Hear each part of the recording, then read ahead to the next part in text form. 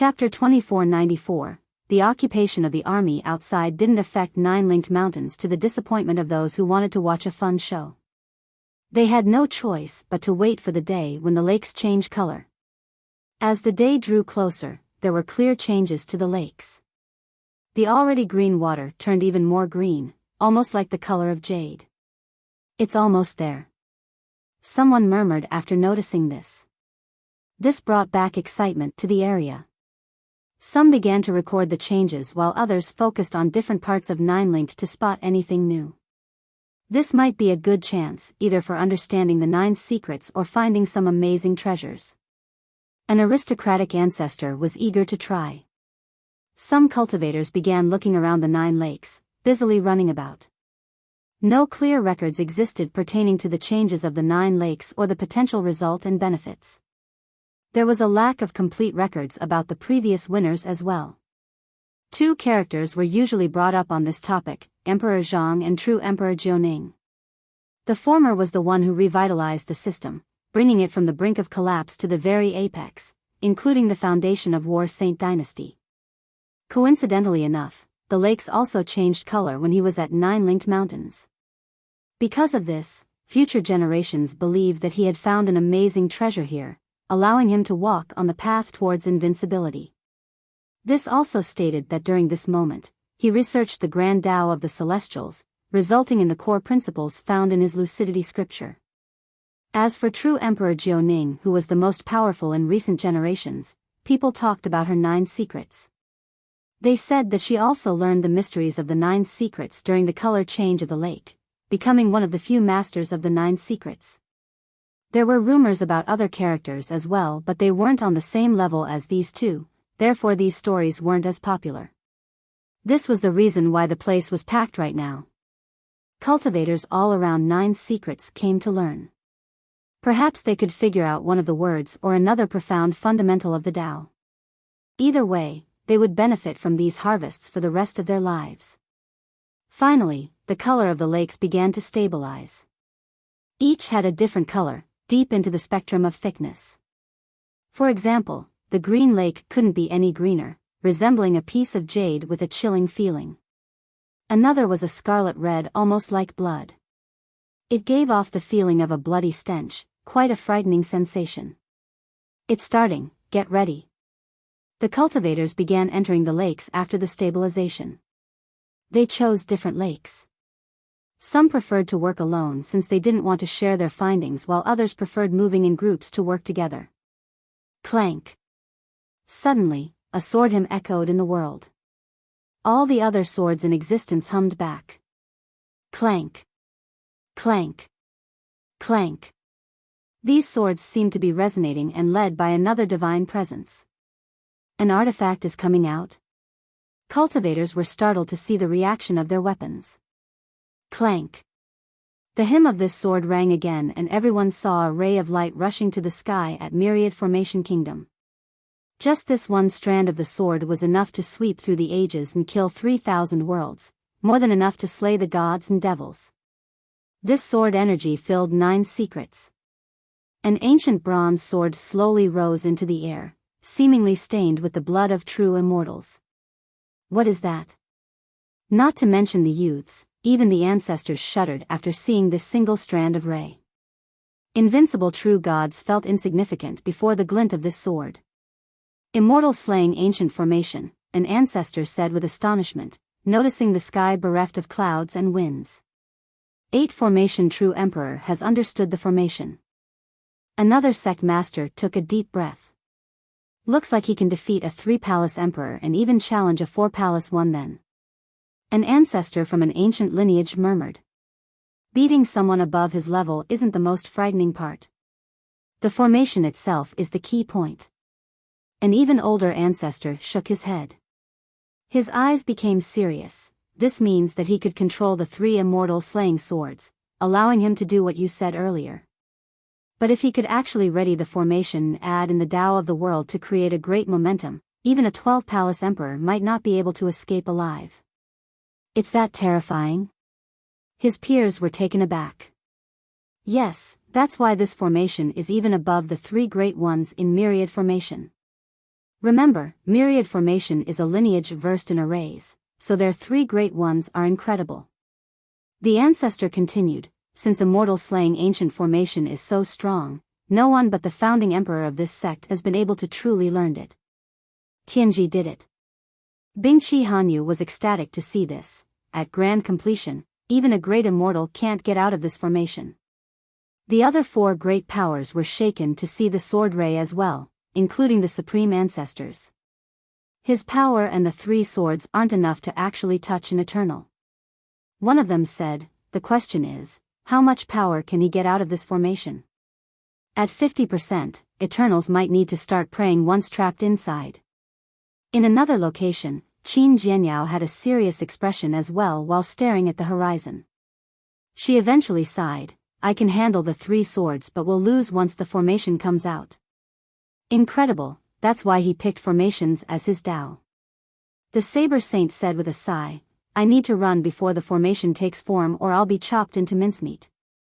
As for Tang Hexiang, his expression greatly changed into a pale color. The hand holding his spear started to shudder. Right now, the two most promising candidates for the thrones were himself and 8 formation true emperor. Previously, it looked as if the emperor had a great advantage. However, he had more supporters and perhaps the two sides were evenly matched. This was no longer the case after the emperor's newfound understanding of the formation. The guy would absolutely crush him now, so his aspiration for the throne seemed even more far off. Will the emperor come to 9-linked mountains since he is finished with his cultivation? Everyone understood that the emperor was about to come out. I believe so. A young genius said, Yang Bofan is his direct disciple so he would never let the guy die in vain. At that point with the formation in full effect, no one will be able to escape death. The king won't be able to prance around for long now. Right, the king is done for. Someone else sneered right away. So many were still wishing for the king's death. Lu Chuqing herself was moved after seeing the spectacle in the sky since she has heard of this famous formation before. That's good, someone will be bringing a gift to me and I can't be rude by refusing it. Li Qia revealed a wide smile. Chapter 2495. Even though the emperor's understanding of the immortal slaying formation shocked 9 secrets, everyone quickly focused back on the task at hand, the lakes. Let's enter the lake now, it's ready. People left their abodes and headed for the lakes. Because the 9 lakes were large, they presented many options. People didn't fight over the locations and rather spent their time finding fortunes instead. How about the Yellow Lake? One junior asked his senior, attracted by the lake at the very center.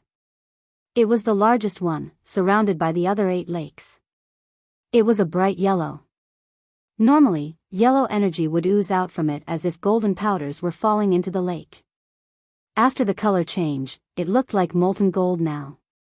It was full of temptation and made everyone salivated. Don't think about it.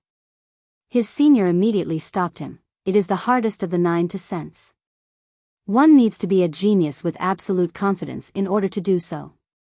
Anyone else would only be wasting their time. This lake is impossible to harmonize with. The junior had no choice but to give up since he didn't want to waste this rare opportunity. Nevertheless, people still tried the Golden Lake despite the difficulties. The first to do so was Tang Hexiang. He came quite early on his stallion and several hundred soldiers. Unlike before, they were walking right now, still adorned with their silver armor. Through the plates, one could tell that these soldiers were quite old and powerful with a cold expression. Hexiang's spear seemed to be cast from gold, pulsing with a dazzling glow and decorated with draconic symbols. The group this time didn't have an aggressive or fierce aura, a stark contrast to their arrival at 9-linked mountains. Nonetheless, people still took a deep breath and felt a chill while witnessing their quiet march. That's the most elite group of Central Legion, probably containing half of its battle potential. This little group right here is so important to the Ma clan and had numerous meritorious feats in the past. This made everyone realize that the relationship between Tang Hexiang and Ma Mingchen was quite good since Mingchen was okay with sending the elites of his clan after Hexiang. That's not all. Someone noticed the spear on the youth's back. Hexiang is bringing his family's heirloom with him, the golden dragon spear. He's going all out this time. This quiet march this time drew more attention than Hexiang's previous entry to Nine-Linked Mountains. I'll test my luck as well. Just when Hexiang had entered the Golden Lake, another youth laughed and did the same. Water Watch Saber Saint. Someone cried out. Clank. One could hear the hum of a saber after he took the first step inside. The golden liquid suddenly came together to create the image of a saber. The youth stepped on this saber as it took him closer to the center of the lake. Buzz. Next, lotus flowers materialized near the shore and started growing towards the central area. Before the crowd could calm down, a girl as transcending as an immortal landed on the lotus. Pop. The petals started to spread in an elegant manner. As she walked on these flowers, they began to blossom after each of her steps in such a beautiful manner. Everyone became immersed in this fascinating scene. Fairy Qin is always unbelievable and graceful regardless of the situation. People couldn't help but praise. The moment Jianyao got to the lake center, she found Tang Hexiang and the Saber Saint talking to each other. Next, a cool and fragrant breeze blew by. Another girl landed by the shore, Bingqi Hanyu. She was accompanied by two old men dressed in gray with their hands drooping down in a casual manner. However, lightning currents seemed to be coursing in their eyes, indicating their status as extremely powerful true gods. She casually threw out a treasure onto the water. Splash!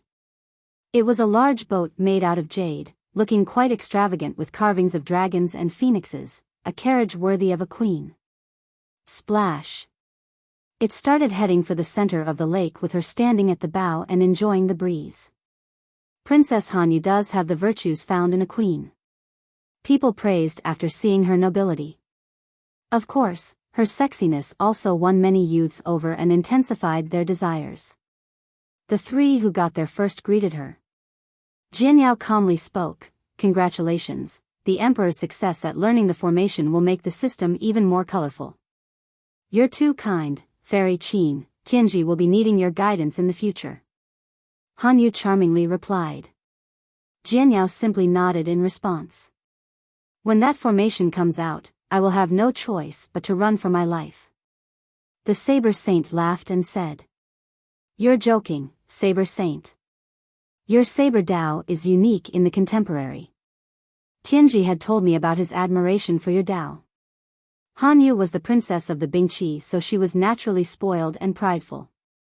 However, she knew how to act appropriately depending on the circumstances. The Saber Saint smiled, who knows if he believes her or not. "Congratulations." Even Tang Hexiang, a rival, seemed to be quite cool and congratulated Hanyu. So far, the spectators were most impressed with Hanyu's elegance and innate nobility. Princess Hanyu is truly peerless, only someone like the Emperor is worthy of her. A fan commented. While the young geniuses were greeting each other, Li Qia and Lu Chuqing made it to the shore of the Golden Lake. "The king is here, the king is here." Someone shouted and the rest of the crowd turned towards the duo. In the past, only words of disdain would run through the crowd, such as calling him a useless king, a piece of trash beyond fixing, etc. Alas, after the event at the Stone Forest, everyone realized that he was a tyrant. His brutal methods have shut everyone up. Some held their breath while staring at him, wanting to see what he would do at the lake. Li Qia smiled and said, "Such a deep lake, how am I going to cross? Drowning wouldn't be a good way to go." This comment made everyone glance at each other. Rumble. Suddenly, majestic figures appeared in the lake. They were massive in size. The water could only reach their ankles. Their divinity was shocking, these were unstoppable gods. What the hell? The crowd stared at these colossal beings in astonishment. Splash! A jade bridge materialized across the lake, made from precious and ancient materials. The entire thing was filled with chaos energy, capable of reaching towards an immortal realm. It gave off a holy presence. Boom! Water splashed everywhere. The great beings directly dropped to their knees and started raising this bridge. "Your Majesty, please board." They shouted in unison with a cry as sonorous as the chant of an army. Everyone suddenly saw an illusion. A peerless king was out on patrol above the 9 heavens. The gods had no choice but to prostrate to greet him. Chapter 2496. The deafening chant of the massive beings shook the firmaments and lower realms. So many people felt a primal fear. Some lost control of their legs and dropped down to the ground.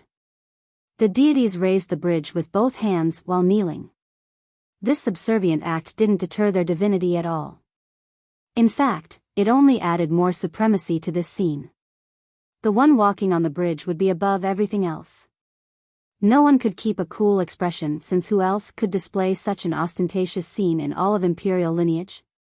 It seemed that only a supreme king would be able to walk on this bridge shrouded in clouds, leading to the center of the lake. Li Qiye casually walked on the bridge with Chu Qing holding his arm. The entire thing felt so natural. As he walked on the clouds, he became an untouchable existence, the king of the gods. When he looked down, the experts of the world were mere ants. Of course, he still seemed natural, as if he was only walking on a common bridge. He didn't have an impressive aura or momentum, no different from a mortal. However, this ordinary appearance of his looked so right when walking on this extraordinary bridge, a perfect and unsurprising harmony. The crowd stood there in a daze, unable to regain their sanity before this incredible scene and the endless divinity from the gods. Just imagine, these gods were kneeling on the lake to raise the bridge for him. Even Lucidity King didn't have this incredible showing of prestige. Is this just an illusion? One cultivator had to ask. People simply couldn't accept this scene. How could the Trash King enjoy this welcoming act? Thus, some felt that he was using a certain spell to put up this frightening display. I don't think so, but they don't look like real gods either. An ancestor activated his heavenly gaze and still failed to comprehend the event. An illusion shouldn't have this type of divinity. Even if it did, it required an even more powerful aura to create this type of atmosphere, meaning that the user himself is already strong enough, no need to put up an act to fool others. At that particular level, it's not an illusion but rather, a visual phenomenon. What is it if not an illusion? People couldn't believe that the king could muster up such a powerful phenomenon. If he is really this strong, then he wouldn't have fallen to this level. No one could give an answer, since most didn't believe that the king was this strong. Even Jianyao and the Saber Saint focused on this scene. They could tell that it was no illusion. Tang Hexiang became more serious than the rest with a glint in his eyes. Murderous thoughts surfaced. He was more certain than ever now. He naturally wanted the throne, and the current situation in the system was his only opportunity. However, this king would certainly be in his way. The stronger the king, the more problem it would be. He had no choice but to eliminate this person. As time passed, more complications would arise. Bingqi Hanyu was also watching with a complex gaze. Prior to this, she had nothing but disdain and hatred for him. How could she like someone with such a bad reputation? A man like that was no different from a maggot. It seemed that the rumors aren't exactly right. Certain things were developing against their expectations, and not towards a good direction, since their clan has broken all pretenses with the king. There's something amazing going on here. The Saber Saint murmured with narrowed eyes. No one else dared to enter the lake while this grand phenomenon was going on. The saint himself couldn't see the mysteries of these images. What the hell is going on? Hexiang scowled, not wanting to accept from the bottom of his heart that the king was actually powerful. It's not an illusion. Jinyao's voice became serious. This is the hidden power of 9 linked mountains, the reason why it has been staying strong for millions of years. Masters have come to this place and couldn't touch them at all. Though Jianyao didn't travel the world like the Saber Saint, she was quite knowledgeable from reading so much. The sect's hidden power? Hanyu was surprised. How could he control this power? It's impossible. I do not know. Jianyao shook her head. These are the secrets of 9 linked mountains, but there are legends about it. When someone can fully grasp the Tao source of 9 secrets, they would be able to control the system's momentum. It wouldn't be hard to use this hidden power in that case. Grasping the Tao source? The Saber Saint tilted his head in contemplation. I heard that even the great true Emperor Jiuning could only control the momentum and a part of the Tao source's power, not the Tao source itself. He sighed at this point, lamenting the fact that no one has any knowledge regarding their own system's Tao source and its location. Only the progenitor was privy to this. This was the reason why no one has been able to control the Tao source, only parts of its overarching momentum. He's controlling the Tao source? Him? Hexiang snorted while looking at Li Qie. His expression said it all. The guy was still looking down on the king. After all, the king was chased out and defeated by them, just another loser. He wouldn't have been chased out of his own kingdom if he could grasp the Tao source. Hanyu quietly murmured, feeling unrest as she felt that her group was gradually losing control of the situation, unable to predict the next steps. Jianyao didn't say anything else since she was occupied with different emotions. She regretted her decisions back then. Perhaps the king wasn't like the rumors at all. He was just putting up an act to fool everyone. Eventually, Li Qie made it to the center of the lake while maintaining the awesome visual spectacle. Splash! The golden water of the lake rose and came together in the sky to form a throne. 9 dragons with pearls in their mouth coiled around the place. The entire thing was in one piece and formed in such a natural manner, bereft of any signs of carving. This made it look coarse but also animated with divinity. Only a supreme king would be qualified to sit on it. The glowing throne made the crowd nervous. Just sitting on a throne of this level required great courage. However, Li Qie casually sat down on it without thinking twice. Next, the water also created a golden table in front of the throne, seemingly the working chamber of a king where he makes official decisions with his royal seal. Chapter 2497. Li Qie directly rested his feet on the great table. He made himself comfortable before looking at the people below. Oh. Is everyone here to study the mysteries of 9 linked mountains? Li Qie said with a smile. The changing of the lakes is a rare opportunity, so we can't miss it. Jianyao said, Your Majesty, you're also here for the lakes. Her attitude had a subtle change. During her first visit, she also referred to him as His Majesty. This eventually changed to Young Noble Li, then Sir, before ending with His Majesty once more. Just her address alone indicated the continuous shift in her impression of him. The fortunes and mysteries here at the 9 lakes aren't worth mentioning, at least for me. He looked at her and said. The crowd naturally didn't like this because they came specifically for this opportunity. But now, he said it wasn't worth mentioning? This was the same as holding the rest of them in contempt. You speak as if you can figure out the mysteries here. Hanyu couldn't help but mock him. He took a quick look of her and chuckled. Looks like you have big breasts but no brains, far inferior to the Qin girl. She might be a tiny bit despicable but certainly not stupid. But I suppose it is understandable since the size of your breasts interferes with your intelligence. You. Hanyu turned red and glared at him. The truth was that her breasts were truly large. One would be hard-pressed to find a larger pair. Everyone stole glances at her breasts while Li Qie was speaking.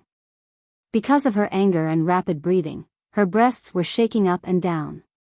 Just imagine something of this size going up and down, it created quite a seductive wave. She was a natural-born temptress with charms engraved in her bones and actions. The spectators were losing control and became hot. The weak-minded started having nosebleeds, looking quite embarrassed. Well, am I wrong? Li Qie also took a good look of her heaving breasts without holding back. Hey, she's 8 formation true emperor's fiancée. You should give up thinking about it. The Saber Saint reminded him after seeing his blatant and invasive stare. Of course, his true intention was for the sake of his junior brother. She was standing right there yet Li Qie was still looking at Hanyu's breasts. How unacceptable. So what? Li Qie didn't mind at all, not to mention a fiancé, so what if they have gotten married? If I want, then I'll just take it since don't forget, I'm a debaucherous tyrant. Taking people's wives and daughters, now that's real entertainment. The crowd was astounded with their mouth wide open. Of course, some of the crowd shared this thought, but they would never express it in public. Makes sense. The Saber Saint regained his wits and said, after all, why should a tyrant care about conventional moralities? The crowd actually agreed with the Saber Saint after thinking about it. The tyrant was known to be debaucherous and lawless. It made sense that he would want to take Hanyu regardless of her current status, especially when he had tried to do so before by sending the 6 legions to her clan. Ridiculous. Hexiang snorted and coldly uttered, War Saint Dynasty was going so well yet you lost it.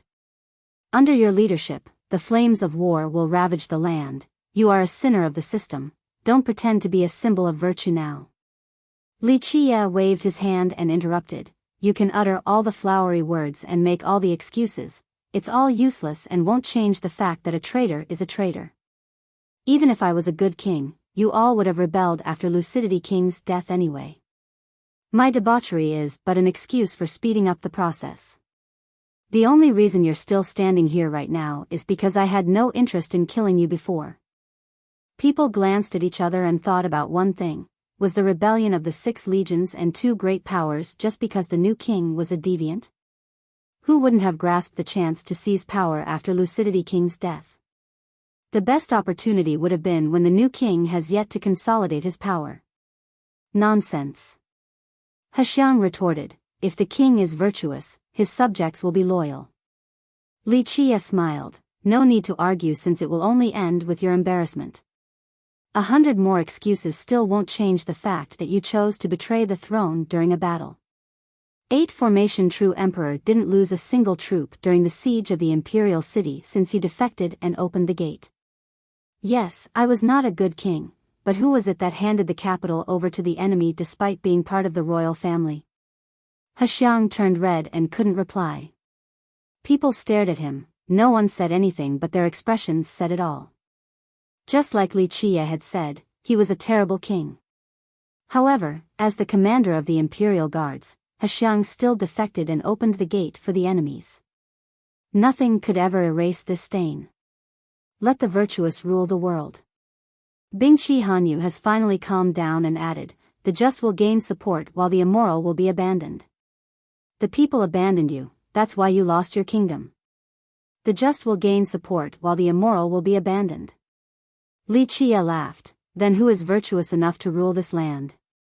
Hanyu didn't hold back and directly revealed, 8 Formation True Emperor, he will rule with the citizens' interest in mind, so he is worthy of the throne. In the past, everyone was aware of the current power struggle. Right now, the 2 hottest candidates were Tang Hexiang and 8 Formation True Emperor. Of course, neither of these 2 dared to publicly announce their claim to the throne, that they're the ones qualified to be the king. Even Myriad Formation and the Bingqi have skirted around this topic even though they wanted it so bad. But now, Hanyu had just made a public statement, piercing through the veil of pretense. Li Qie smiled and said, how interesting. Your foolishness is actually a little cute. At the very least, you are better than the ones craving the throne so bad yet not daring to say it, only pretending to be on the side of justice, talking about working for the sake of the world and the people as if they were being forced to become the king. Unfortunately, your fiancé won't have the chance. You think you still have a chance? Hanyu scowled. Who else can rule this land but me? I was the king in the past and am still the king now, the same case in the future. Humph, you were indeed the king in the past, but you can stop dreaming now. Hanyu was no longer as courteous as before since it was past that point. Even if you want to keep your throne, how are you going to compete against Tianji? Do you have a single soldier? Tianji is a true emperor with limitless potential, perhaps becoming a progenitor is possible as well. Furthermore, he has the Bingqi Myriad Formation Kingdom behind him, and the support of the people. You're nothing outside of being the previous king. The throne is no one's but his. Hanyu's declaration now showed her total support for a full-fledged rebellion. There was no going back from this, so the crowd was astonished and needed to take a deep breath. Chapter 2498. Her words carried significant clout as the fiancée of the emperor. It showed that the emperor's ambition for the throne. Everyone knew that he was indeed qualified to compete for it, but declaring his intention in public was another issue altogether. Tang Hexiang snorted after hearing this but didn't express anything else. He was naturally unhappy as the other rival. A bit interesting. Li Qiye smiled and glanced at her. Looks like you are very confident in your fiancé, but the more hope, the bigger the disappointment. You think you can amount to anything? She coldly stared at him. Tianji is worthy of trust and confidence. I'm sure he won't let me down. Why do you think I'm not worthy of trust and support from others? Just because everyone says that I'm a useless king, that's why your clan sent a fake princess for the marriage? He smiled. Cousin Ingjian is more than good enough for you, she said. So I'm not worthy of you? He replied, what you're trying to say is only that 8 formation guy is a good match for you. That's right, she said decisively. Self-awareness and knowing when to give up are virtues. Since she was so certain of the outcomes, she no longer tried to make excuses and directly answered. I have a good idea. He rubbed his chin and leisurely said, how about I kill 8 formation true emperor and make you a servant? That might be very interesting, what do you think? Her voice turned colder. Bing Qi Hanyu, am neither arrogant nor unduly humble. My husband is a true emperor, only a true dragon soaring in the horizon can win me. Of course, she was qualified to be proud. She had a noble bloodline as the princess of the Bingqi. Her talents were impeccable and her looks left no room for criticism. An ordinary man was indeed not worthy of her.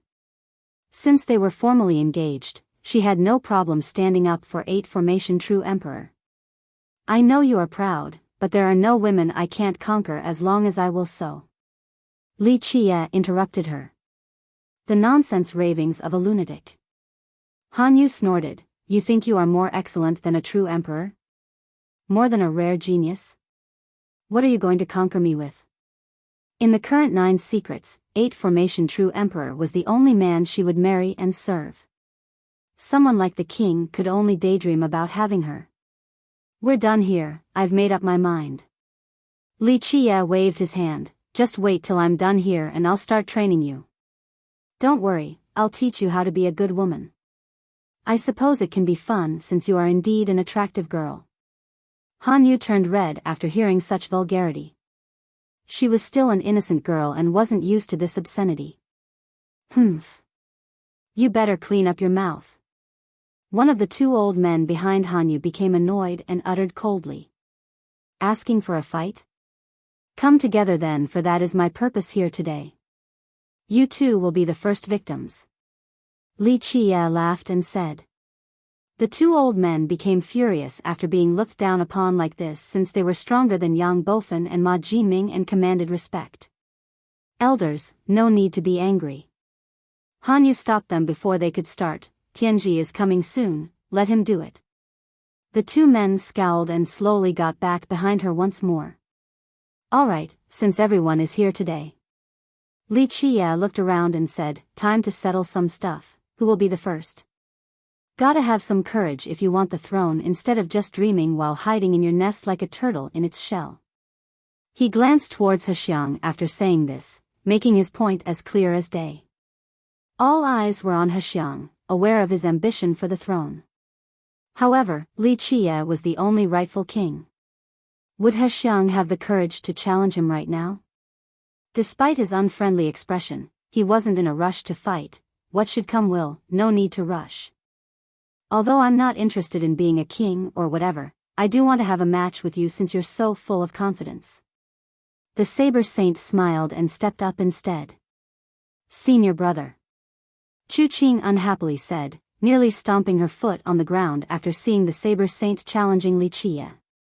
Silly girl, don't worry, I only want to teach him a lesson, not his life. That's an impudent comment, but I'll spare your life out of consideration for Chu Qing. Li Qiye looked at him and said. Such arrogance, I haven't seen such a conceited person like you in a long time.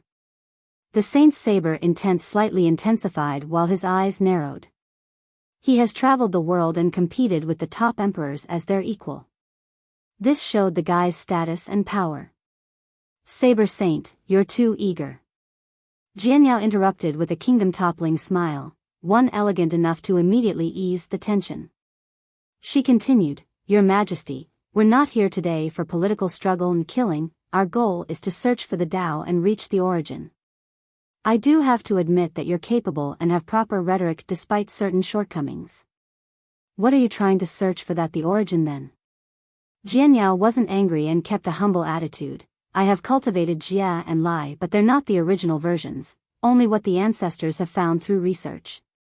That's why today, I wish to feel the heaven and earth, hoping to combine the profundities of the Grand Tao in order to search for the truth. That's a realistic goal, not impossible. Li Qie chuckled and said. What are you searching for then, Your Majesty? She smiled once more. This appearance of her has won over the hearts of so many youths and incited jealousy.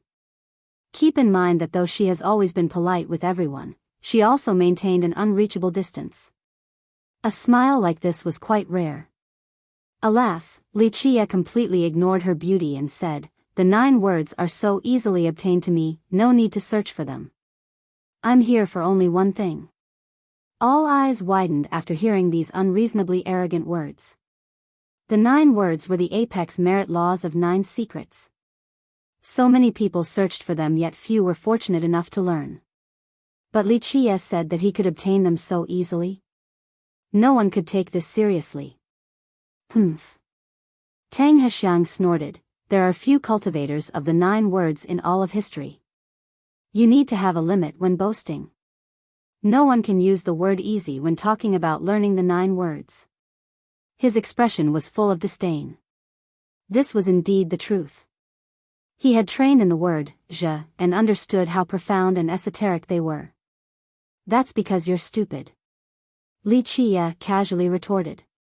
The constant disrespect only made Hexiang want to kill Li Qie even more. Humph, I don't care how smart you are, you can't comprehend all 9, just cultivating one is amazing enough, those who have learned 2 are extremely brilliant, Han Yu said. Extremely brilliant? More like idiots. Li Qie interrupted her again, are you trying to laud your accomplishment by having 1 word or 8 formation true emperor? I don't need to laud his talents and achievements. She struck back, his zhen is at grand completion, allowing him to seize the fortune of the heaven to learn the immortal slaying ancient formation. He doesn't need to boast or act arrogant like you, not even possessing the 2 words from War Saint Dynasty, yet claim that it is so easy to learn all 9. Chapter 2499. The spotlight shifted towards Li Qie. Many people believed that he didn't cultivate the 2 words from War Saint despite being the king. Indeed, I haven't cultivated those 2 words. Li Qie admitted right away. The 2 words represent War Saint Dynasty.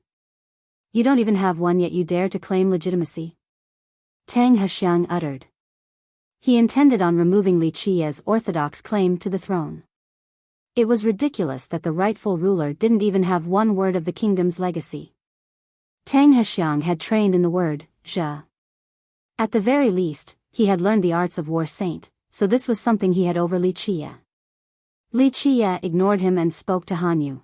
I might not have a single one, but isn't it just zhen at grand completion? No need to brag about that to me since it's trivial. So ignorant. She snorted with contempt, with zhen at grand completion, Tianji can control the formations of this world. His achievements are unreachable by you.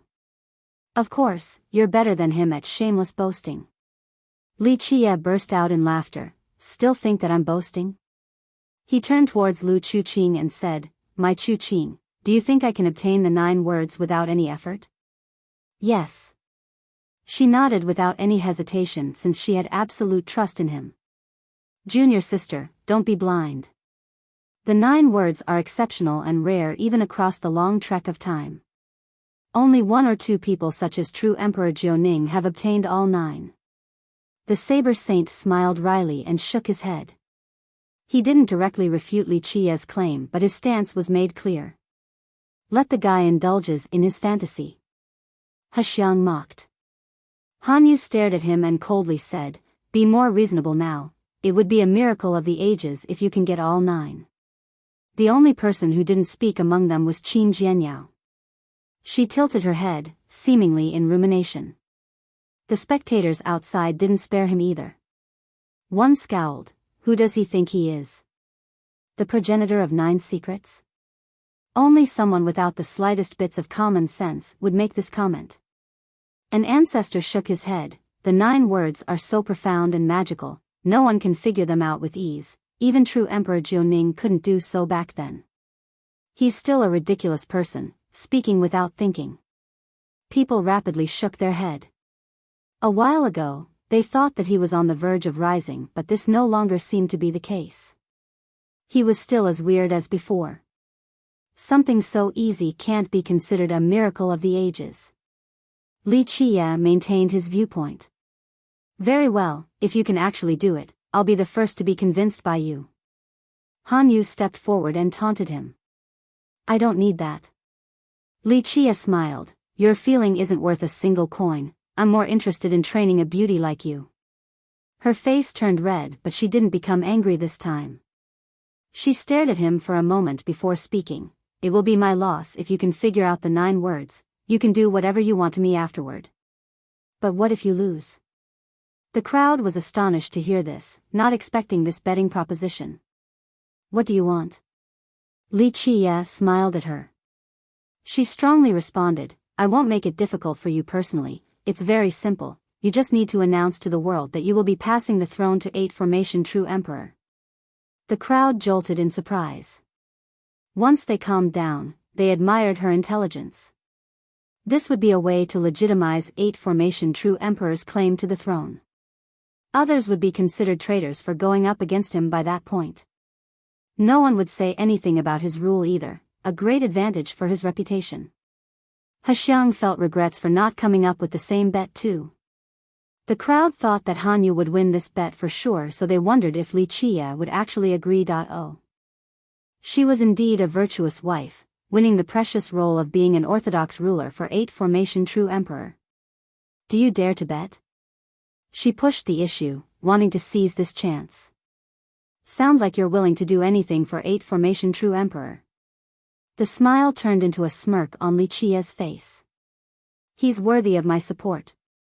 A great man like him should indeed be in a position to help 9 secrets and its people. She said. Thus, yes or no? Are you willing to give him the throne in case of a loss? Don't tell me you're giving up now. She sneered, wanting to egg him into accepting the bet. As long as he agreed, her victory would be assured, since no one in this world could come up with the 9 words so easily. Fine with me, but you can rethink it. Li Qia's smirk became thicker. I will keep my words. If you win, you can kill me or do whatever you like. She solemnly declared. Good, I'm in. He clapped in jubilation. Everyone immediately thought that he was insane. He Xiang became crazy, overwhelmed with regrets for letting Han Yu seize the initiative. The moment Li Qia lost, he would have to pass the throne to 8 formation true emperor, granting him all the legitimacy he would need to compete for the throne. He would be the rebel for going against 8 formation at that point. So ridiculous. The Saber Saint shook his head, not believing in Li Qia either. Though the Saber Saint had no interest in the throne, his junior sister was married to the guy. At the very least, he still had the status of a king. After this bet, he would have nothing left. Someone said without any surprise, no wonder why he lost his kingdom. It would be a miracle for someone like him to stay on the throne. Looks like 8 formation true emperor will be the next rightful king. One ancestor murmured. No one expected for 8 formation to win the throne so easily. Of course, it was all thanks to Bingqi Hanyu, his virtuous wife. Not a single soul had any confidence in the king, thinking that he would win the best. The only one quiet was Qin Jianyao. She looked at him and felt something strange, unable to put her finger on it. Intuition told her that Li Qie was completely confident in his abilities. However, it was impossible and unprecedented. No one has been able to come up with the 9 words with ease in history. Alas, her intuition has always been apt, and it was telling her to bet on him. The internal conflict left her speechless. All she could do was watch the development in silence since this was the best choice. Very well, it's a bet then. Hanyu relaxed and said, if you wish to learn the 9 words, then we'll leave an empty spot for you. No one will come to bother you, and furthermore, I won't make you seize all 9. You just need to understand them and it's your win. She was being quite generous due to her confidence. It was fine to be nice to the guy right now. Everyone stared at Li Qie, waiting for him to give up his throne to 8 formation true emperor. 1. Zhen equals formation. Chapter 2500. Everyone focused on Li Qie, just waiting for him to pass on his throne to 8 formation true emperor. 9 secrets. Li Qie smiled while sitting on his throne and resting his legs on the table, seemingly not in a hurry at all. Is he buying time? Someone murmured after seeing him just sitting there. It's useless since he can't delay for a lifetime. Not to mention taking out all 9, if he can't comprehend them, he'll have to abdicate. A senior shook his head. The 2 old men next to Hanyu didn't miss a single move. In their mind, his attempt was utterly futile, so they waited for the inevitable announcement. If he dared to renege, they would attack without holding back. Unfortunately for the waiting spectators, the guy continued to stare towards the horizon with a grin on his face. Hurry up and try to comprehend the 9 words already, so that we can broaden our horizons. One spectator in the distance couldn't help but shout. That's right, learn them now. We haven't seen anyone capable of this until you. The crowd loudly chimed in. The humiliated geniuses back in the stone forest were even more boisterous. Don't play the hero if you can't do it, just announce your abdication. Who doesn't already know that you're a useless and idiotic king? No need to waste time. They didn't want to miss the chance of kicking the man when he's down as payback for the previous humiliation. Although they couldn't personally dish it out, this was still a rare chance to vent. Li Qie didn't care about the taunts and sarcasm, evident by the persisting smile on his face. How long until you start? Bingqi Hanyu finally spoke. Of course, she wasn't in a hurry because victory was already within her grasp. The only thing she needed to do was prevent him from reneging. He asked with a question instead. You're trying so hard to give him an advantage. Do you think he would risk his life to save you once you become my prisoner? Such a thing will never happen. She strongly responded. Don't be so sure now. I'm about to learn the 9 words and your fate will be up to my whims. He smiled. You can say this again after learning the 9 words. She snorted. I suddenly have another interesting thought.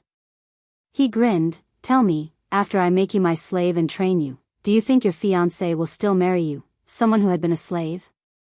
Hanyu's expression was shrouded by coldness from annoyance.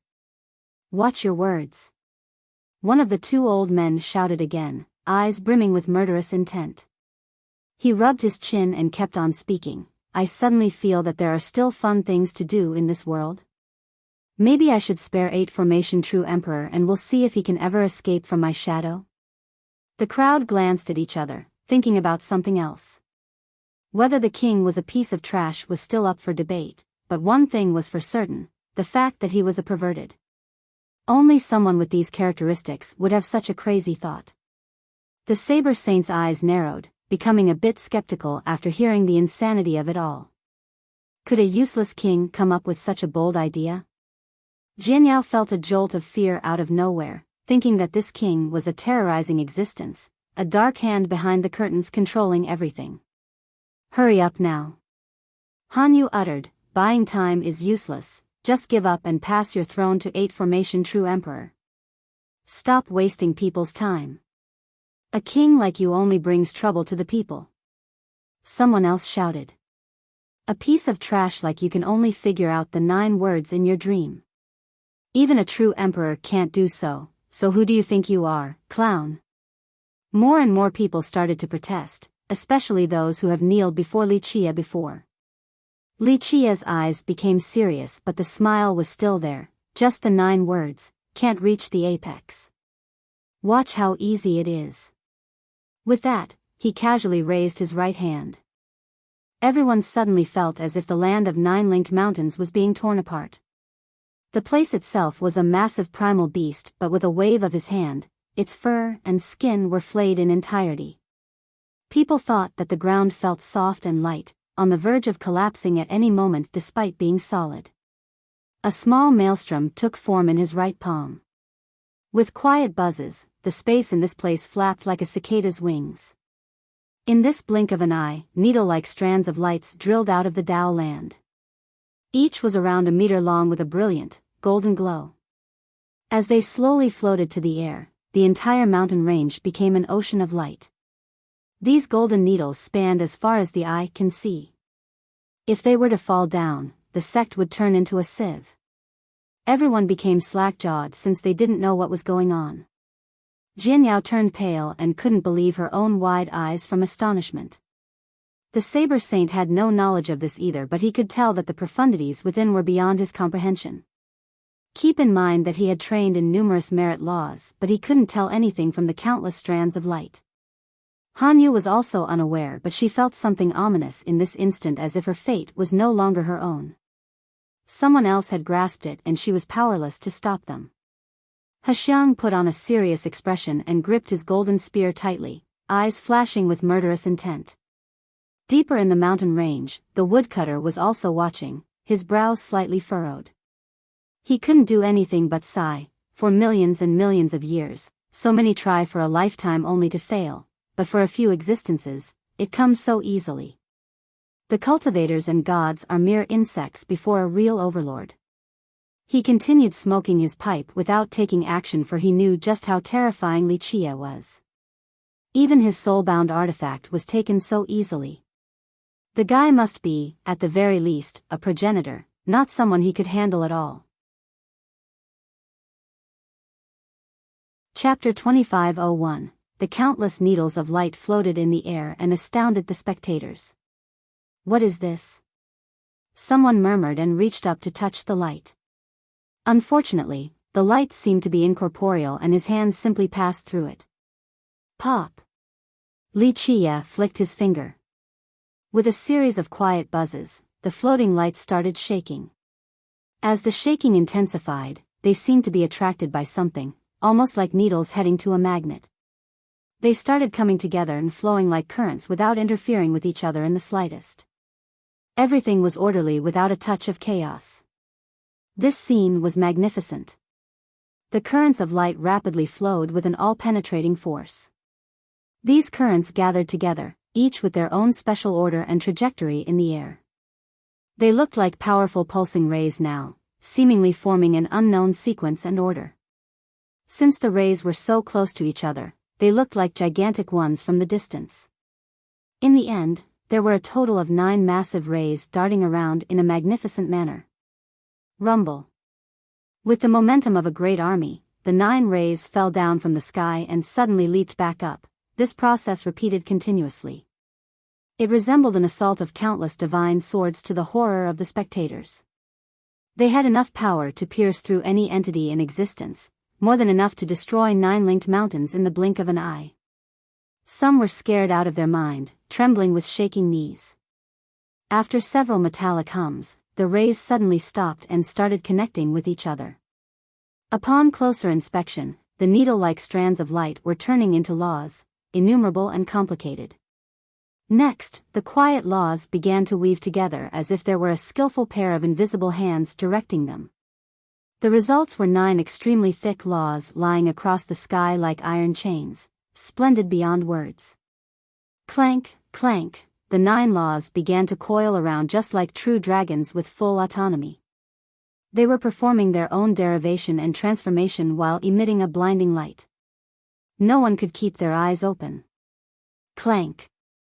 The first law finished its transformation, drowning out the world with its brilliance. Boom. The heaven and earth quaked violently because of its tempestuous aura, capable of breaking anything as if they were dried branches. Not to mention regular cultivators, even true gods were quivering with fear, realizing how insignificant they were. It turned into an ancient word and imprinted itself in the air. Lin. Many recognized this ancient word. The Saber Saint gasped despite his rich experiences because this was the word he trained in. Boom. A second explosion signaled the successful transformation of the second law. Another word accompanied by a massive energy appeared.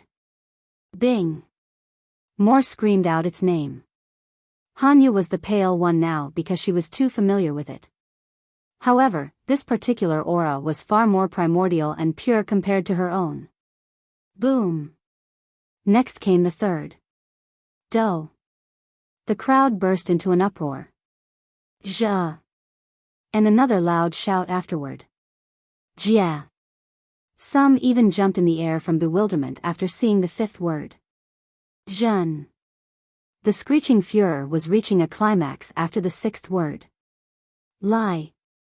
Their cries echoed into the horizon, lingering for a long while. Qian. Their throat was on fire now, but they still roared. Xing.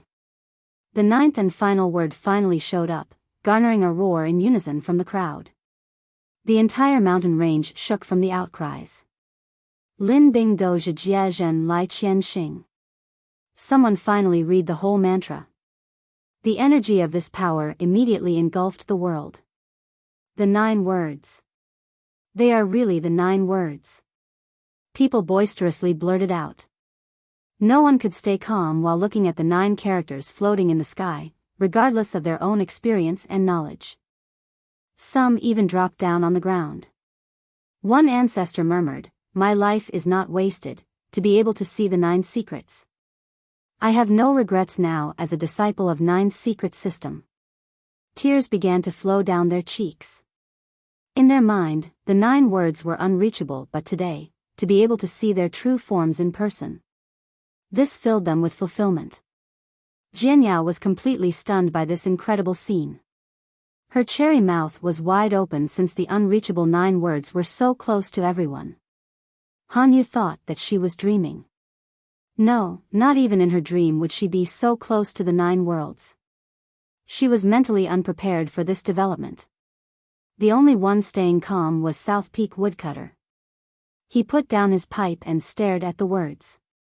Only true Emperor Jiaoning managed to cultivate all 9, yet this person can grasp them so easily.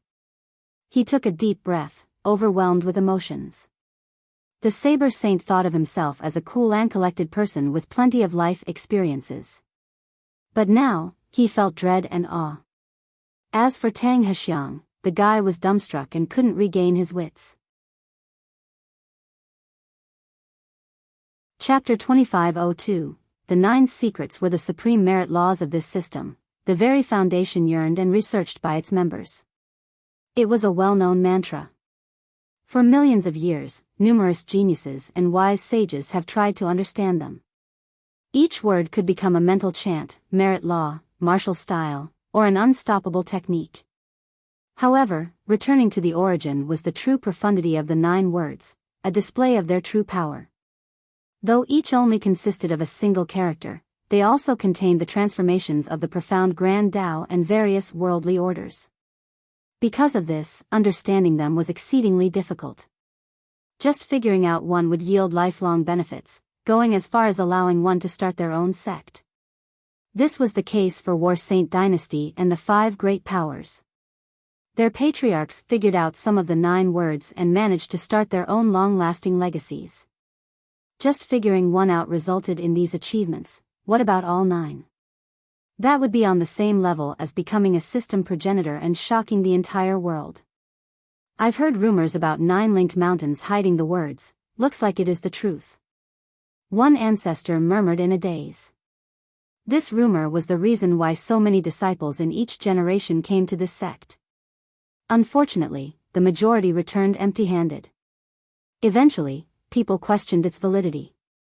Alas, the old sages didn't lie to them, but their own incapabilities let them down. See? Too easy to grab the 9 words. Li Qie casually commented while the crowd came to a hush. Prior to this, no one believed him and criticized his ignorance and arrogance. Now, the truth was before them. He pulled out the 9 words so easily. He could make any domineering, insane comments and it would still be acceptable. He had the power and qualification to say whatever he wanted at this point. His right hand reached forward with one flicking finger. A ripple effect started from his fingertip and spread to the entire mountain range in a fascinating manner. The 9 words also undulated from the resonation.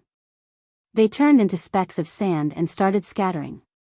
His fingertip suddenly had an attraction force and all the specks started flying and gathering in front of him. They came together into a tiny law, yellow in color and looked like a gold chain, exquisitely made and complicated with many parts just like a work of art. The tiny law flashed with the luster of a diamond, each pulse was moving as if it had formed its own world. The law of the mantra. An ancestor salivated after seeing the tiny entity floating around Li Qie's finger. The knowledgeable spectators knew that although it was small, it contained the 9 words. To have this law was the same as grasping all 9. Every disciple in the system knew how precious the 9 words were, truly priceless and above anything else. Because of this, people started salivating. Possessing this law meant creating their own sect would be no problem in the future. That's the 9 words, nothing special. Li Qie carefully looked at the tiny law and casually told Lu Chuqing, "Little girl, consider this my meeting present to you." With that, he touched her forehead with this finger. Pop!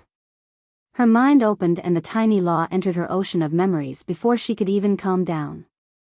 Boom! A tsunami overwhelmed her consciousness, so she stood there in a daze, a sensation akin to being smashed with a boulder. She started seeing stars, unable to digest the massive influx of information. After all, the 9 words have entered her mind. Its profundity was as vast as an ocean, virtually endless. A genius still couldn't comprehend this profound grand Tao so quickly. It was incredible that she hasn't fainted. The crowd was struck just as hard. The 9 words were a priceless treasury. Any man or sect could benefit from them for a lifetime. There was no doubt that they would keep it to themselves, not wanting to share it to their closest ones. Everyone thought that Li Qie would keep it as well, but he casually gave it to Lu Chuqing. This required so much generosity and decisiveness. Even the richest wouldn't be able to take this step, throwing away the 9 words like trash. The unaware would think that they were common items. That's why the crowd was so stunned and couldn't believe their own eyes. Is he insane? One ancestor refused to accept this. After a while, the crowd calmed down and realized that they weren't just seeing things. The king had indeed given the 9 words to Lu Chuqing. That's the 9 words, nothing special. This might be the most domineering thing they have ever heard, and he was indeed backing it up with his action. People started staring at Lu Chuqing. Some felt greed, others envy and jealousy. A few wanted to be her right now. A few ancestors started to ponder about karma. Just think about it, when the world laughed and looked down on the king, going as far as to renege the marriage pacts, who continued to stay by his side? Only Lu Chuqing. She didn't mind carrying out her end of the bargain and accepted the same ridicule while being with him. Thus, she surely deserved the 9 words right now. Qin Jianyao was overwhelmed with emotions. She was confident in her own intelligence and vision, thinking that she could read people. Unfortunately, she found herself wanting today. If she wasn't blinded by prejudice and conventional ideas back then, perhaps she could have recognized the jewel instead of being a frog under the well. Perhaps she would be standing behind him as well. Unfortunately, there's no take back in this world and no medicine for regrets. It was over the moment she made her choice. She sighed with disappointment and accepted his prior criticisms of her, that she has yet to transcend from having a vulgar and basic mentality. Chapter 2503, Bingqi Hanyu was greatly affected by this generous showing of Li Qie. She quivered for quite a bit as chaos infiltrated her emotions. It wasn't only about losing the bet but the sheer ridiculousness of it all. How could this guy give this priceless treasure to his woman without thinking twice? He was full of charisma and decisiveness right now, a unique case since no other men would be willing to do this in 9 secrets, not even 8 formation true emperor. Even if the emperor had the 9 words, he would keep it to himself in order to train. Of course, she would understand because she wouldn't give it to someone else. Thus, this unique characteristic of Li Qie overshadowed everyone else, causing her to have all kinds of emotions after recalling about their marriage pact. If the clan had continued it then. This was quite an uncomfortable moment for her. She hated and even looked down on this man, thinking that he was a useless king. However, this man managed to easily grasp the 9 words, something her clan couldn't do. Most importantly, he even casually gave them to his woman. Comparison only brought about pain. She couldn't find relief from these emotions. The Saber Saint murmured to himself, "Lucky girl. I guess a fool has his own fortune that no one else can get. I don't think the ancestors could have expected this." He was quite happy for Lu Chuqing. Previously, she faced strong resistance but still decided to come here. He herself was very worried, afraid that Li Qie might bully her or that she might have a tough life. But now, he became rest assured since no other man could be so generous. Tang Hexiang was speechless. The 5 fingers holding his spear were completely pale. Everyone held their breath while watching this scene, realizing that the king was deserving of his throne, that he was the rightful ruler of 9 secrets. Anyone else would only be mere usurpers. "You have lost," Li Qie told Bingqi Hanyu. She shuddered again, biting her red lips and couldn't respond from the emotional instability. All eyes turned towards her. In fact, no one would mock or laugh at her right now. No one believed that Li Qie could easily summon the 9 words. It was simply impossible. They thought she would win for sure, not expecting for this unbelievable miracle to happen. I will keep my words. Do as you like." She gritted her teeth and said resoundingly. "No rush." Li Qie smiled and turned towards the spectators. "Anyone else who isn't convinced? I know many of you are annoyed at me. That's okay, this is a good chance to voice your criticism. I'm listening." Not a single word came out from the crowd. The ones who laughed at him earlier lowered their head. Come on now. A man who could take out the 9 words. Messing with him was the same as courting death. Everyone was feeling regrets. They should have been watching the situation more instead of being so harsh earlier. Since no one responded, Li Qie spoke to Tang Hexiang. "I know you want to kill me, here's your chance. If you can withstand 3 moves of mine, I will pardon you." The crowd wondered if Hexiang would dare to fight or not. Hexiang's grasp on the spear trembled for a bit. He took a deep breath and said, "I'm not in a hurry." Li Qie shook his head disapprovingly. "How disappointing, even if I don't kill you, you wouldn't amount to anything for the rest of your life." Hexiang's expression soured. This was so humiliating, but he still managed to restrain himself, turning a deaf ear. Everyone could tell how terrifying this king was right now, so both the amazing geniuses and powerful ancestors present were smart enough to shrink into their shell. "I'll try." Suddenly, a burst of laughter interrupted the silence and one man stepped up. Waterwatch Saber Saint. This surprised everyone. Even a fool could see that the king especially dotes on Lu Chuqing. Perhaps the king wouldn't be that nice to Waterfront Pavilion, but he wouldn't be tough on them either. So they thought the Saber Saint would be the last person to walk up right now. Alas, he shocked them all. "You?" Li Qie smiled. "That's right." The Saber Saint was in high spirits like a saber leaving its sheath. He looked straight at Li Qie and said, "I rarely misjudge people, but I was wrong about you. I don't know how strong you are, but I still want to try." 9th level. Li Qie casually commented after a quick glance at the saint. "That's right, I've just broken into the 9th level, not enough to reach the apex." The Saber Saint said without any arrogance. A 9th level true god. The crowd was shaken to hear this. That's more powerful than 8 formation true emperor. Someone murmured. Yes, in terms of cultivation, but the emperor has the immortal slaying ancient formation, that's incredible too. Another whispered. The Saber Saint is something else, no wonder why he's the top genius of our system. A genius became moved. As a 9th level true god, the Saber Saint was very close to being an eternal.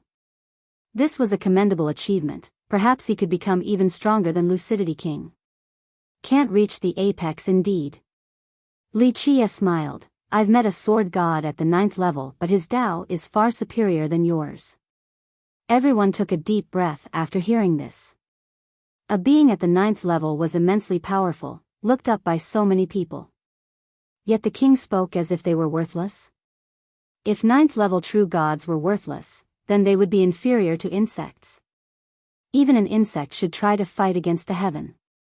The Saber Saint held his saber and had a serious expression. Can't just give up because you're nothing at the start. Good, I can appreciate that. Li Chia clapped. An insect, however weak it might be, should still go all out just once instead of giving up. Because of this comment, I will spare your life.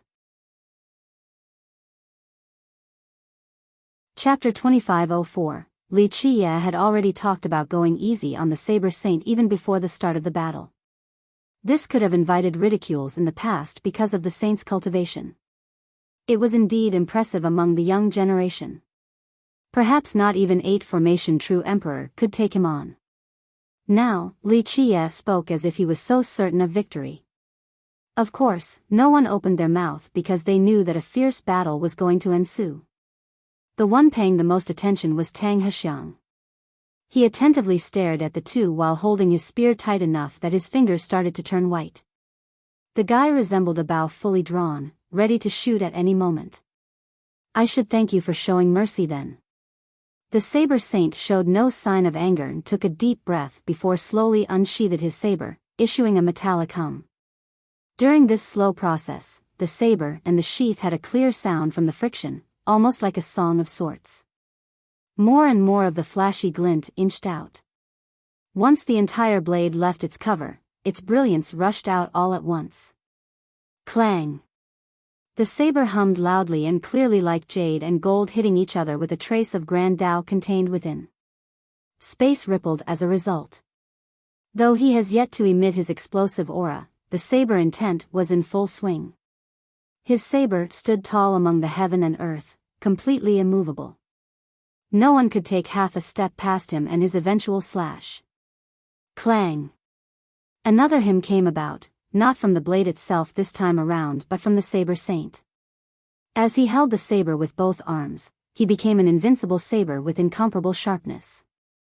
The snow-white rays coming from him could cut through all. He seemed to be one with his saber. He is the saber and the saber is him. This sharp saber intent was enough to make the crowd shudder with fear. Boom! He finally released his energy in majestic aura, turning him into a mighty mountain, towering, powerful, and immense. Lin. People recognized this aura of his. He might have the most energy among the young generation. One ancestor claimed. Lin was a merit law focused on energy. Although its user would have a slow time amassing and increasing their overall energy level, the grand completion of this merit law would yield a massive amount far exceeding others. The Saber Saint's energy level wasn't only pure and thick, it also had a regal presence akin to a rainbow reaching for the sun. This regal force made him look like a king and changed the color of his violet robe to a yellow shade, that of an imperial king. Say, a while ago, he was a noble, then now, he was a saber king, able to rule the world as long as his weapon was in his grasp.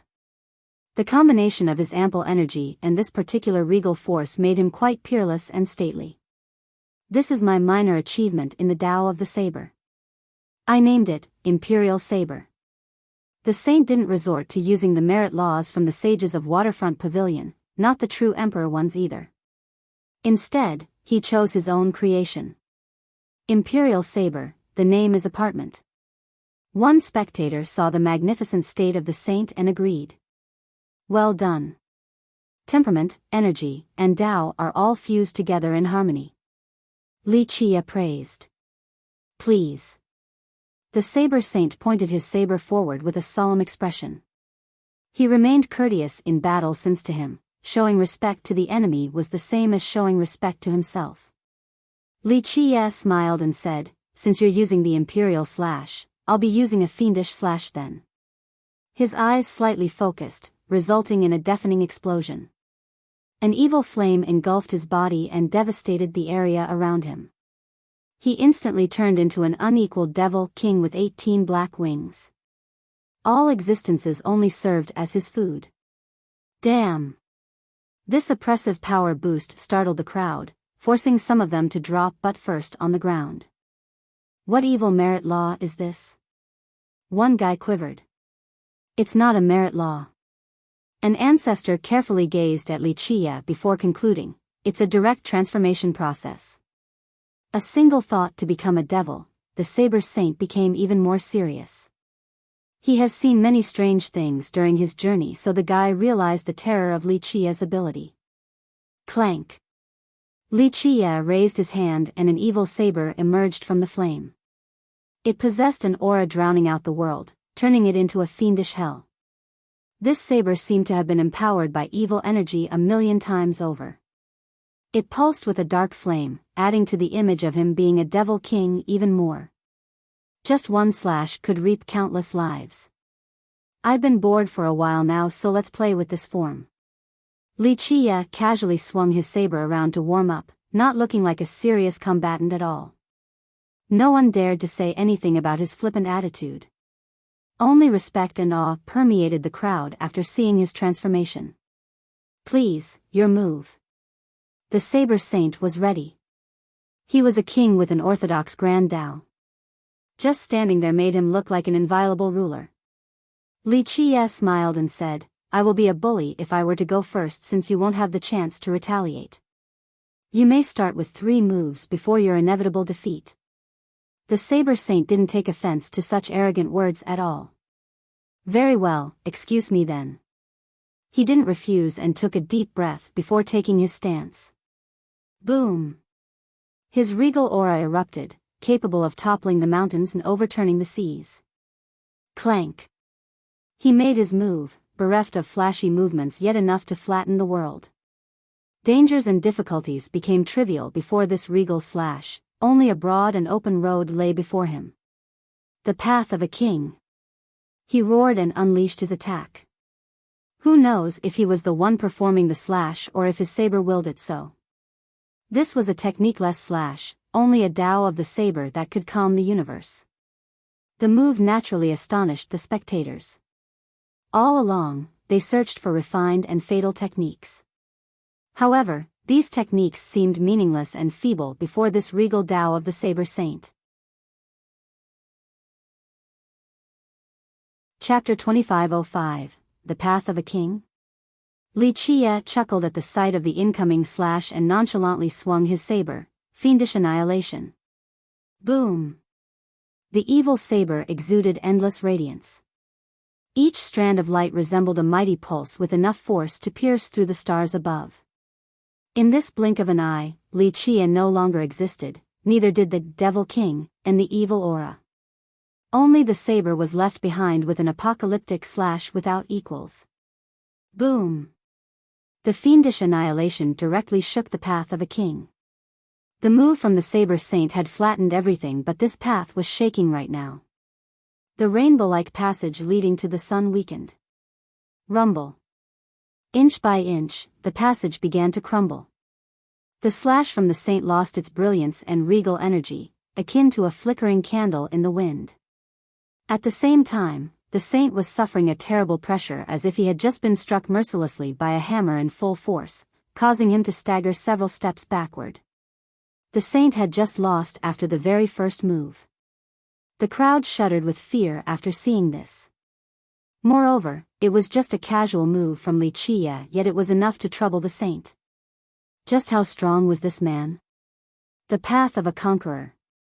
The saint roared, gathering more true energy in the form of a tsunami, one wave after another. His momentum became multi-layered as a result.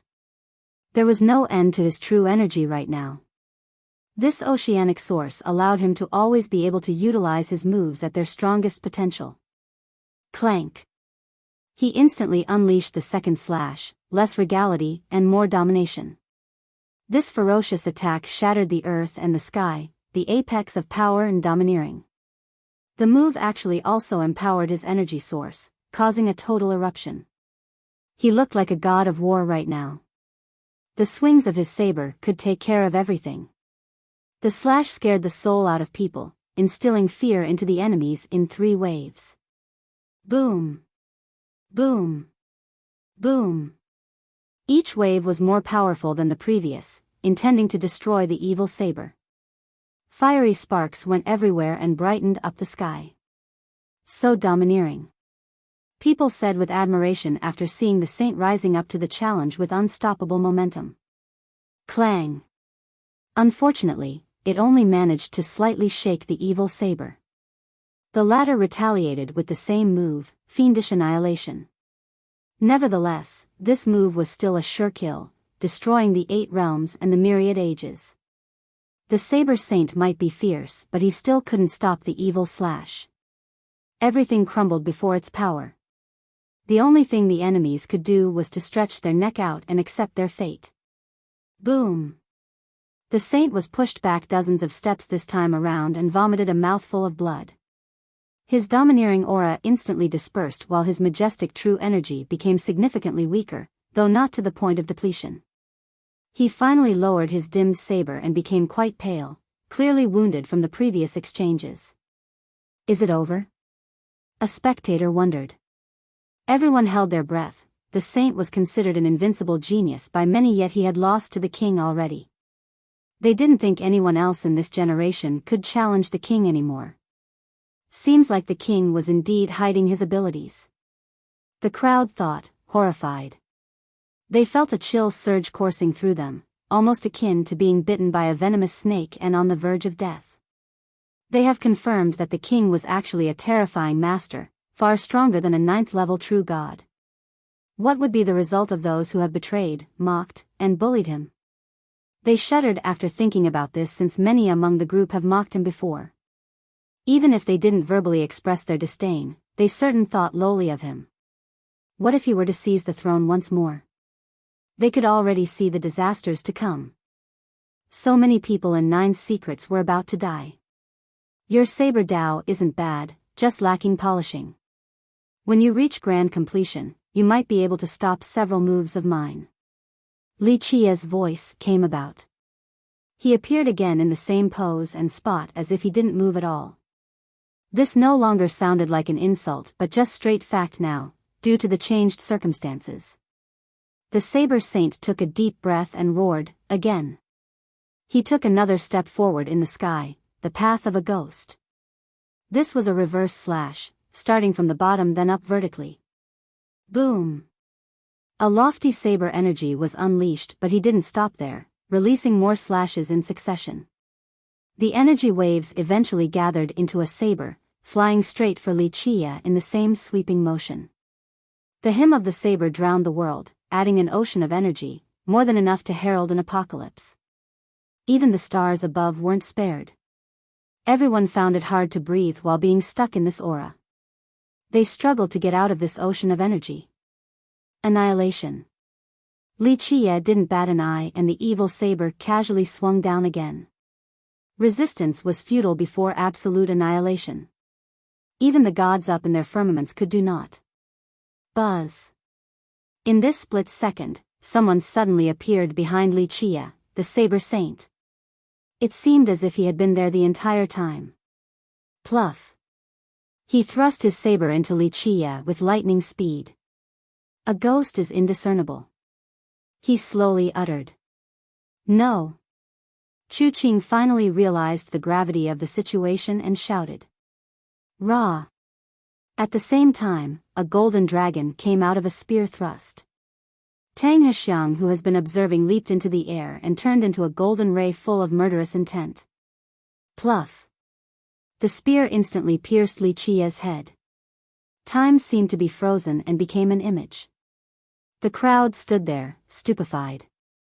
The crafty move from the Saber Saint was unpredictable enough, but Tang Hexiang's ambush took everyone like a storm.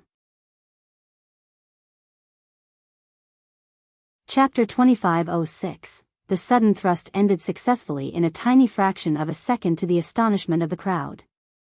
No one could regain their wits. This was a fair duel between Li Qia and the Saber Saint. Though the Saint's last technique ended with something resembling subterfuge, it wasn't a sneak attack but rather a crafty move. One couldn't say the same about Tang Hexiang. He, as a spectator, got involved in the fight and took advantage of Li Qia's weakness. Such action couldn't be construed as anything other than being despicable. Of course, cultivators have always performed ambushes and sneak attacks before in the past, just not in circumstances like this one.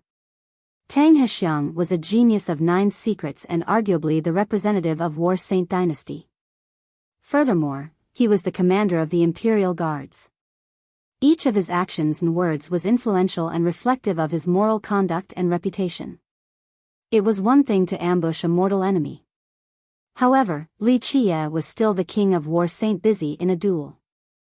Taking advantage of this moment was utterly contemptible, inappropriate to his status and position. This move would always be criticized, a permanent stain. What the hell are you doing? The Saber Saint was greatly affected. The duel has been ruined by Hexiang. Saber Saint, I'm simply lending you a hand to avoid further complications. Hexiang smirked. Li Qia was too big of a threat, so he didn't want the guy to have a chance to breathe. You're nothing. I don't need someone like you to get involved in my fight. The Saber Saint's saber intent intensified while his voice became aggressive. A genius like the Saber Saint hated people interfering with his fights the most. Tang Hexiang naturally didn't take this in stride. He always believed that the two of them were on the same level, but the Saber Saint clearly didn't think so. He took this as a great insult. Your Majesty. Lu Chuqing nearly fainted from shock. She composed herself and rushed forward. Junior sister, the Saber Saint didn't know what to say. It was one thing if he were to defeat Li Qia himself, but the ambush had stained the duel, leaving him in a difficult spot. Your Majesty, she grabbed him as tears poured out. Pop. A bizarre event occurred. Li Qia was still in her embrace, but another him came out from his body, almost like a shedding process. After the second one came out, the first one disappeared with a spatial fluctuation. The crowd was stunned again and again, realizing that it wasn't a shedding process, but he has always been there, just in another dimension. Both the Saber Saint and Tang Hexiang failed to hurt him. Silly girl, don't cry. No one in this world can kill me, and those feeble laws can't hurt me. He hugged her back and wiped away the tears. She leaned deep into his chest and tightened her grip, afraid of losing him. The Saber Saint heaved a sigh of relief, since Li Qia being alive was good for him. If Li Qia were to die, he would lose the joy of victory on top of feeling guilty towards his junior sister. The path of the ghost is a bit interesting once you become an eternal, but the current you is still too young. Li Qia chuckled and said. The Saber Saint smiled wryly and sighed, I humbly accept my defeat.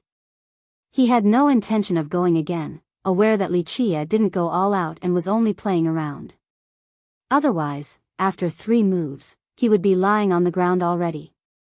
He knew the great disparity between the two of them, virtually impossible for him to ever catch up. He found the rumors of the king being useless and idiotic to be hilarious. The world actually considered a being who viewed them as mere insects to be useless? At the same time, he became excited for his junior sister. It looked like she has chosen the right person. This so-called genius from War Saint is but a despicable fool, not worth worrying about. Li Qia glanced towards Tang Hexiang and chuckled. All eyes turned towards Hexiang.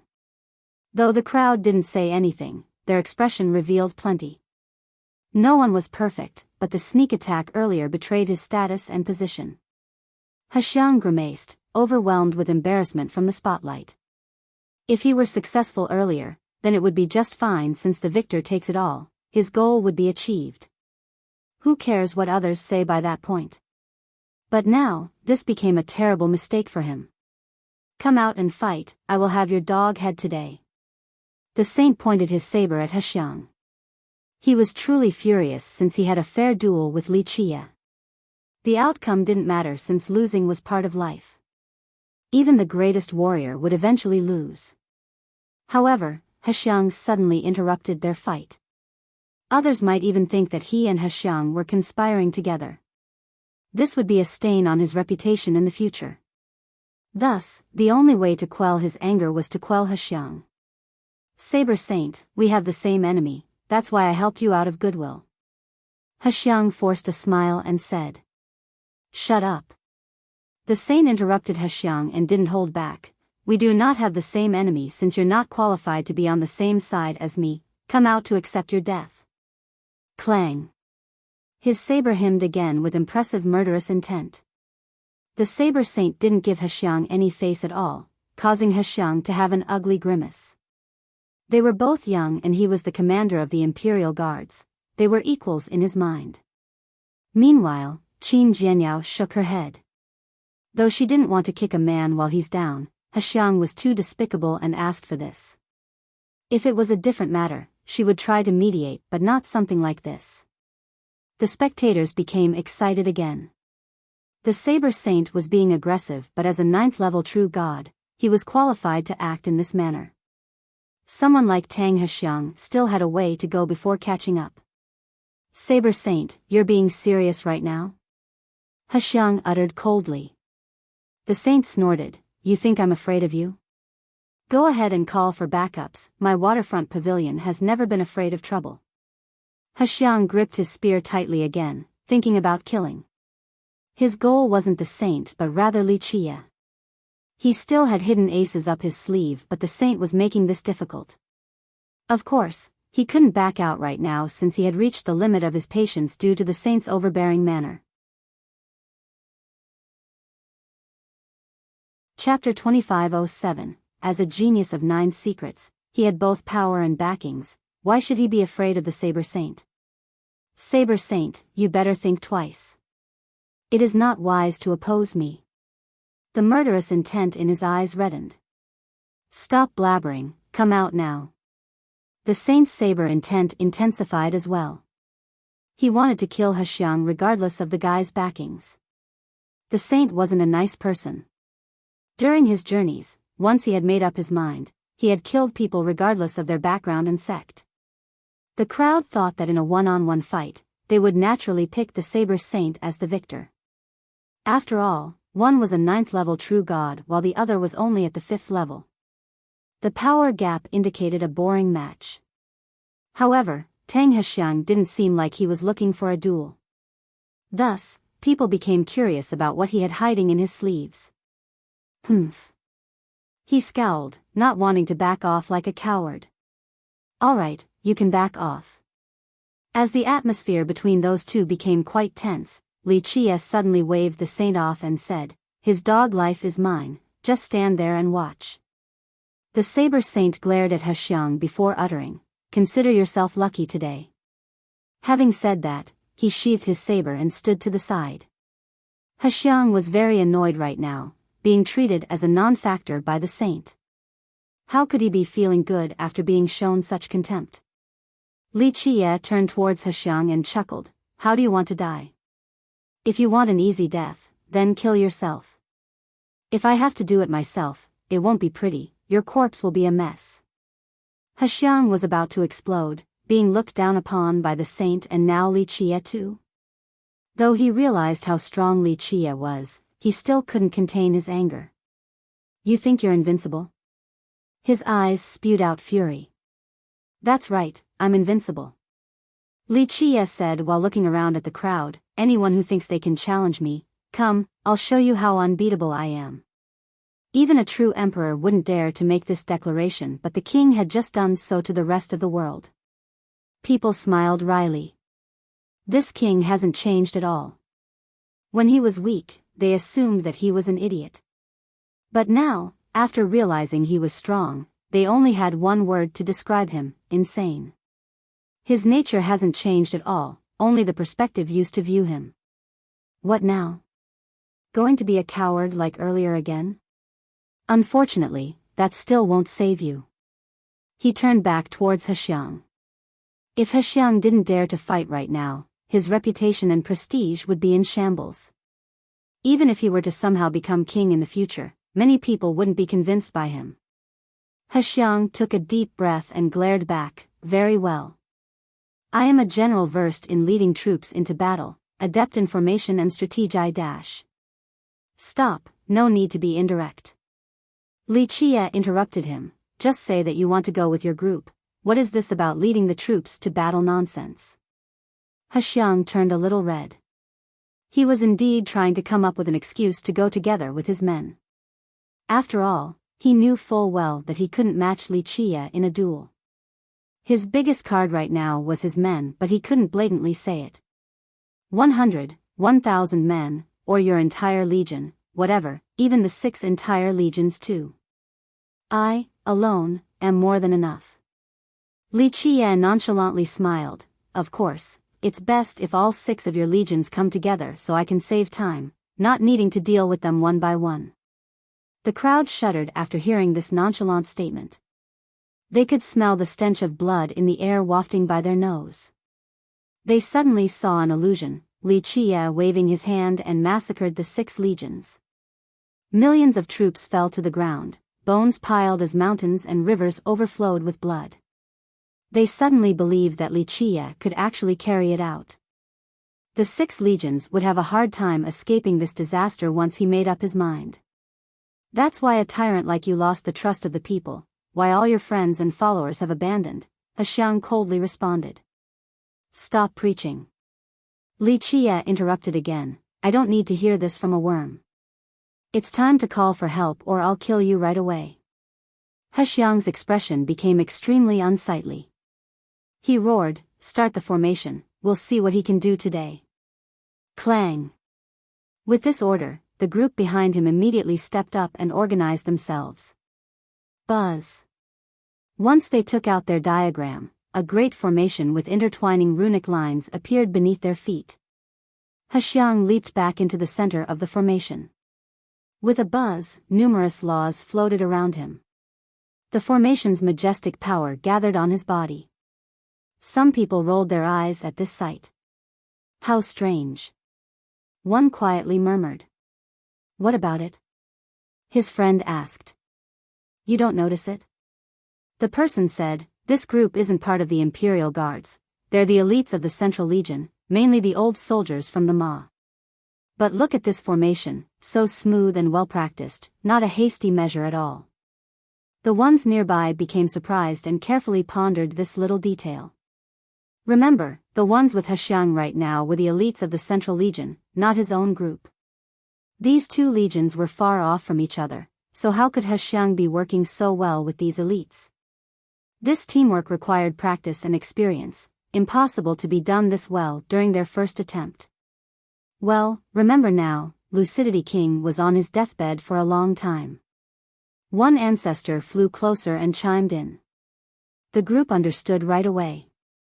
After the king's death, who was the most likely candidate for the throne of War Saint? Clearly Tang Hexiang. This implied that Hexiang and the Central Legion have been scheming for a long time. That's why they could work so well right now. Boom! Tang Hexiang started growing bigger and bigger. The members of the formation also fused into the array, turning into a large shield in his hand. Rumble. Eventually, he was the size of a mountain, wearing the sky on his head and trampling on the ground with his feet. The clouds only reached his waist and the lake water only managed to reach his calves. Chapter 2508. Tang Hexiang stood there holding a great shield, looking as mighty as an ocean.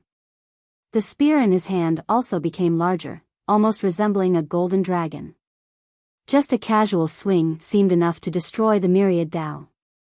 Tang Hexiang looked awe-inspiring as he looked down on the world, seemingly untouchable. Li, come fight now. He proudly declared with eyes shining like divine lamps hanging in the sky. He looked down and they emitted rays like 2 waterfalls. He purposely released his divinity so his aura resembled a sea drowning out the area. How strong is he right now? Someone murmured. Though they couldn't exactly gauge his power level, they could tell that he was far stronger after this array fusion. He wielded the power of the elites from Central Legion, their vitality and true energy as well. Not only that, he had become one with the shield-shaped formation. Not to mention his own power boost allowing him to become a giant, the formation itself was quite formidable. All in all, he had an insane surge in fighting potential. Hard to say, shouldn't be weaker than a 9th-level true god, but I don't know if he's above an eternal right now.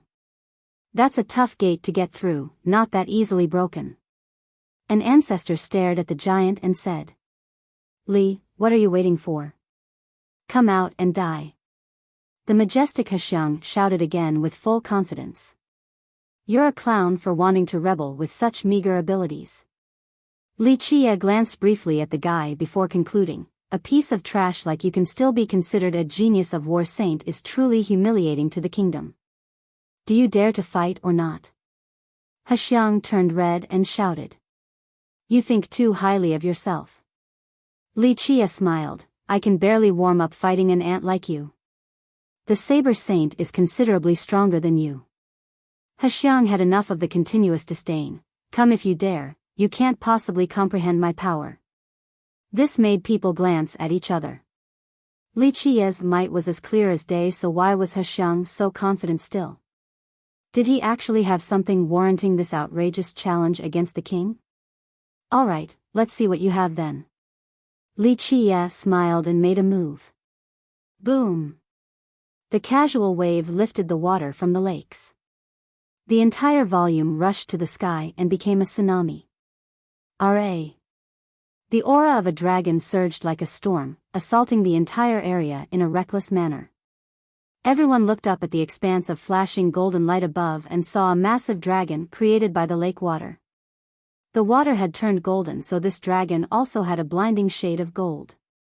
The body expanded for 10,000 miles, seemingly cast from gold. The scales, tendrils, and the sharp claws seemed so real as if it was an actual dragon. At the same time, its torrential aura spared nothing. That can't be a real one, right? The crowd was stunned by this magnificent scene. No, but it is very animated and vivid. An ancestor was impressed by the majestic draconic aura. No big deal, can't reach the apex. Tang Hexiang looked down on this art. In his eyes, turning water into a dragon was child's play. No matter how perfect the art might look, it was only impressive in appearance and couldn't possess that much power. R.A. The dragon seemed to have intelligence and understood Tang Hexiang. It answered with a vertical claw slash. Just imagine the sheer size of this creature. Its claw came down like a golden Wuxia mountain. Crack.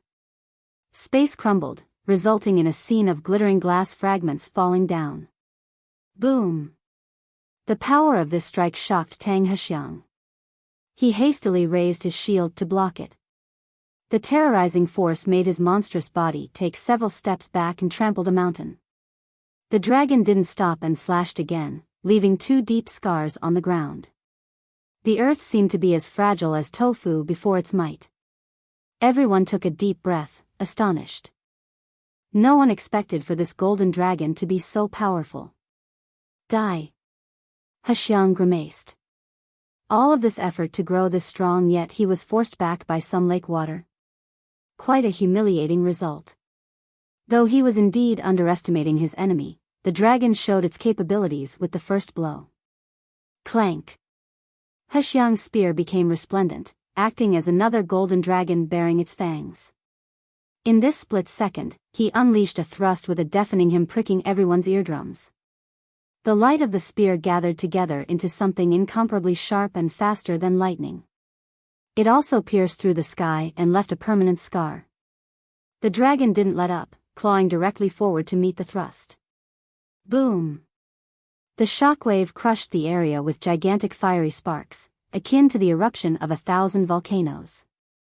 During this contest of strength, Hexiang slammed his shield mercilessly in a simple yet effective manner. The shield contained immense weight and power, resulting in a black hole. The dragon blocked the destructive slam by swinging its tail, but the impact was great enough to make the beast flip around 3 times in the sky. Limitless Spear Ocean. Hexiang roared and swung his spear vertically down. The light of the spear drowned out the dragon and restricted it. Boom! The dragon struggled to withstand this ocean of spears. At the same time, he slammed his spear with a meteoric force right on its head, successfully taking it down. The dragon fell into the lake, resulting in massive waves that propelled the beast upward again.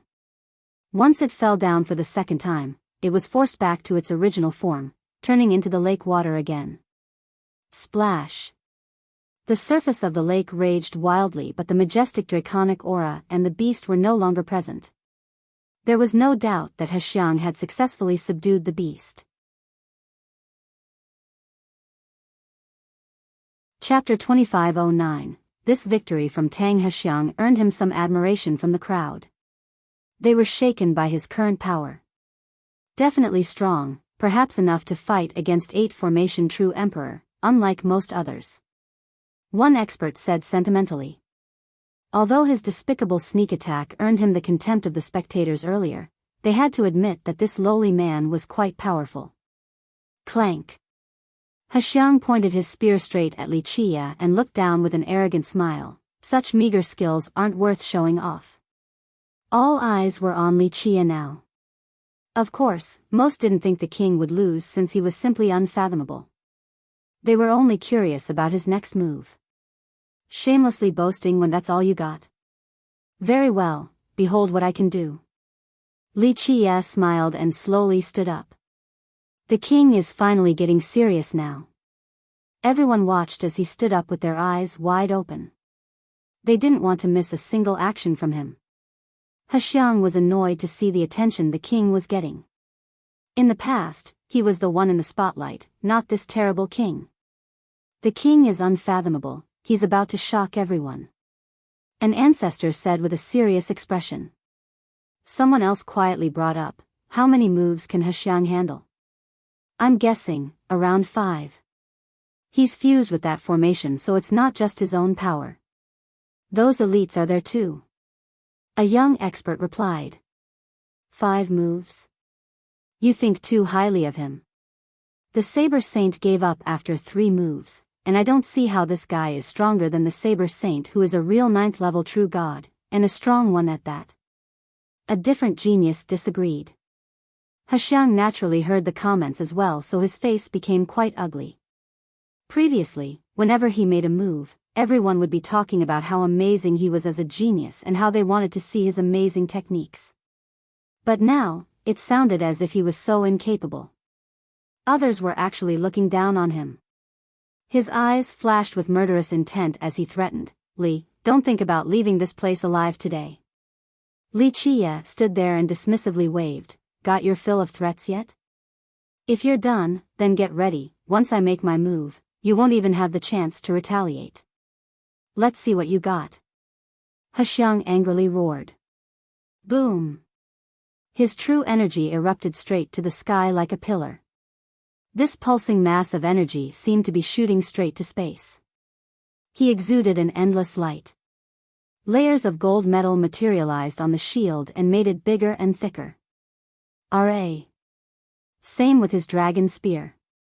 It also grew in size to become a weapon capable of piercing the firmaments. Boom! The world quaked once as he chose a stance with the shield blocking in front and the spear in the thrusting position, parallel to his waist. This stance was perfect since it consisted of both offense and defense.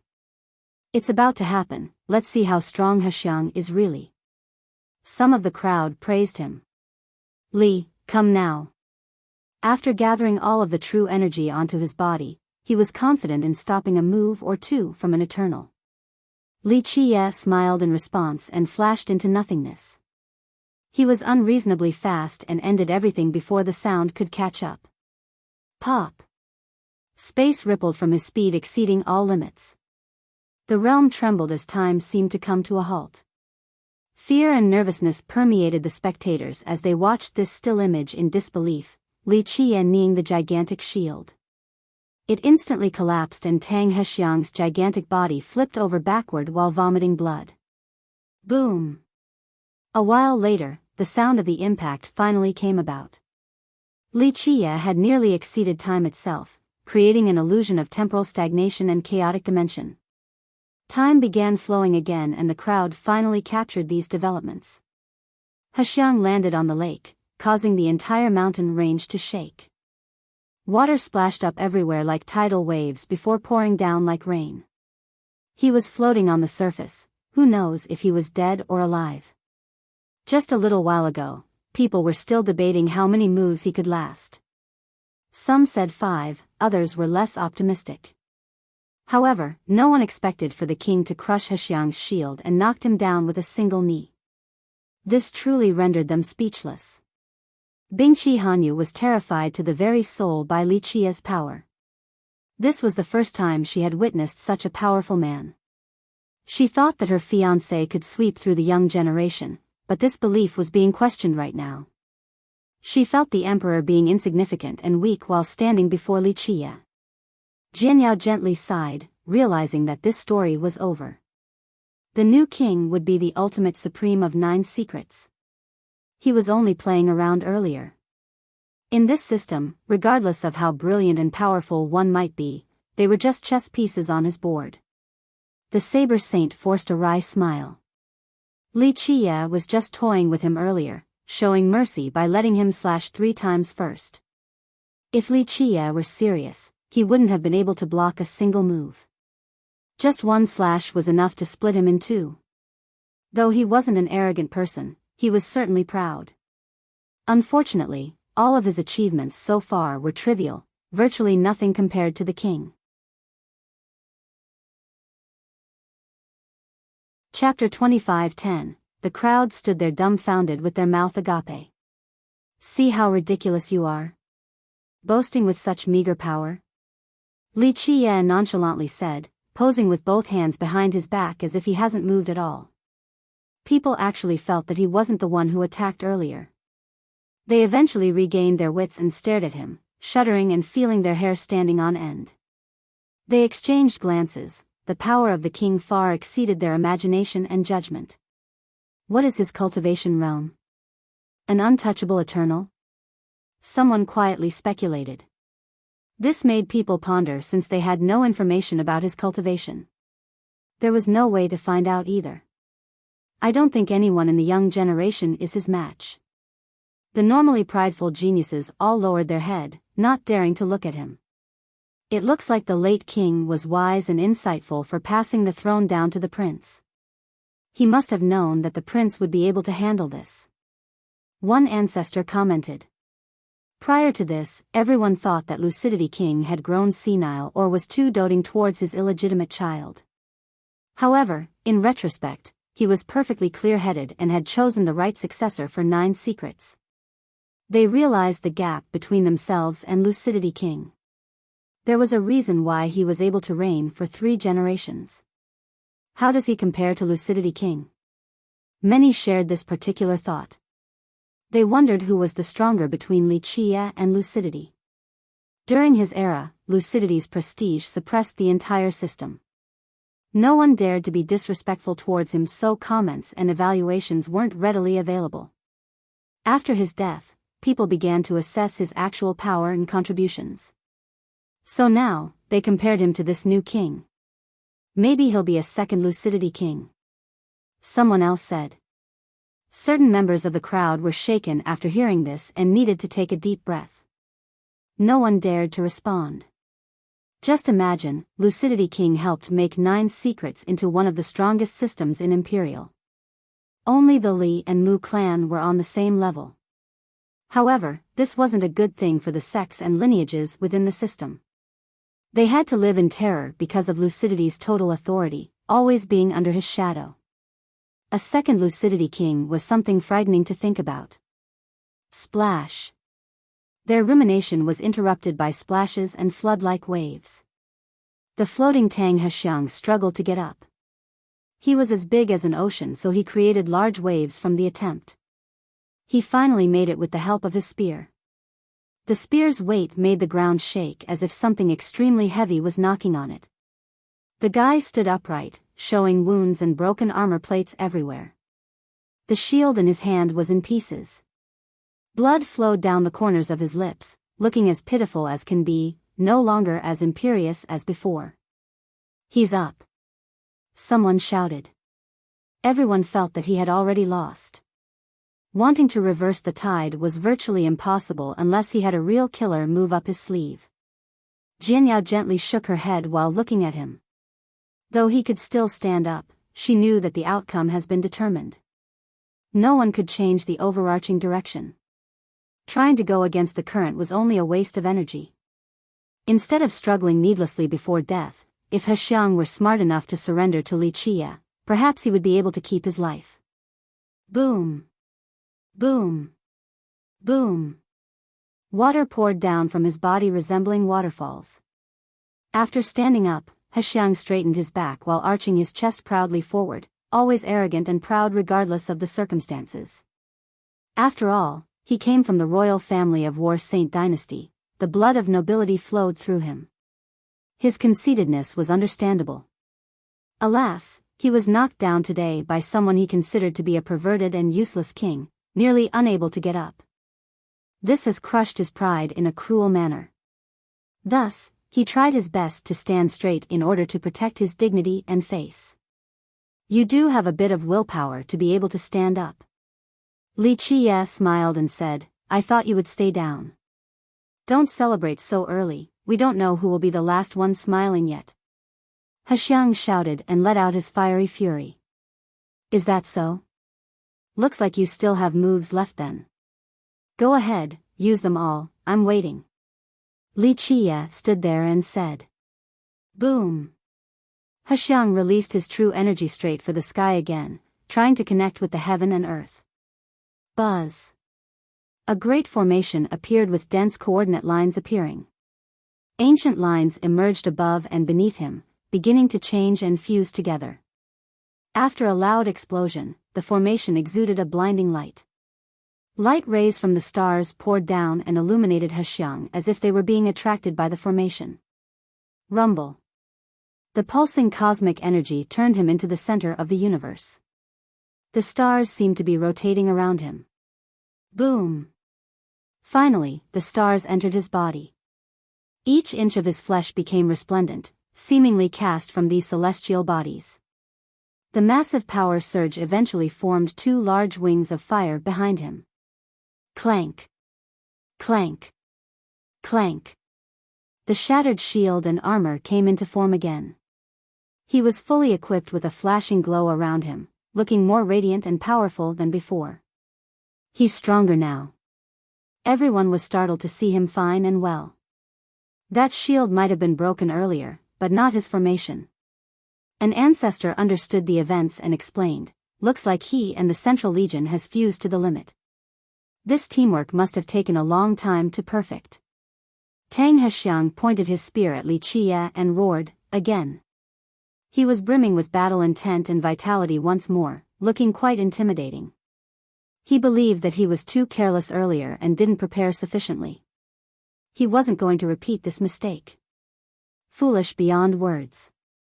Do you think using this formation to the extreme can stop me? Know your own limits. Li Qie smirked after his patient wait.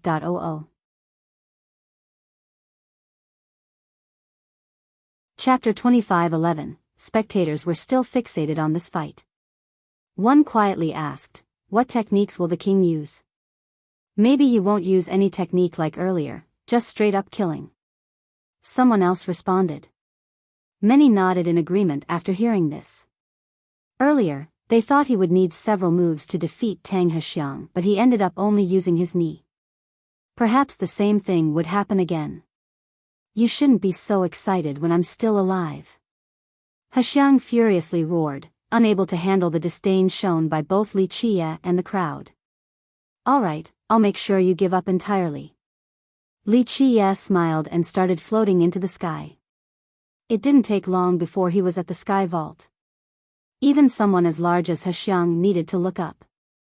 "Go now, do your best and have no regrets." Li Qie casually said. Despite being high above, he still only looked like a fly compared to Hexiang. Just one swat from the shield could end him. Alas, everyone knew that size didn't matter at all in this match. Die! Hexiang shouted, his body as resplendent as a star. Boom! He threw his sky-blotting shield up above and smashed through several stars along the way. The sky turned dark due to its massive size. Li Qie looked so insignificant, seemingly on the verge of becoming meat paste. Weak indeed. Li Qie shook his head disapprovingly while looking at the star-destroying shield. He casually spread out his palm and pushed down. The sheer disparity in size between his palm and the shield created a comedic scene. Boom! However, just this carefree palm strike was enough to stop the shield. It couldn't move an inch forward, unable to affect his palm. The resulting shockwaves from the impact were still plenty destructive to the stars around. Unfortunately, it did nothing to the main target. The gap is too great, having a big body and giant weapons can't do anything. Someone from the last generation shook their head. Logically, Hexiang should be able to crush Li Qie easily due to the size difference. However, his heavy shield failed to move Li Qie at all. Go! He roared and sent out his true energy. A starry brilliance crazily engulfed the world as his power surged. The shield also became resplendent and more powerful. Alas, still ineffective. Rumble. The shield moved back and forth in order to gather momentum to slam into his palm. It's a shame that Li Qie's casual positioning resembled the suppression of the high heaven. Even the strongest character couldn't get through his grasp. Die! Hexiang's eyes flashed after seeing the failed attack and added a spear thrust into the mix. Whoosh! The dragon spear turned into a terrible ray aiming straight for Li Qie's throat to deliver a fatal blow. It seemed that Hexiang was waiting for this moment for a while now, so his speed reached the limit, only taking a split second to reach the target. Due to the murderous intent and lightning-fast speed of the thrust, the spectators felt a chill by their neck, thinking that the spear was heading for them. Clank! A metallic clanking resounded and the shooting ray suddenly stopped. Everyone saw Li Qie stopping the spear with his other hand, using just 2 fingers to stop the tip. The crowd heaved a sigh of relief, but something else happened right away. A pagoda appeared and slammed into Li Qie's back. The sudden appearance of this treasure coincided with the spear thrust. The moment the spear got close to his throat, the pagoda appeared right behind his back. Since both of his hands were occupied, he couldn't stop the pagoda. Another ambusher had joined the fray and worked perfectly with Tang Hexiang. Boom! The pagoda oozed out the crushing might of an eternal. Not only did it crush the space nearby, but it also took down the temporal affinity as well, turning everything back to the primordial chaos. The shocked spectators found it hard to breathe due to the aura of an eternal. He took the full brunt of the strike and fell into the lake, sinking deep into the lake and disappeared from sight. Everything happened so quickly. From the initial spear thrust to the pagoda's sneak attack only took the blink of an eye. No one expected this to happen. Lu Chuqing's expression soured as she blurted, "Not good." Humph. The aura of the Eternal flowed like mercury in the air and permeated the place. Everyone was frightened by this incredible divinity. They looked up at the sky and saw an old man standing there since who knows when. The pagoda floated above this godlike being. Central Commander Ma Mingchen. No one dared to say his title loudly. An Eternal had entered the scene with a sneak attack with immense power. Remember, the Saber Saint was very strong, but he was still only at the 9th level, still a way to go before becoming an Eternal. Plus, there were weak and strong Eternals. Among the crowd right now, few would dare to claim having enough power to challenge Ma Mingchen. Not too many in the systems were truly stronger than this commander. Only great existences, such as the 5 supreme ancestors, were stronger than him. An Eternal has made his move. This speaker didn't dare to call it a sneak attack. In fact, it was unthinkable that a character as famous as the Central Commander would resort to a sneak attack in public. It was one thing for him to directly challenge Li Chia. After all, his son Ma Jinming was killed by the guy. Unfortunately, no one dared to criticize him the way they did with Tang Hexiang. Thus, people only shuddered while looking at this eternal. Chapter 25:12. The crowd was still shell-shocked since there was no sign of Li Chia in the lake. People glanced at each other, not expecting for Ma Mingchen to do something like this. Plus, his military jurisdiction was given to him by the royal rule. Doing something like this was blasphemous. It was one thing for him to lead the 5 legions against attacking the Bingqi. At the very least, he could justify this decision by bringing up the people's well-being. However, this ambush was inexcusable. He clearly had a personal agenda and ulterior motives. Nothing could wash the stain of this despicable act. Ma Mingchen carefully peered the lake surface. If the king were to be alive, he would deliver another fatal blow without any hesitation. He no longer gave a damn since he only had one son to pass on his legacy. Vengeance was a must and reputation no longer mattered. Is he dead? Someone whispered after seeing the calm surface of the lake. Everyone shook their head and focused on watching. They waited and waited to no avail. The king seemed to have sunk to the lake bottom. Bingqi Hanyu nervously clenched her fists. Jianyao was also serious, contemplating while tilting her head. An occasional frown would appear. The one affected the most was Lu Chuqing. She anxiously held her sleeves and started praying for Li Chia. Most became dejected. Has Ma Mingchen done it? The king died from that attack? There's no way. Even the ancestors began to believe it. Prior to this, they believed that even an all-out attack from Mingchen wouldn't be enough to kill the unfathomable king. However, as time passed, their belief wavered. The most excited was obviously Tang Hexiang since this was a great opportunity for him. If Li Chia had died, it would increase the chance of him becoming king in the future. A long while later, the lake was still calm with no sign of Li Chia. Looks like that blow was fatal. Someone quietly concluded. Prudence is necessary for long-lasting success, no matter how strong one might be. An old expert lamented. The king was so strong yet he still died to Ma Mingchuan's cheap shot. Ha ha ha. Hexiang burst out in laughter and uttered coldly, "See, no one knows what will happen until the very end. That's what he get for boasting shamelessly with such meager power." The guy was lost in jubilation thinking about the easy path ahead. The death of the king vented his anger and garnered great advantages to his cause in the future. All of the humiliation and criticism didn't matter anymore. Unfortunately, I'm always the last man smiling. A leisure voice interrupted his gloating moment. It's the king. Someone shouted joyfully after hearing this familiar voice. People looked around but there was no sign of Li Chia anywhere. Where is he? They became confused. Where did his voice come from? Over there. Another reacted quickly and pointed at the sky. The crowd followed his direction and saw Li Chia lazily sitting on his golden throne once more with his legs resting on the chair's arm.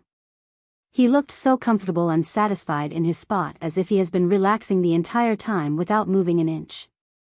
This naturally astonished the crowd.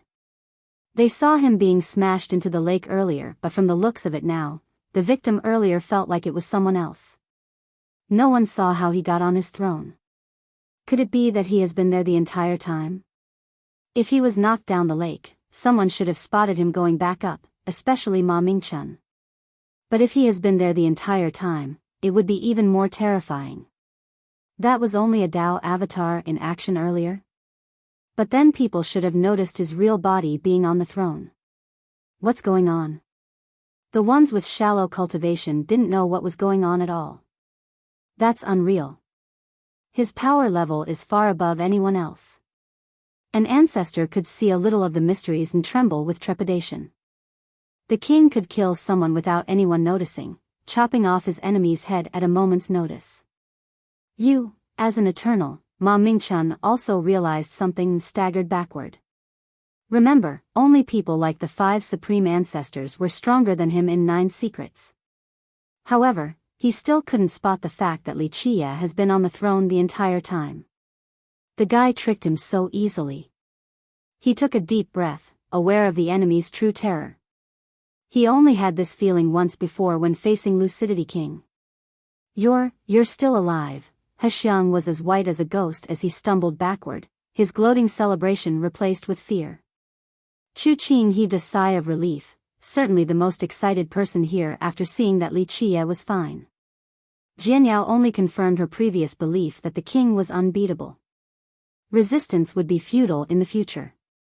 "I've been waiting for your sneak attack for a while now, but you kept your patience." Unfortunately, the attack only tickled.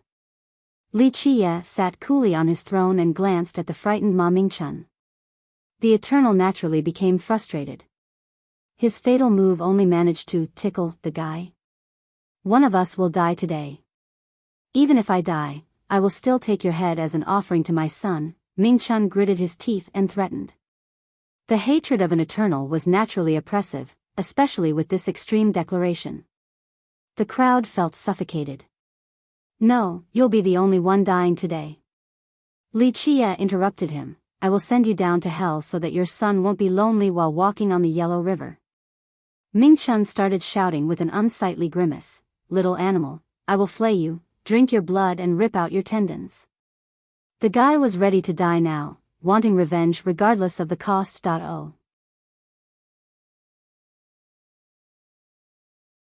Chapter 25:13. Alright, time to take care of you all since I've grown bored.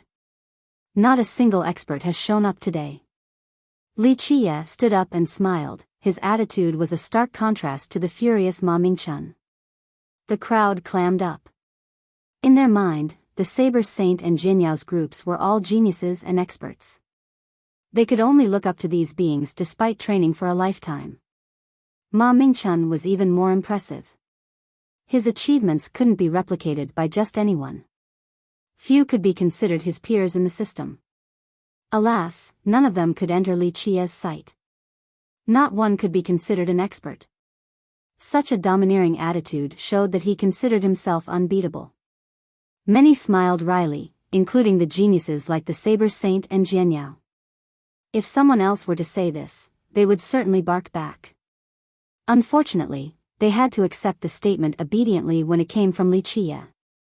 You, go all out already before I wring your neck. Last chance." Li Qie smiled at He Xiang and Mingchen. The two responded with a murderous glare, brimming with hatred from being shown such contempt. Boom! Tang He Xiang channeled the power of the stars once more, becoming shrouded in blinding brilliance. The stars around him started to move as if he was the sky itself. Die! He Xiang was even more eager than Mingchen and rushed towards Li Qie, attacking with both his shield and spear. Boom! The colossal shield smashed down mercilessly. The dragon spear turned into a cold ray piercing through space, instantly appearing before Li Qie's throat. Li Qie finally sprung into action in this split second. His speed froze the spatiotemporal affinities. The scene ahead became clear and crisp to the spectators. He leaped up with both knees forward. The spear shattered, then the shield. His knees carried enough force to penetrate everything, turning them back to the primordial chaos. Thus, the formation instantly crumbled and the elites materialized again. Poof! Several hundred elites became mists of blood from the attack. Li Qie didn't stop there and continued towards He Xiang's chin. Boom! Boom! 2 loud explosions finally resounded. These were the sounds of the shield and spear collapsing. It was hard to tell which came first. "Senior Ma, save me!" He Xiang bellowed right away. In fact, he had screamed when Li Qie's knees broke the spear, but due to the guy's immense speed, his voice only came about right now. Ma Mingchen also retaliated with his pagoda carrying the might of an Eternal. It broke the worldly laws as it aimed to turn Li Qie's head into a pulp. Boom! Time started flowing again, and who knows which attack made this explosion. No, Hexiang screamed before death. Pluff. Everyone saw Li Qiye's knee connecting with Hexiang's chin. The latter's head exploded into a mist of blood. Li Qiye didn't bat an eye and casually slapped the pagoda back at Ming Chen. Ming Chen stopped his own pagoda and staggered backward while vomiting a mouthful of blood. The crowd didn't have enough time to process all the events before Li Qiye killed Hexiang and wounded Ming Chen with a single knee and punch on top of several hundred elites. While they struggled to keep up, Tang Hexiang's headless body was falling to the ground. Li Qiye turned around and glared at Ming Chen, who was holding his pagoda. The guy was frightened and instinctively walked backward. I have already spared you once during the rebellion, yet you still keep on pushing your luck. Death beckons you, Li Qiye declared. Having said that, he did a simple whipping motion with his leg, devoid of any technique and grand Dao. Its speed caused the air to split open and left behind an afterimage. Strangely enough, this rather common kick left the ancestors in shambles. It was a sure kill, no way to escape even if one could make it to the horizon. Ming Chen was astounded by the might of this attack, but he knew that escaping wasn't an option. He had to face it head-on.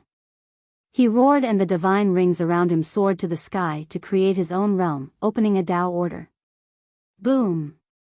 All of his true energy gathered on the pagoda. It rushed forward to meet the incoming kick while issuing wind-breaking howls. 9 true dragons appeared and aided the pagoda, pulling the treasure and the newly formed realm to meet the attack. This was his stronger technique, 9 dragon protectors. The pagoda would borrow the might of these dragons. Their auras ravaged the world while their fangs seemingly aimed to tear everything to pieces. These beasts were wondrously powerful, more than enough to tear out the fabric of reality. Bam! The kick approached with enough force to beat the world back to the origin. Ra, the 9 dragons were instantly turned to dust. The space around them was buried into oblivion. The pagoda was next to be struck. It completely disintegrated, the pieces started falling down. Bam!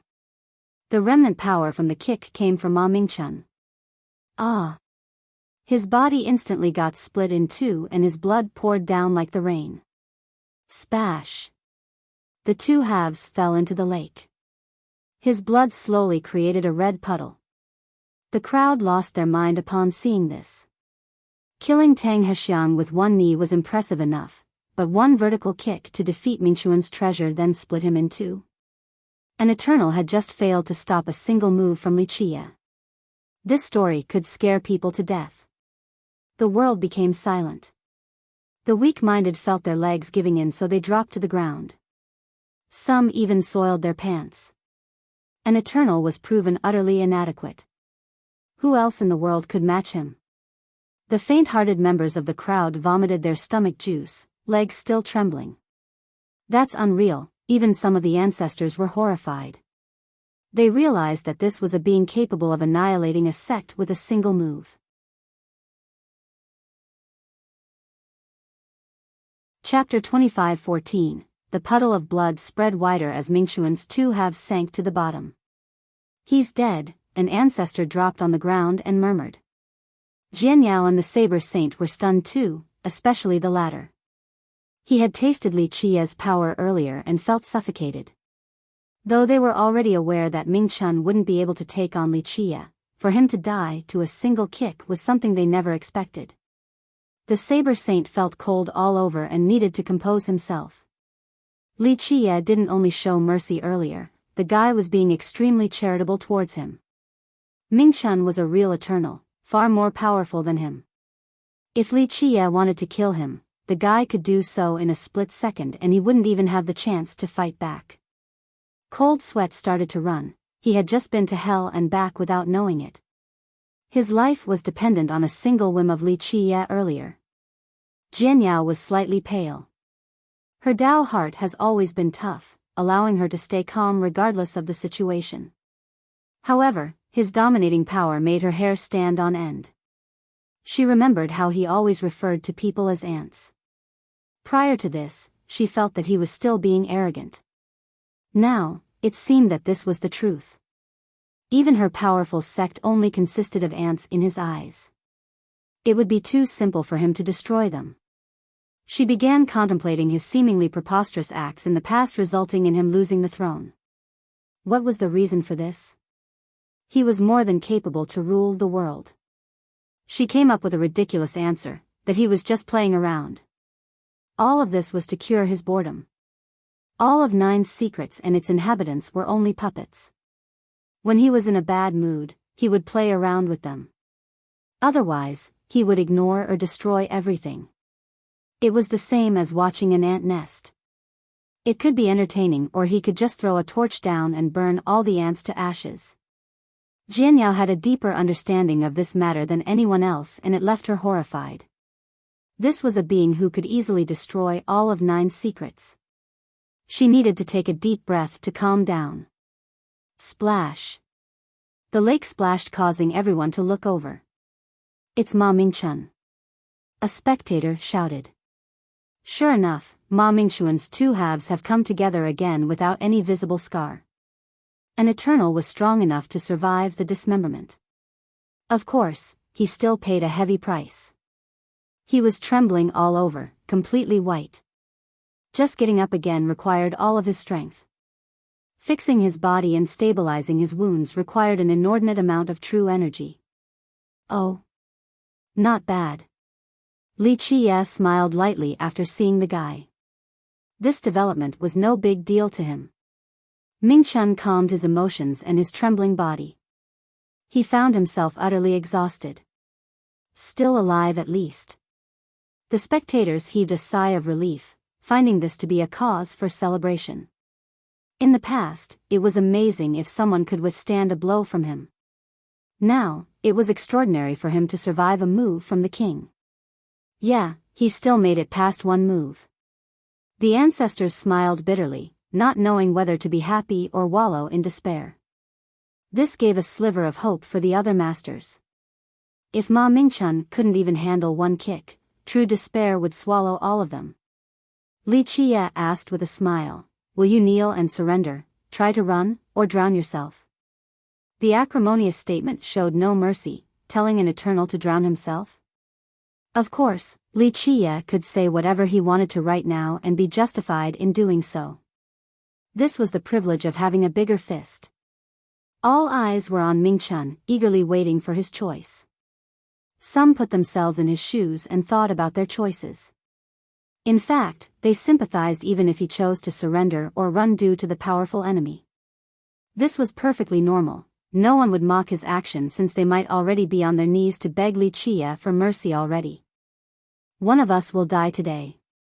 However, Mingchun stood straight with a fierce glare, not losing the temperament of an Eternal despite being quite feeble. He didn't beg for mercy or shaking with fear.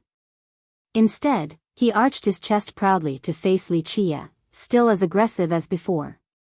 This earned him the admiration of the crowd. An Eternal was special indeed. Such courage and determination were beyond them. Oh. Still got more moves to show? I'm waiting then to see how strong they are. Li Qie said with both hands behind his back. No one expected Mingchun to still want to fight under these circumstances. They became quite curious about his hidden cards. Go! He shouted with a cry akin to sudden thunder during spring.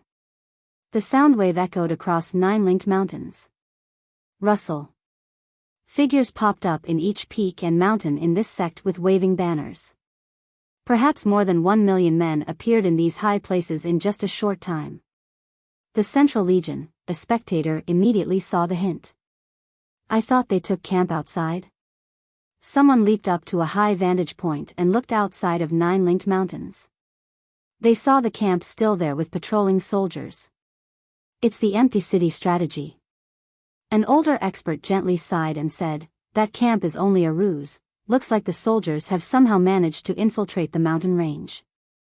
Tang Hexiang came up with a good plan. Prior to this, Mingchun had arrived furiously and demanded the 9 linked mountains to hand over Li Qie. However, under the advice of Hexiang, he decided to camp outside. Now people finally realized that the entire camp was a farce. The two of them must have planned to bring their army inside. That's one of the strongest legions for you, marching so silently. No wonder why so many lineages are afraid of them. A commenter said with surprise. Perhaps Nine-Linked Mountains didn't care about the intruders, but it was indeed impressive for them to sneak in like this. Are they forming a formation?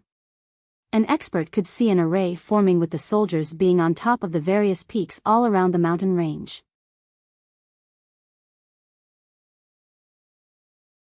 Chapter 25:15. The soldiers from Central Legion have taken up the peaks and started moving around. They were wearing regular clothing instead of armor plates, but their ferocious aura remained, evident of their battle experience. The entire sect was engulfed in a ferocious and murderous aura. It's a curse incantation. An ancestor murmured, Ming Chun wants to throw his entire legion into the mix, is it worth it? Take my chaos and spawn the evilest curse, Ming Chun began chanting. Buzz. His body became indistinct, almost like snow melting into water. He was fusing with space and turned into an ancient symbol. Take my chaos and spawn the evilest curse, the soldiers began chanting in unison, their voice lingered on the horizon. What is going on? The youths didn't know what was happening. The army chose to chant instead of attacking the king. It's the god-slaying malediction. An older expert shuddered and took a deep breath. That's the secret move of this legion.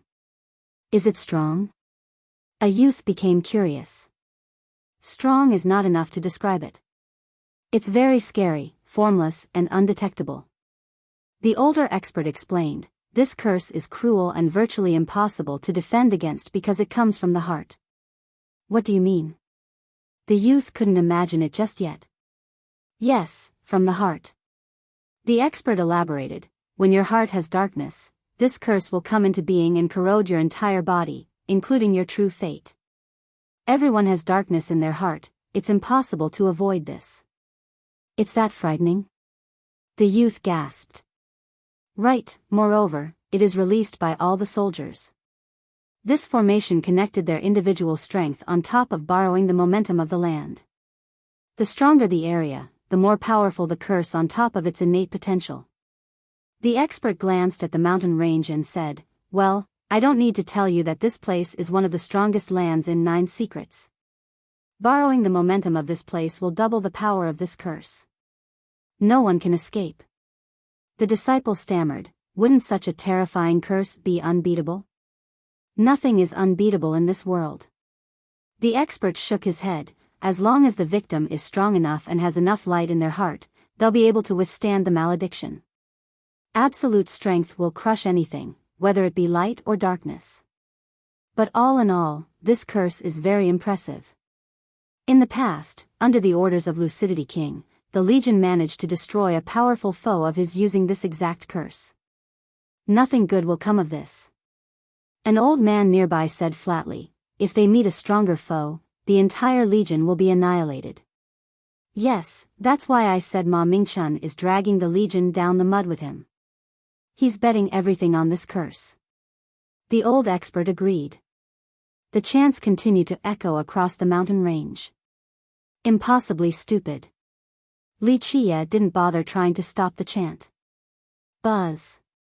The soldiers began to disappear, replaced by multiple symbols emitting an evil presence. It's about to begin. A spectator said softly, if they fail, the Central Legion will cease to exist altogether. Ming Chun is too selfish, implicating the Legion for a personal feud. A disciple couldn't believe it. Well, this Legion is pretty much the Ma clan's personal army at this point. Another master said, back during the rebellion, the soldiers that were loyal to the king have been subdued. He's in total control right now, so he can make this crazy gamble. People glanced at each other after seeing this. Everyone knew that the Central Legion didn't belong to a single clan or power, definitely not the Ma. It belonged to War Saint Dynasty, and in a sense, the entire system. Its responsibility was protecting the system. But now, Ming Chun chose to use them with no regard for others. The entire sect was now covered with an ocean of ancient symbols in the sky. Their evil strands pricked the spectators like needles. That's scary. The crowd quickly retreated after sensing this malevolent aura. Finally, the symbols melted along with the aerial space of the mountain range. Space turned into a thick, black liquid. There was no escaping this tide of darkness. It immediately flowed towards Li Qie and trapped him. Buzz. This liquid form curse drilled into his body, resulting in a shocking scene. Li Qie's heart area suddenly turned ashen. This was akin to a piece of paper being burned. The form was still there, but only ashes remain. This evil curse surged after the successful infiltration and began spreading all over his body. He's cursed now. Someone shouted after spotting the color change as if he was on fire. Will he be able to withstand it? Another shuddered. I don't know, this is the first time I've seen it. An older expert shook his head and put on a serious expression. But the victim didn't care at all. He watched the curse spreading through his body and shook his head. This curse is like the screaming of a 3-year-old child, not worth mentioning. I don't even need to gather energy, just having a bright Dao heart is enough. Buzz. A strand of light of the holy affinity emanated from his heart. It was as white as snow and impossible to violate. People couldn't help but feel reverence. More strands came out and blossomed like sacred lotus flowers, culminating in the opening of a holy world. Sizzling noises came about. The evil curse couldn't handle the holy light at all and was refined to ashes. Li Qie's body recovered and the corrosive grayness disappeared. The holy light didn't stop there. It billowed like a flood and aimed straight for the dark tide. Szzz, the burning refinement continued. The dark tide was being turned into smoke.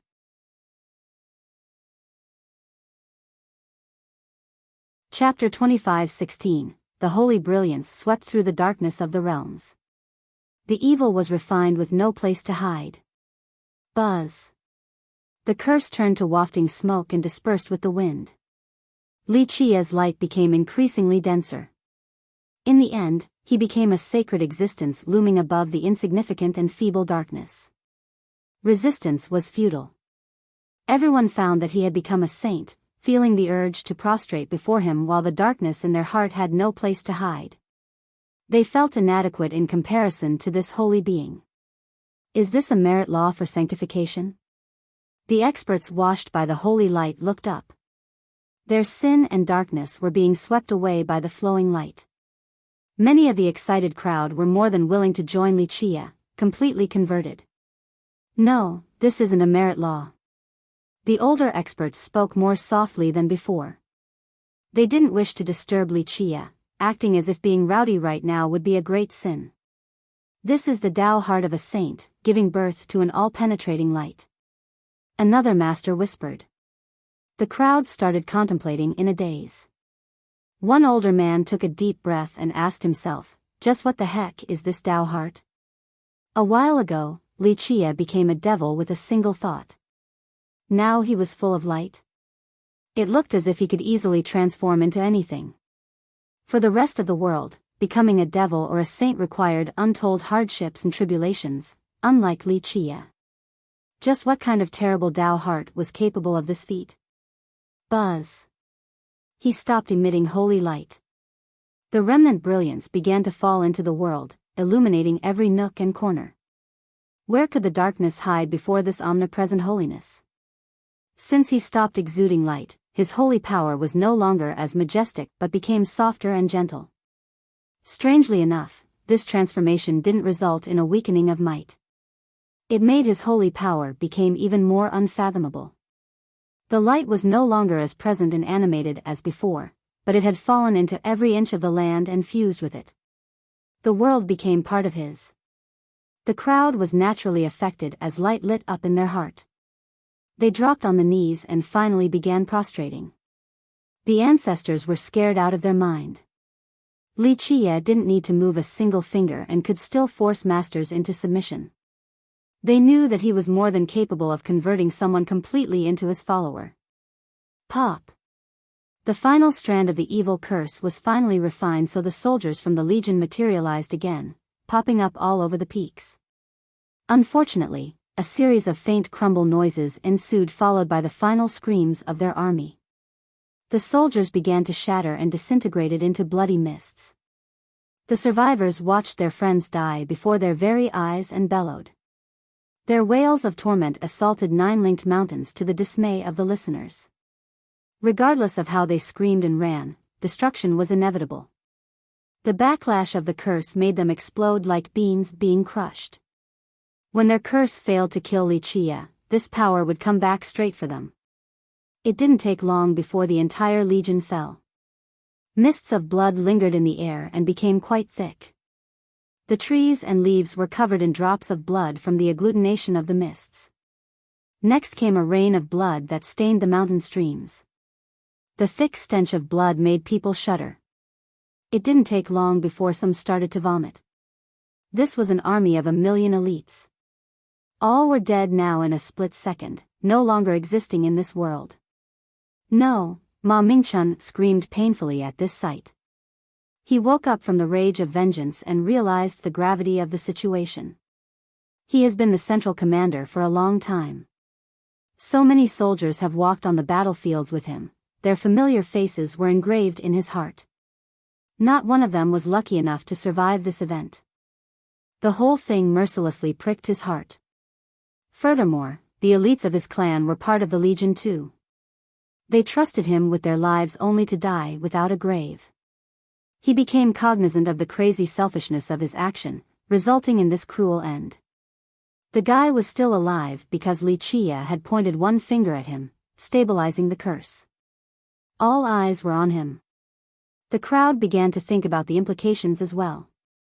One of the most famous and strongest legions in Nine Secrets was gone now because of Ma Mingchuan's desire for revenge. The prestigious legion turned to smoke, turning Ma Mingchun into an unforgivable sinner in military history. Unfortunately, it was too late for regrets. He had no chance of redoing the past and changing his decision. What a crime! One ancestor sentimentally said, destroying a legion for his selfish desire. History will not be kind to him. Of course, most also thought that he had brought it upon himself, so they didn't quite sympathize.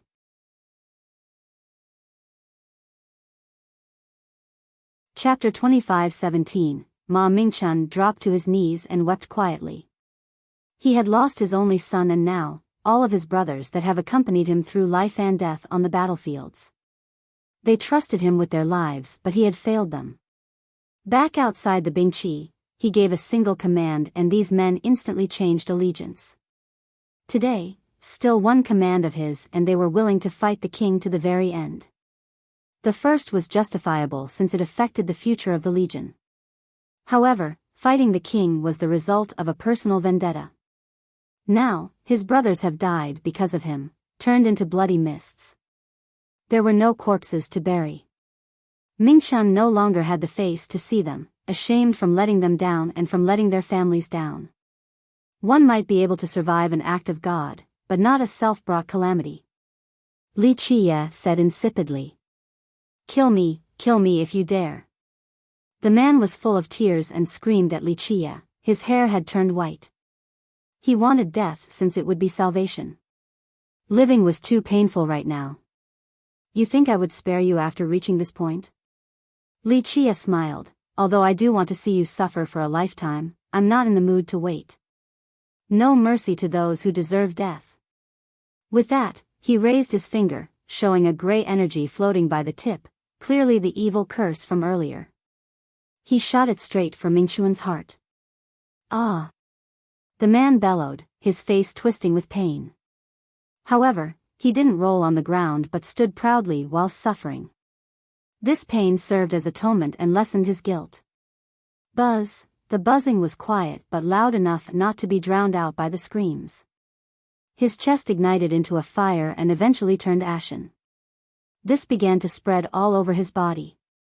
Ah! The shrill screams continued. Everyone could hear it. The thing meant to kill Wuxia had targeted Mingchun instead. His cries still didn't earn him the sympathy of the crowd. This pain wasn't much compared to the death of the entire legion. He was the one who created this curse, so why should people feel sorry for him? Ah, finally, his true fate has been burned completely, resulting in death. The evil curse burned his body into ashes scattering to the wind. It was as if he had never existed. The world came to a silent still, all became peaceful with reticent breathing from the crowd, for they were astonished and speechless. Li Qie gently flicked his finger and a holy light flashed. Pop! The evil curse that had ended Ma Mingchen also became refined and destroyed. Li Qie sat back down on his throne, his holy light had dispersed completely. He casually rested his legs on the golden table, as nonchalant as ever. He became an ordinary-looking person again. No, actually, he was back to being the perverted and useless king, at least in appearance. However, who would dare look down on him right now? In fact, when people looked up to steal glimpses, they tried to be as quiet as possible, as if disturbing him was a great offense. Jianyao wasn't surprised at this outcome. Everything has been determined. Ma Mingxuan's resistance was simply futile. Anyone else got something to say? Li Qie lazily asked. Given his current lackadaisical and sleepy appearance, no one would believe that this dispirited man was the one who killed Tang Hexiang, Ma Mingchen, and an entire legion. Yes, a useless king fitted his current image much more. No one dared to utter the word, no. Existences like them were insignificant insects. Just one stomp of his would crush them in totality. In that case, start kneeling. Li Qie glanced at the crowd and said. This made them exchange glances. Many people actually wanted to kneel, but being the first to do so was a bit embarrassing. Long live the king. Jianyao broke the hesitation by bowing her head, her clear voice comforted the crowd. Though she got on her knees to kowtow, she was still a perfect fairy, a visual feast. Long live the king. Everyone quickly prostrated to show their submission. Even Jianyao had shown her allegiance, so why should they bother maintaining their face? They paled in comparison to her prestige and status anyway. They kneeled with bated breath, waiting for him to make a decision. Previously during his coronation, some of them have come to the imperial palace to greet him. Of course, they weren't actually convinced by him and did so out of fear of Sun Lengying and Silver's secret legion. This was no longer the case today. This showing of reverence was all due to the king himself. Furthermore, they trembled with fear, afraid of the king's fury. This might end with a massacre and the end of their sections. They felt as if they have returned to Lucidity King's era. No, even worse. The whole thing felt like a dream. When the king was chased out of his throne, so many people looked down on him, calling him a piece of trash. Today, they prostrated, afraid of invoking his wrath and punishment. This sudden change seemed surreal and unbelievable. This is the feeling of being shown disdain. Li Qie looked at them and chuckled. I gave you all a chance to be independent, an era of self-rule, but all of you didn't cherish it. It looks like your fate is to be ruled by others. This was a cruel slap on everyone's face, causing them to feel hot. Of course, they didn't show any anger, any were actually thanking heaven that the king wasn't angry. Rise, I pardon your crimes. Li Qie waved his hand and said. Thank you for your benevolence. The crowd heaved a sigh of relief and realized how much they were sweating during the wait. That wave of his hand could have made heads roll on the ground. Moreover, they wouldn't be able to resist at all. The lack of punishment made the crowd ecstatic. Some on the ground even kowtowed several more times to show their gratitude for this imperial kindness.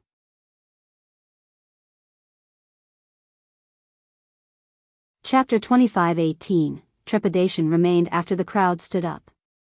They kept their head lowered, hands hanging by the waist. Everyone was afraid of provoking him. He ignored them and said, since we're done here, I can finish my own business. He took out a treasure box taken from the stone forest.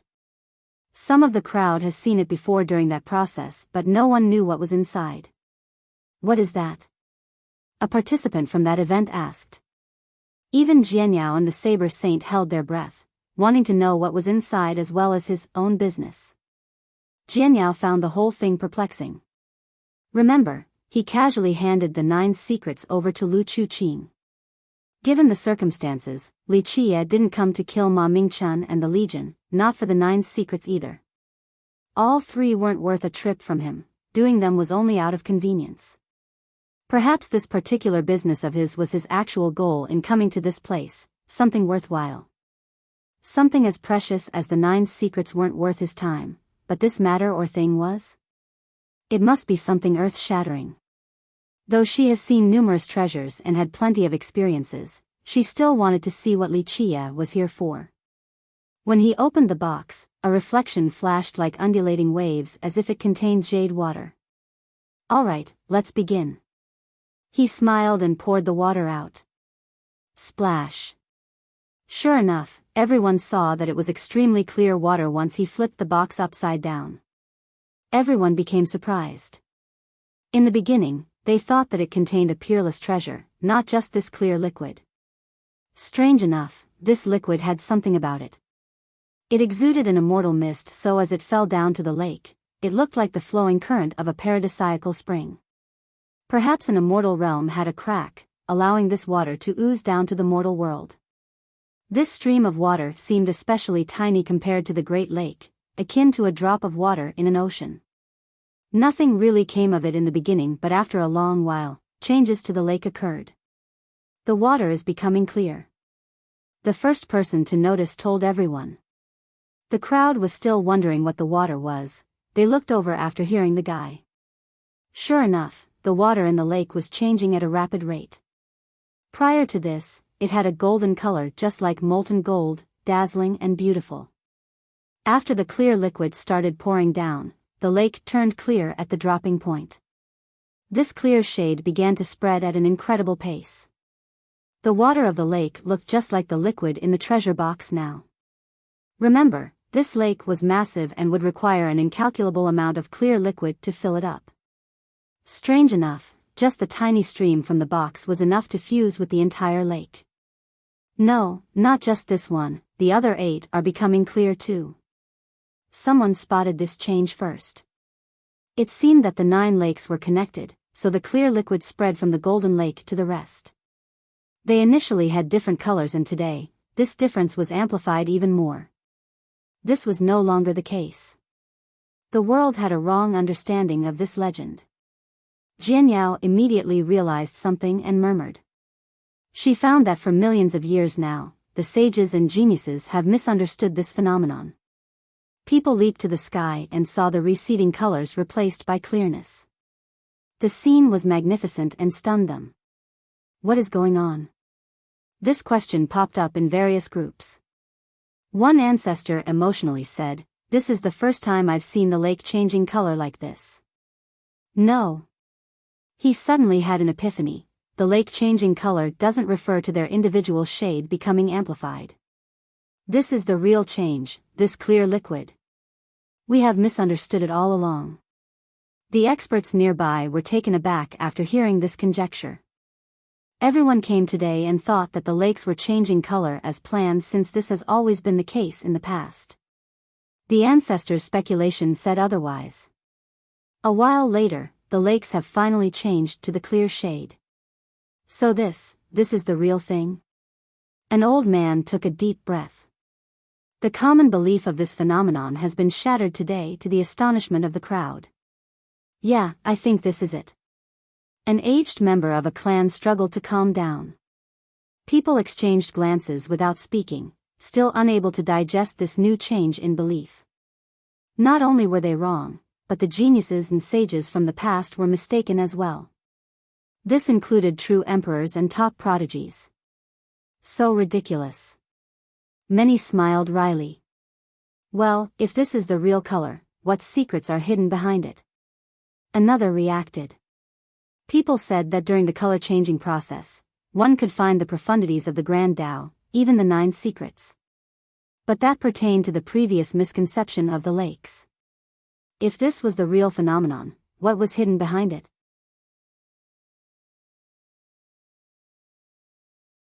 Chapter 25:19. The crowd has come to understand that what was previously understood as the lake's changing color proved to be wrong.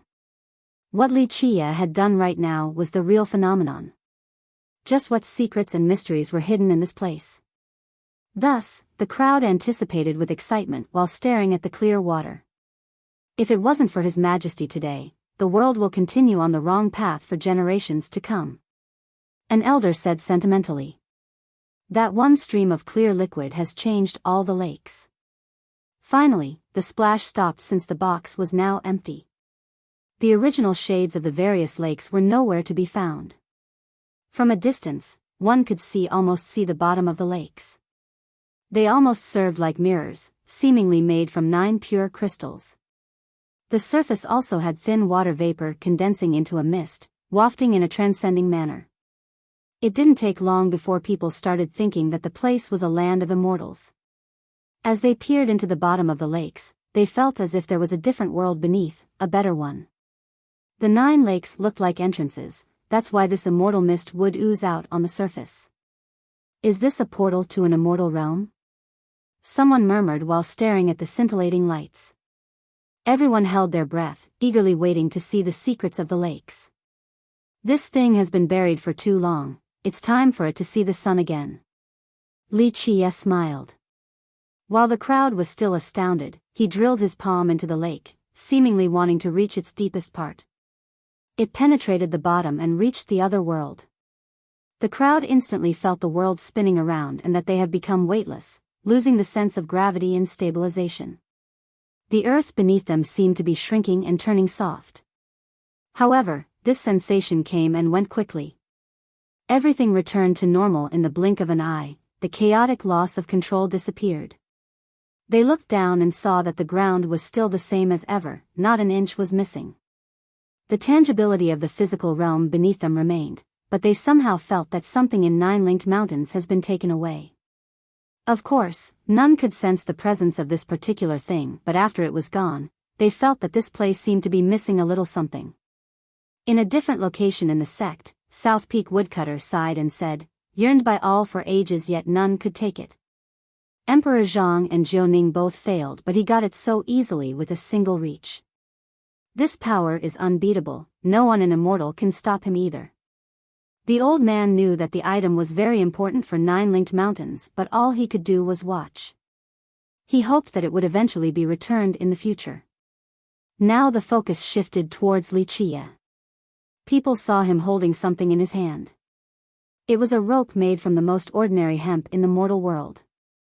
The entire thing looked old and red, but the red had shades of black, perhaps from being used countless times. It had 9 thumb-sized bells, seemingly made from old bronze.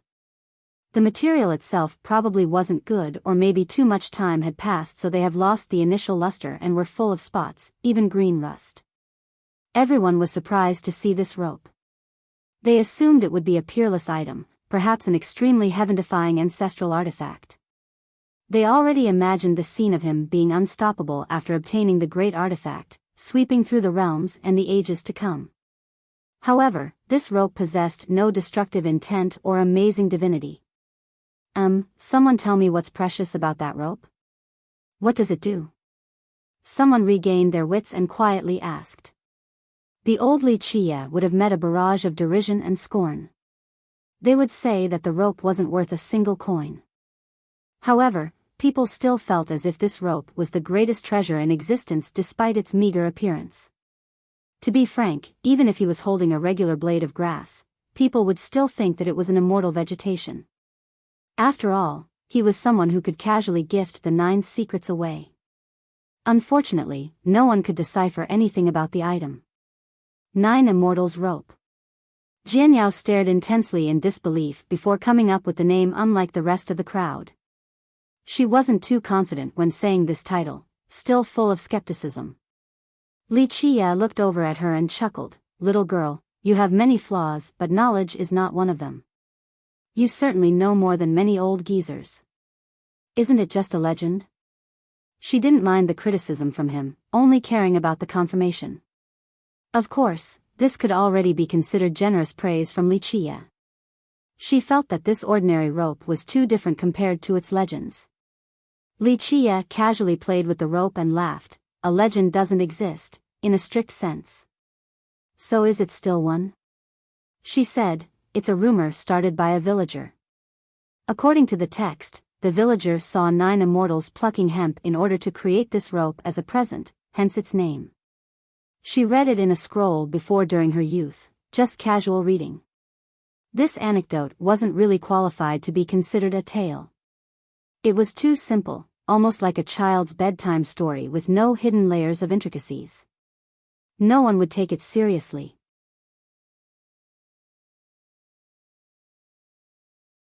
Chapter 25-20. The name of the rope wasn't familiar to the crowd at all.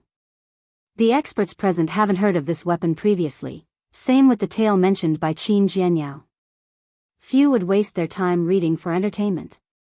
The sects would prefer that they spend their time training instead of idle reading. Thus, no one really believed the tale of immortals weaving the rope. Perhaps the villager only started this story to put their children to bed. Who would bother memorizing this boring story? Li Chia smiled after hearing the story. Who knows if the 9 mortals and the villager are real, but this rope certainly is. The world was just too arrogant and foolish, always confident in their own knowledge. Jianyao tilted her head and pondered. The villager, like Li Chia had said, the rope was real and the 9 immortals might not be, but what about the villager in the story?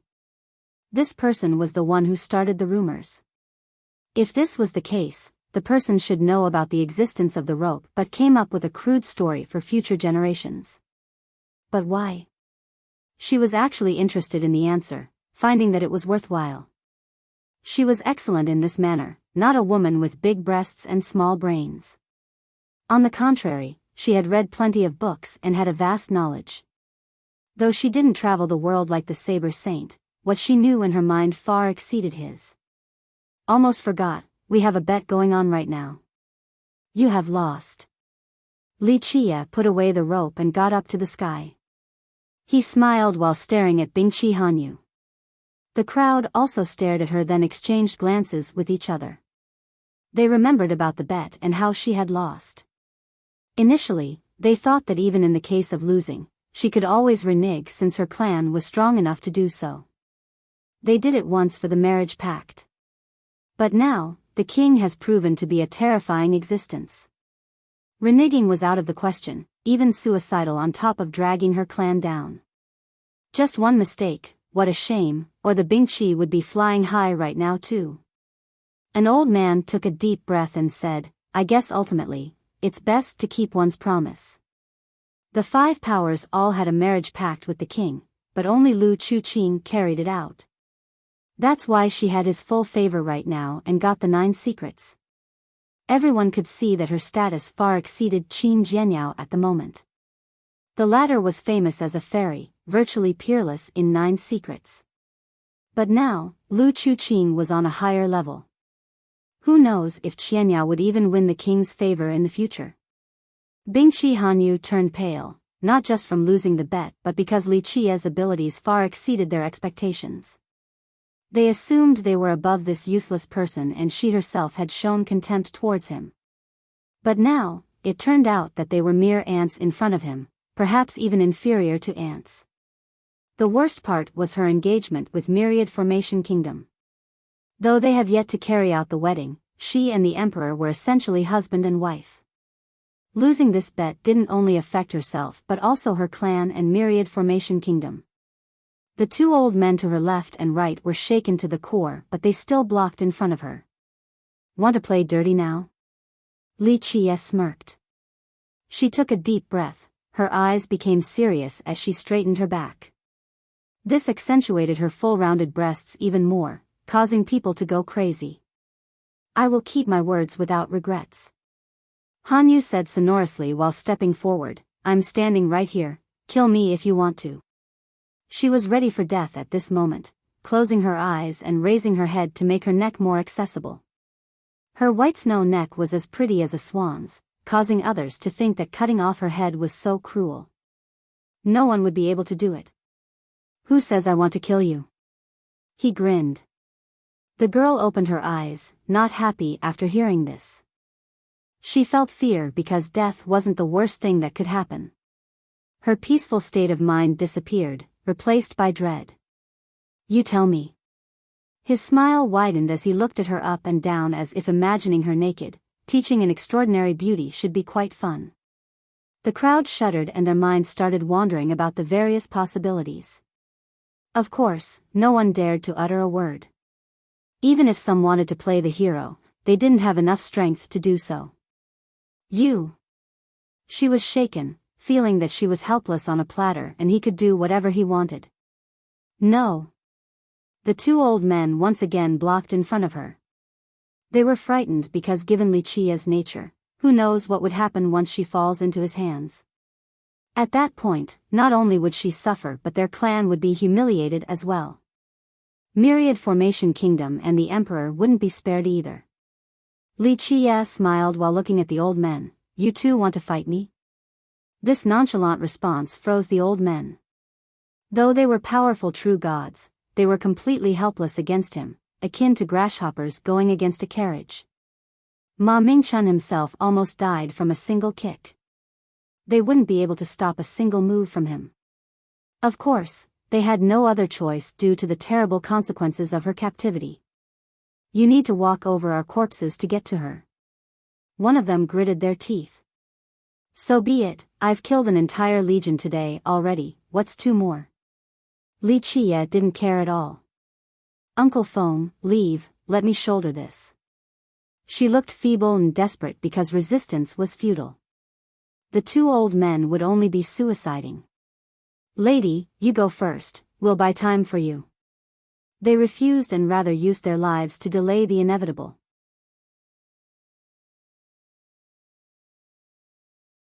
Chapter 25-21, Die. They rushed forward together, one with a saber while the other used an iron chain. Clank. The saber issued its hymn and came horizontally in the form of endless waves, wanting to drown Li Qia. Clank. The iron chain was thrown towards him with enough power to imprison a nebula. The entire area was instantly sealed. The two men chose to use their strongest attack, no longer giving a damn about anything else. If they were facing anyone else, perhaps this combo would be able to buy valuable time for Bingqi Hanyu to start running. Unfortunately, they were facing Li Qia, so their frightening combo looked insignificant. He didn't bat an eye and casually raised a finger. Boom! The long saber crumbled, the same with the iron chains. Poof! Poof! The two old men didn't have a chance to run and instantly turned to bloody mist scattering to the wind. The crowd still hasn't gotten used to his power. These old men were relatively famous in the Bingqi as experts, but they couldn't handle a single finger strike from him. Of course, they have expected this result. Nevertheless, expecting and actually witnessing were two different things. This still shocked them all the same. When he took down Ma Mingchen with one kick, they were also astonished. However, for the majority of the crowd, an eternal was too far above them. Strangely enough, it didn't have the same effect because they couldn't relate to the power level.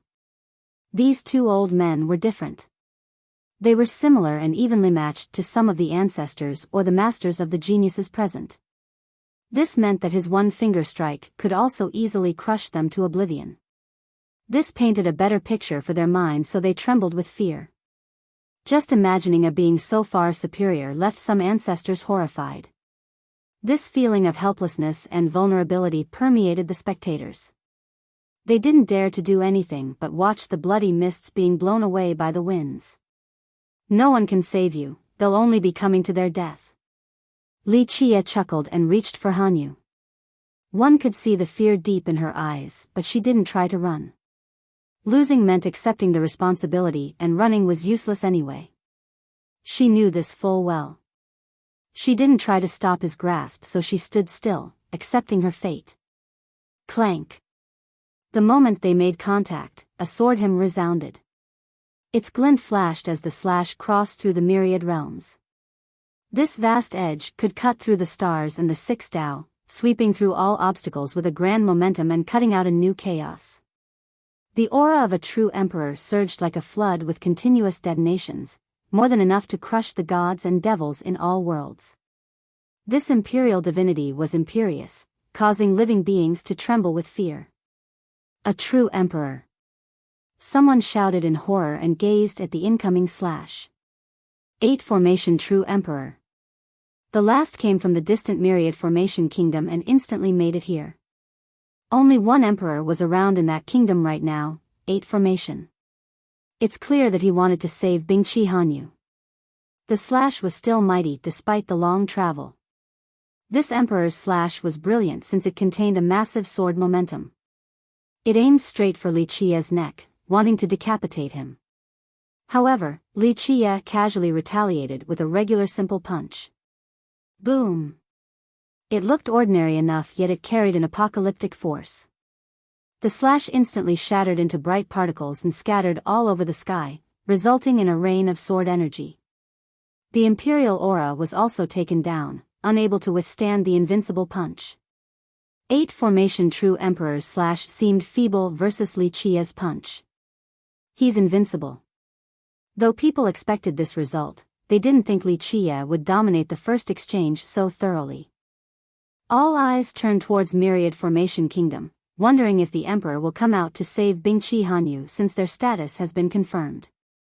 Looks like he does care about you. Unfortunately, nothing will come of it. Li Qiye smiled and gazed towards Myriad Formation Kingdom. I welcome all challenges. I'll be waiting at Great Desolate Mountain, come out and fight. With that, he turned and left, while the crowd shuddered from this declaration of war.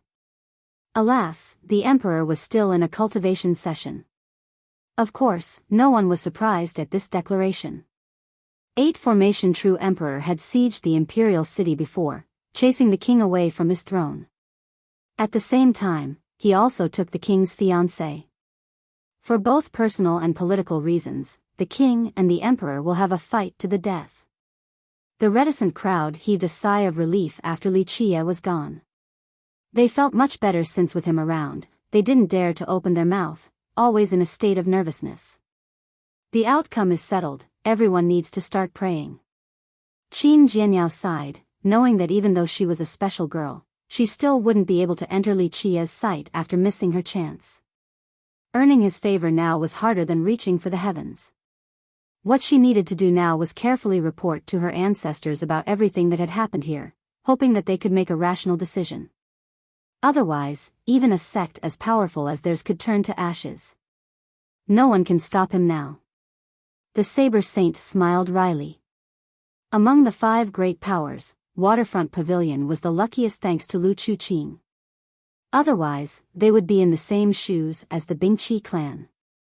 He shook his head and left. It was time for them to back off. They have earned Li Qiye's grace, so it was time to be smart. The anxious crowd didn't know what to do or where to go. There was a competition for the throne previously, but now, the king had soared to the sky. The entire system trembled before him, its inhabitants were at a complete loss.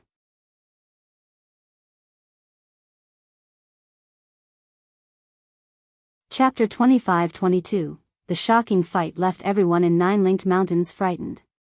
The useless king was actually a hidden master, easily killing an eternal like Ma Mingchen along with an entire legion. Those who have laughed at him before or the sects that have participated in the coup were nervous, thinking that payback was due. If the king cared for the past, so many heads would start rolling on the ground, numerous sects would face their doom.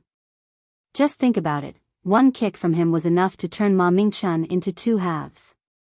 This terrifying existence could easily take down anyone. Because of this, people were scared out of their mind. Those who have offended him wanted nothing more than to prostrate and beg for mercy and forgiveness. Most remained quiet after the battle, not daring to comment on the king. Will 8 Formation True Emperor accept the challenge? Nevertheless, people still discussed in private quarters with their friends and seniors. This issue took contemplation. In the past, a unanimous answer would be given, that someone like 8 Formation wouldn't give a damn about the king. Accepting it was no problem. This was no longer the case. In fact, people didn't have much confidence in the emperor any longer. Well, he's still a true emperor, so he should come. A senior quietly said, albeit with uncertainty. But the king is too strong. The junior was afraid because the king's deeds have left behind a terrible shadow in his mind, perhaps for a lifetime. In the past, these youths worshipped 8 Formation True Emperor. They considered him to be a peerless genius, a great role model. That's why they also thought that the emperor made a perfect match with Bingqi Hanyu, a talented broom and a beautiful bride. Strangely enough, they didn't worship the king the same way. Instead of admiration, they felt nothing but fear for him, similar to Lucidity King. He had surpassed the level of admiration. Someone this terrifying only instilled trepidation into the crowd. He has to. An ancestor looked over at Myriad Kingdom formation and said, if he doesn't, he'll stagnate forever and won't become a majestic emperor. Why is that? A junior asked curiously. A heart devil. The ancestor explained, he'll forever be in the shadows of the king if he doesn't come. Yes. Another senior nodded. Princess Hanyu has been captured by the king, so the emperor has no excuses to not fight since they are married on paper. His Tao heart will be forever haunted by this mental devil. He won't be able to get past it if he doesn't come. I don't think the emperor can handle that horrifying king. The junior lowered his volume. Everyone stopped talking, so the atmosphere became heavy. Ultimately, the king wasn't as strong as Ma Mingchun. Even if his supreme ancestor came along, it wouldn't amount to anything. Well, we will just have to see how much of that formation the emperor has grasped. The ancestor pondered for a bit before replying, if he can exert its full power with the protection of his supreme ancestor, then there might be a chance. Otherwise, the probability of winning is negligible. Unfortunately, he has no choice but to come and fight. The youths who once admired the emperor shuddered after hearing this and didn't know how to feel. What if the emperor just surrenders to the king? Another youth had a bold thought. The seniors glanced at each other. One of them smiled wryly and shook his head. I'm afraid that's impossible. The emperor and the king are fire and water right now since the coup. Will the king forgive the emperor? No. Plus, a true emperor will not submit to an enemy. The ancestor explained. The junior sighed disappointed upon hearing this. Li Chia has brought Bingqi Hanyu back to his stone hall in Great Desolate Mountain. He threw her on the bed before sealing space. What do you want? The pale girl quickly retreated, but the area has been sealed, so she was stopped by the edge. Her black hair was a mess, same with her disorderly dress. A touch of white skin could be seen, only making the beauty even sexier and more seductive. Li Chia took a good look before smiling. You tell me, what is the fate of a lamb after being cornered by a wolf? She trembled with horror, but there was nowhere to run. I've lost, just kill me. Her voice was shaking. As the princess of the Bingqi, she has always been pampered as a golden daughter, getting whatever she wanted. Fear wasn't a familiar emotion until this very moment. She found herself to be completely insignificant. You said I could do whatever I wanted, and I certainly don't want to kill you. He smirked. Don't worry, I'm quite good at teaching women, you won't want to leave afterward. The girl's legs grew weak as she wished to be as far away from this place as possible. He looked like a devil in her eyes now, one that would bring her down the pits of darkness with no chance at redemption. No. The girl still wanted to run, but Li Chia immediately grabbed her, pushing her against the wall. It's impossible to run from me. He chuckled. Remember, a gambler needs to be prepared to pay the price. When you bet everything on the line, you should have been ready to become someone else's toy.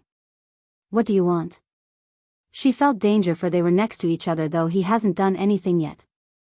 And he didn't need to do anything. Just his aura alone made her feel helpless, unable to move. She could feel his invasive breath now, losing her courage to resist this dangerous man. You tell me. His eyes fell on her plump breasts. She felt as if she was standing naked before him with no place to hide.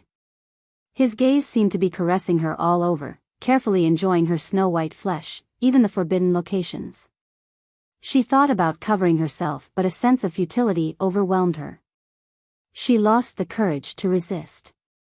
The only thing she could do was cry out, Don't do this. She knew what he wanted to do. An abyss of damnation awaited her. There was no coming back.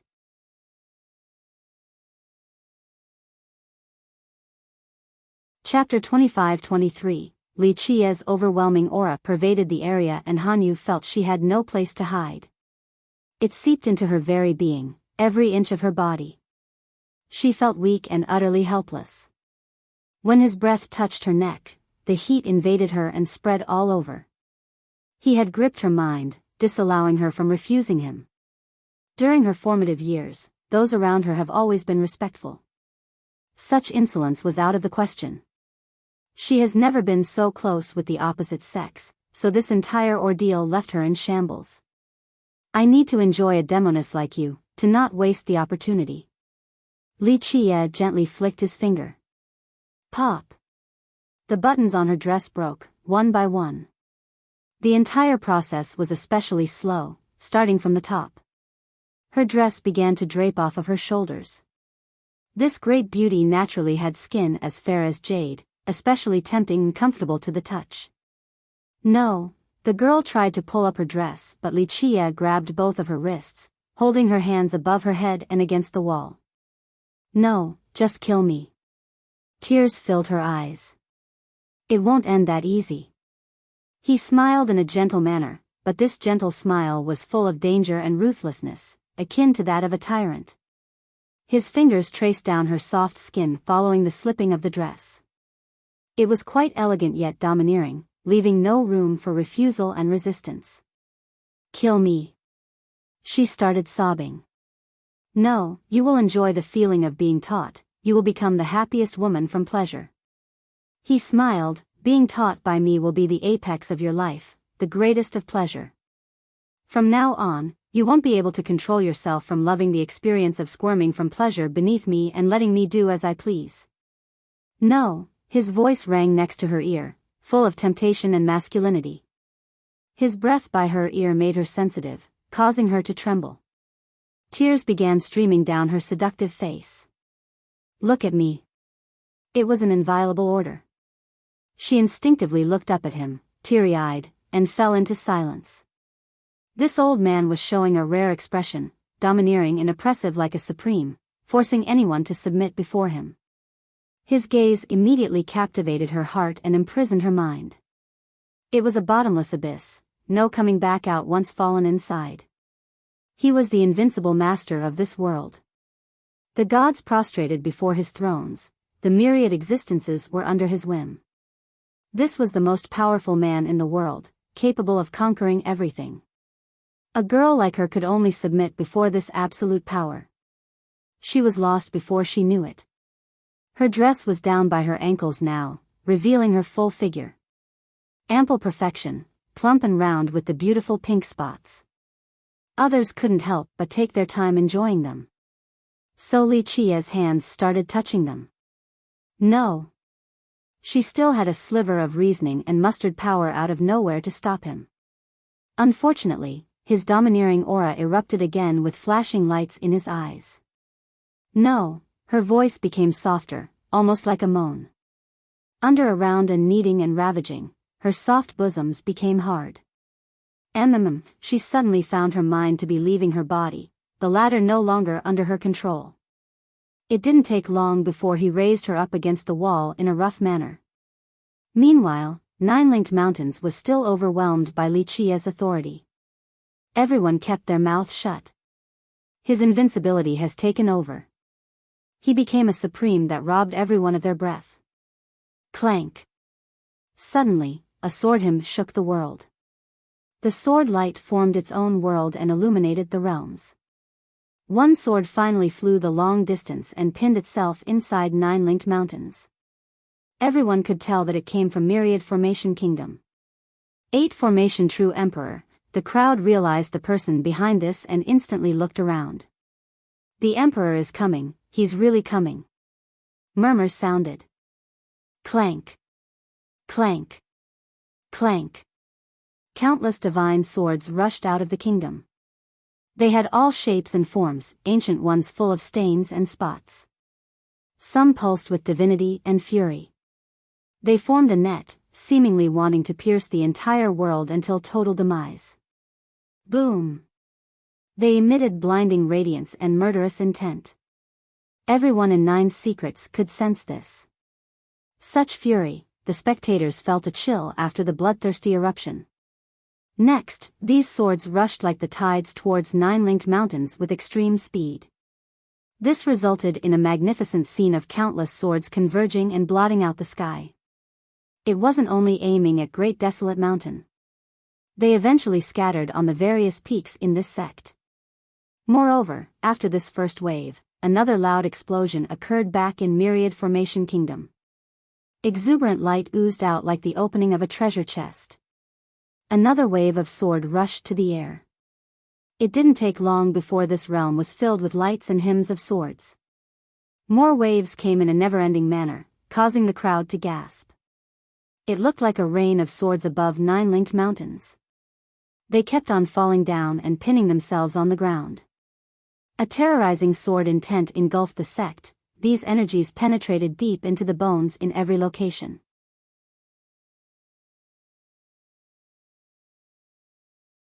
Chapter 25-24. The sword energies made Nine-linked mountains look like a world of blades.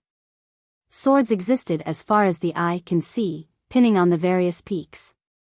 It wouldn't be an exaggeration to say that there was one sword in every step, the same with their frightening aura. The torrential atmosphere actually made the nearby cultivators' swords resonate as well. Some started shaking and wanting to leave their sheath without the permission of their masters. They wished to fuse into the world of swords and reach a state of harmonization. The inordinate number of swords naturally wowed the crowd. 8 Formation True Emperor is not messing around now, looks like he wishes to go to the very end, even if it means mutual destruction. One old expert murmured. Not just him, the entire kingdom has let caution go with the wind. An ancestor quietly remarked. Remember, Nine-linked mountains has never participated in the worldly struggles, but its power was unfathomable. Even Lucidity King needed to give this sect face.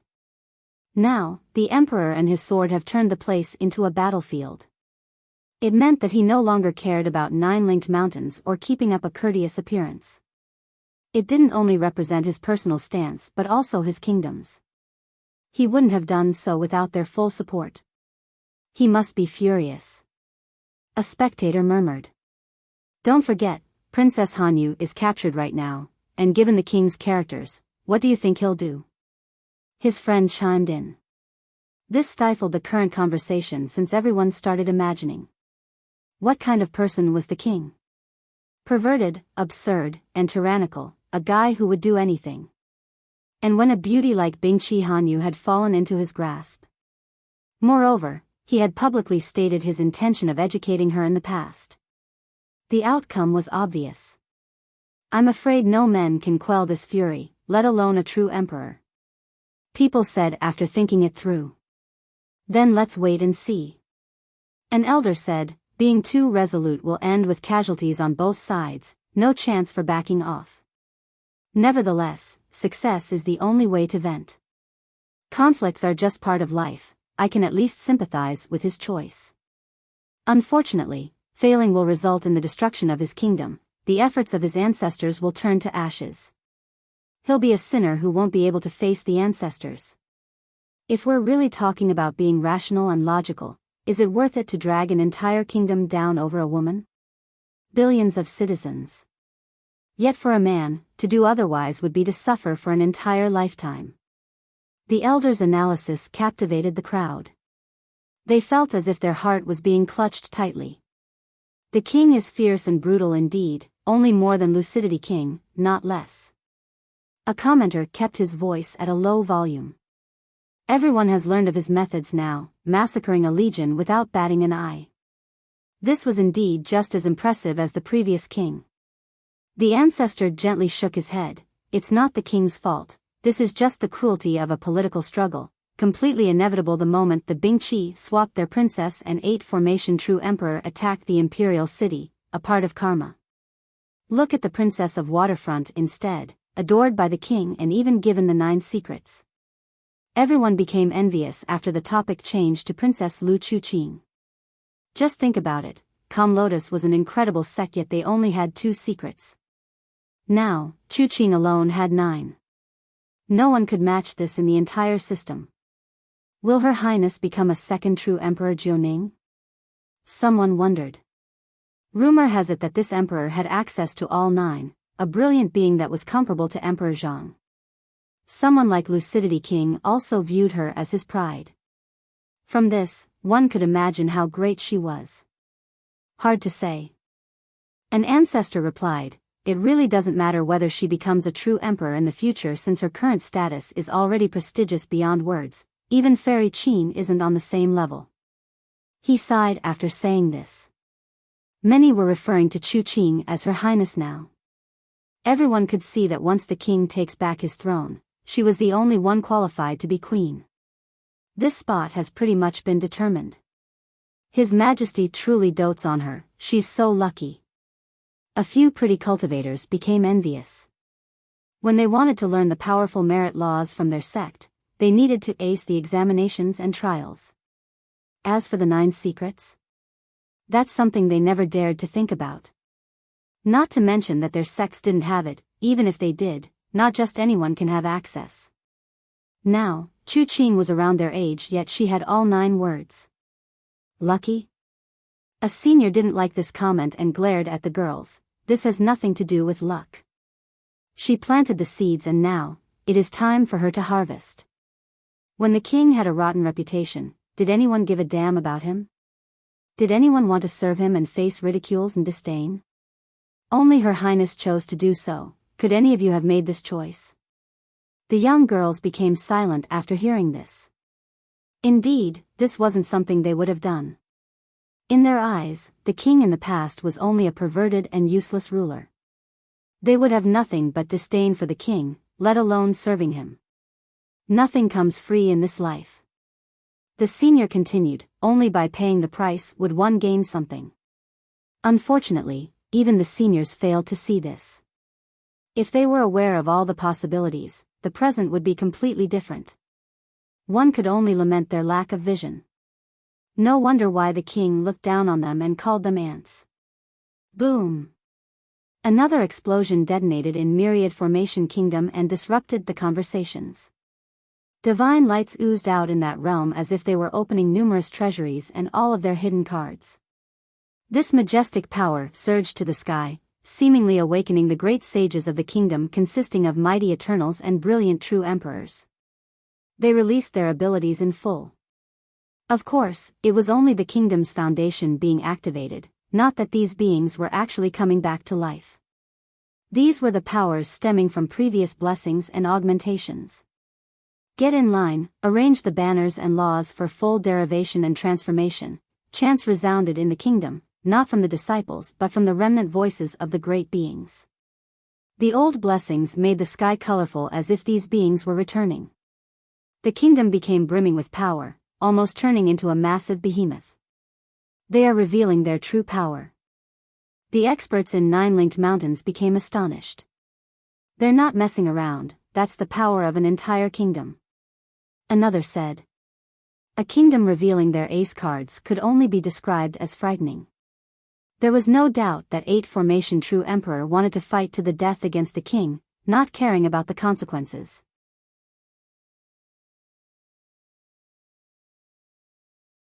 Chapter 25-25. The crowd was naturally moved by the impressive scene in Myriad Formation. Buzz. Clear outlines and divine halos emerged. They expanded through the realms and create bridges, making the kingdom look like a city of heavens. An immense aura took form, making everyone feel as if an ultimate power was gathering on this kingdom. In this blink of an eye, the grand Tao power of 9 secrets seemed to be under Myriad Formation's control. The kingdom became shrouded with mist and fog, turning into a scene of paradise. Their national formation, I can't believe they have activated it. An older expert became startled. Incredible, it'll give plenty of blessings for the emperor. All eyes were on Myriad Formation. Is this one of the 3 great formations? Another asked. Myriad Formation Kingdom was known to have 3 great formations created by their founding emperor. Rumor has it that they were shockingly powerful. Some said that their strongest formation was actually the kingdom itself. The entire land used to be a naturally formed formation. Later on, Myriad Formation True Emperor started the kingdom and only slightly augmented the land, turning it into a peerless formation. By using the momentum and geography of the land, people believed that once activated, this kingdom could borrow the strength of Nine's secret system. Because of this, some speculated that breaking this national formation would be exceedingly difficult. Their ancestors even proclaimed that no one could take their formation down. Supporting this national formation and the momentum of the land required massive resources. The kingdom would never do it outside of an existential crisis, so the crowd was quite surprised. Buzz. Wisps of light appeared all around Nine's secrets, starting from Myriad Formation Kingdom and spread to the rest. These bright runes seemed to be pulling the power of the system into Myriad Formation. This resulted in the kingdom becoming even more mighty with a terrifying aura. 8 Formation True Emperor isn't confident, so he needs to use his kingdom and borrow the power of the system. Everyone understood right away. This was meant to grant an insane boost to the emperor's own power so that he could be at the same level as Li Qie. Well, who can be confident going against the king right now? One ancestor said, not to mention 8 Formation True Emperor, even Lucidity King might need to think twice. Everyone let out an awkward smile since they have seen Li Qie's abilities, allowing him to treat Eternals like insects. Doesn't the Emperor understand the immortal slaying ancient formation? I thought this formation is heaven-defying. A youth said. Prior to this, people have been singing praises of this formation, so the youths felt nothing but respect and awe towards it. That's in the past, but it's not enough right now. No one expected for the king to be such a monster. An older master smiled wryly. Everyone thought that once the emperor had control of this formation, no one in the younger generation would be his match. Even older Eternals would feel some qualms going against it. This would stabilize the emperor's reign. But the king shattered everyone's confidence.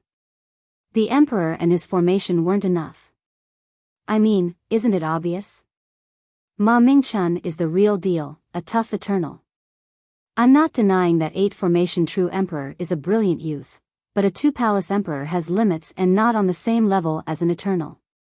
Even with his formation, he'll only be able to fight against an Eternal at best, one that isn't as strong as Ma Mingchen. So, how is he going to fight against the king? The ancestor paused and looked towards Myriad Formation Kingdom. In order to have a real match, the emperor needs to use the resources and foundation of his kingdom to borrow the power of the system that will give him a sliver of hope. Anything less is a suicidal endeavor. The reversal of roles left everyone speechless. It wasn't long ago that everyone thought of the emperor as an incredible genius. But now, the king has become an unsurpassable and oppressive mountain. Even the emperor paled in comparison. How exciting! A leisure voice interrupted the anticipating spectators. People looked back and saw Li Qie coming out of his stone hall. He stood on top of his peak to look at Myriad Formation Kingdom. Lu Chuqing and Bingqi Hanyu followed behind him. Hanyu looked quite obedient with spring in her face. The already beautiful woman became even more seductive and tender. The crowd glanced at each other. Despite not knowing what had happened, they still had a pretty good guess. Some sighed and lamented, sympathizing with the emperor for being so furious. He probably had a good guess too. His Majesty is coming. A whisper sounded. The experts in 9-linked mountains got on their knees without needing to be reminded, aware that just a single thought of the king could make their heads roll on the ground. Okay, just watch the show, no need to be so serious. Do as you please. Li Qie waved his sleeve. The crowd heaved a sigh of relief and stood up. Some felt all kinds of emotions, but there was nothing they could do about it. Bingqi Hanyu and Chuqing took out a chair and table, then began to serve him. Hanyu, who was arrogant and spoiled, looked just like a maid now. A bit interesting. He sat down on his chair and smiled, his eyes glancing at the kingdom. Hanyu also looked over only to sigh softly. She looked away and remained quiet. Boom! An explosion caused the kingdom to shake. A being emerged inside the boundless radiance, looking just like a dominating god with a surging imperial aura. 8 Formation True Emperor. The crowd whispered his title. Some then stole glimpses at Li Qie. This emperor was the one who chased Li Qie from his throne, turning him into a fleeing dog without a master. But now, the king showed his invincibility. Even the untouchable emperor needed to act with full caution. Rumble. Beams of light began shooting at the emperor. The power of both the national formation and the system poured into his very being. He resonated with the Grand Tao and initiated numerous Tao laws. Each law was as big as a waterfall pushing down on the firmaments.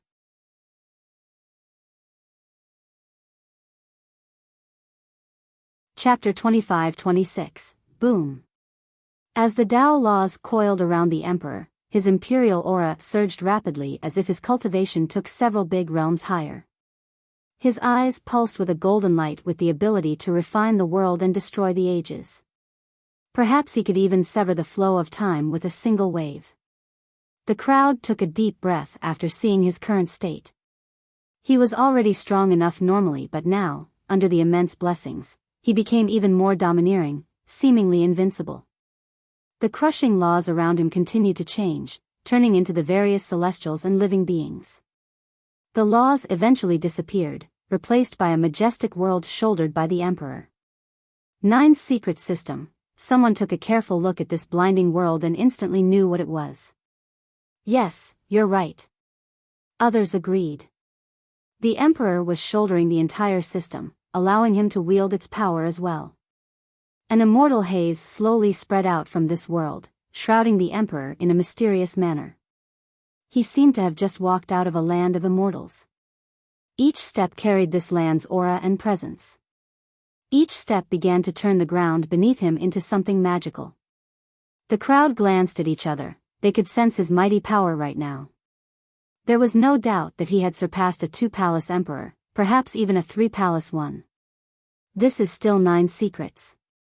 He grew up in this land and searched for its mysteries. That's why he has the home court advantage, not surprising at all. An ancestor elaborated. All cultivators had home court advantage outside of those without a system. Of course, they were too weak to matter. As for 2 cultivators on the same level, having the home court advantage meant absolutely dominating the enemy. Moreover, the stronger one's cultivation, the more apparent this advantage became. Needless to say about a true emperor, one would have massive advantages within his system, even more so when compared to an eternal from the same system.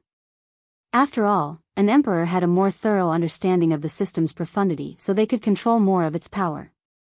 This was another difference between a true emperor and a true god. 8 Formation True Emperor was born with impeccable talents and had started learning about 9 Secret System and its laws since youth. He was close to the Tao land here, especially inside his own kingdom, able to gather its power at whim. People glanced over at Li Qie, wondering about his advantages since no one has seen him at full force. How does it compare to his majesty? The excited youths wondered since 8 Formation True Emperor was impressing them after seeing his unmatched form. After all, he has been their role model in 9 secrets for a long period. Deep down in their heart, they still hoped that he would be strong enough for a successful counter. On the other hand, many didn't want to approve of Li Qie. The guy appeared overnight and became the king. Plus, he had a terrible reputation, whether true or not, so they naturally were prejudiced against him. That's why some of the crowd craved for 8 Formation True Emperor's victory. Of course, they kept it inside because if a tyrant like Li Qie were to find out, he might decapitate them. Maybe there's a chance. Some younger friends commented. However, unlike the optimistic youths, the older cultivators had a solemn expression since they have seen Li Qie in action before. The guy was simply unfathomable and brutal. His power level remained unknown. In fact, some believed that he was definitely stronger than the late king, Lucidity. If that's the case, not to mention 8 Formation True Emperor, the entire system would be trembling beneath his reign. No one was spared from anxiety during this period. The 5 great powers and the rest, even the 5 supreme ancestors, they all listened to him and obeyed all of his orders. Oh. How frightening would it be if the king was actually stronger than lucidity? No one in the system would be able to oppose him then. Clank. The emperor continued on his path. The swords resonated with each step. Divine swords appeared with unique markings and totems. One had a roaring true dragon, another had a soaring phoenix, one more had howling heavenly dog. These visual phenomena painted the opening of a primal world. These divine and ferocious beasts accompanied the emperor. With his slight movements, the swords also flew across the sky. It looked like he was riding a sea of swords across the realms, quite a magnificent scene. The first-time viewers were in awe. This is how a true emperor travel. Each step of his encompassed a great distance. Though the kingdom was extremely far from nine-linked, it was no problem for him. He's almost there. Someone murmured as the emperor got closer to the mountains.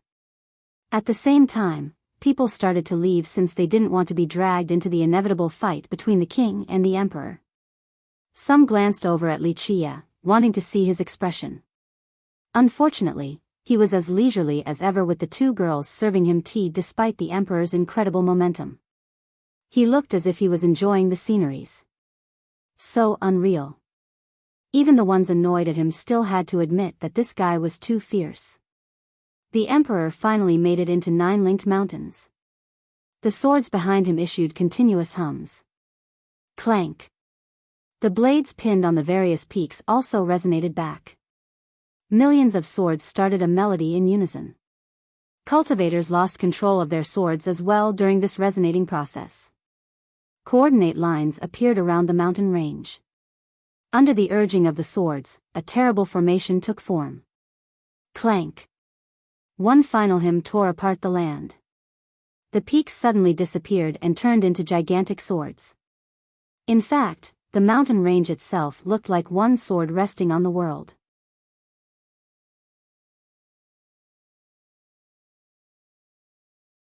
Chapter 25-27. Everything became hazy since the mountain range was engulfed by a great sword formation, full of sharp intents. Just one sword wave emanating from this formation could eradicate the stars, making them dissipate like specks of dust. A biting aura permeated as if anything inside the sword formation would instantly be rendered into mists of blood. Nothing would be left behind.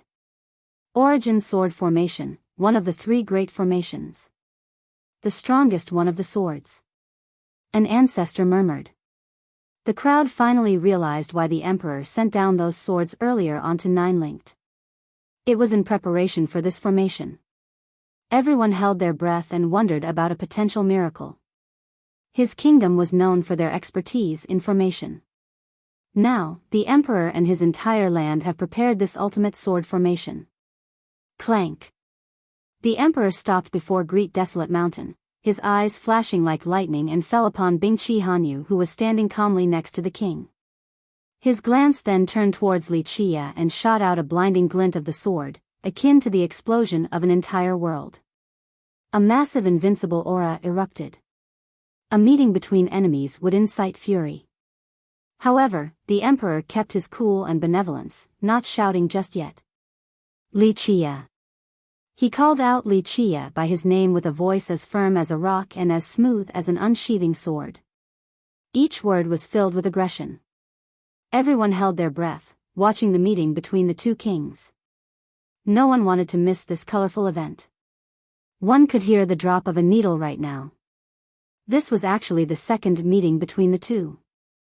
The first one was when 8 Formation True Emperor led the 6 legions to siege the imperial city. At that point, the king was considered to be useless and weak. The outcome of that event was too obvious. The abandoned king was chased out of his throne. 8 Formation True Emperor became even more famous after the fact and seemed to be on the verge of replacing the king. This was no longer the case. The king turned out to be untouchable. Everyone seemed insignificant before him. Even the emperor needed to prepare meticulously before this meeting. The worst part of all was that his fiancée has fallen into the king's grasp. Li Qia didn't mind the rude address and put down his teacup. He yawned, that was a long preparation, how boring. The crowd froze in response. The emperor had numerous blessings and looked to be invincible right now, yet the king still didn't give a damn, clearly not taking the emperor serious at all. This only made the crowd think about his immense power. That's the only way he could be so relaxed right now. The emperor had a serious expression. He coldly uttered, "I'm here to take away Princess Hanyu." With that, his eyes shot out enough radiance to lacerate the world. He clearly showed his determination with this attitude. Commendable courage. Li Qie still seemed disinterested and waved his sleeve. "Well, before we even get into whether you're strong enough to take her away, let's ask her if she wants to leave with you first." The spectating youths felt indignation for the emperor since the king was showing nothing but contempt and disrespect. The emperor turned towards Hanyu, his eyes became gentler. "Princess, will you leave with me?" He said in a gentlemanly manner, his action temperament befitted his status as a true emperor. She sighed and shook her head, "Young noble Tianji. This is all my fault, so I should be the one to end this. Your future is bright, drop the animosity and leave this place. The vast world is for you to explore." Her soft words carried good intentions since she knew full well that no one could take on Li Qie. Only death awaited his foes. Resistance was futile, so she chose to submit. This answer heralded confusion. The crowd started to clamor and glanced at each other. Everyone knew that Princess Hanyu in 8 Formation True Emperor was a match made in heaven, perfect for each other, perfect in the eyes of the spectators.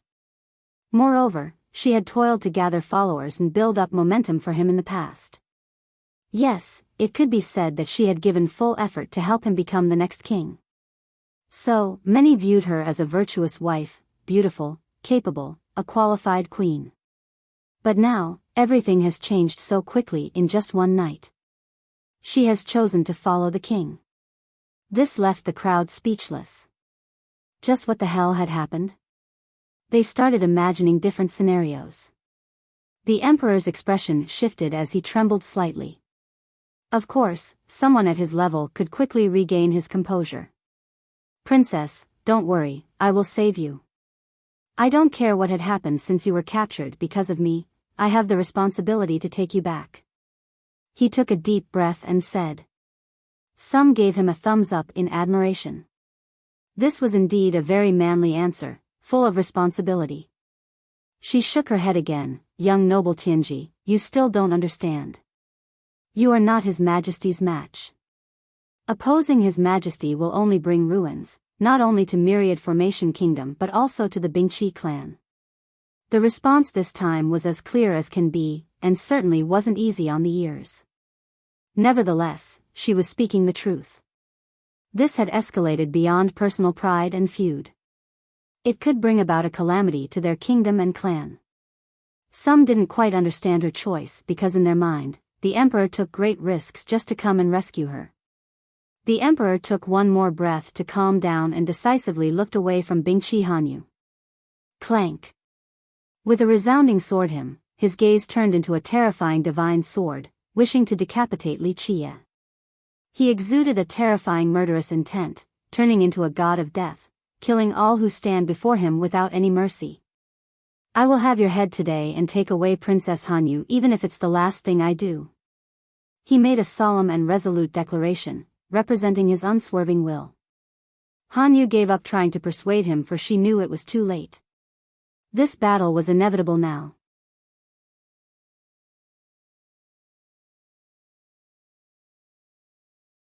Chapter 25-28, The official challenge only needed Li Qie's confirmation now.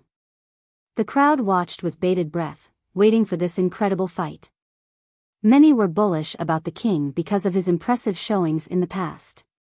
The emperor was certainly strong and peerless in the young generation, especially in his current state. This was enough to fight an eternal, but people weren't optimistic about his chances, not after seeing what happened to Ma Mingchen. The emperor might be strong with his newfound power but still shouldn't be at the same level as the king. "A fight it is," Li Qie lazily said, "but 1 second, this godforsaken place is so cold, someone as delicate as me can't handle it." Look at how my legs are shaking, almost losing feeling in them and can't stand up. Just wait a bit. The crowd smiled wryly after hearing this. This person could take down Eternals like eating a meal, yet he couldn't handle this temperature? Who would believe this crap? I'll warm them up, Your Majesty. Han Yu said softly. When someone seductive like her acted in this gentle manner, the effect became several magnitudes greater. She prepared a hot basin and kneeled down before him, taking off his shoes and carefully washing his feet in a meticulous manner, akin to a maid serving her master. That's good. He lazily leaned back to enjoy her service. The speechless spectators felt as if their heart was being squeezed. Han Yu, the successor and princess of the Bingqi, numerous people wanted to court her, but they weren't qualified due to her prestigious status and beauty. The young ones viewed her as a goddess, feeling inadequate in her presence.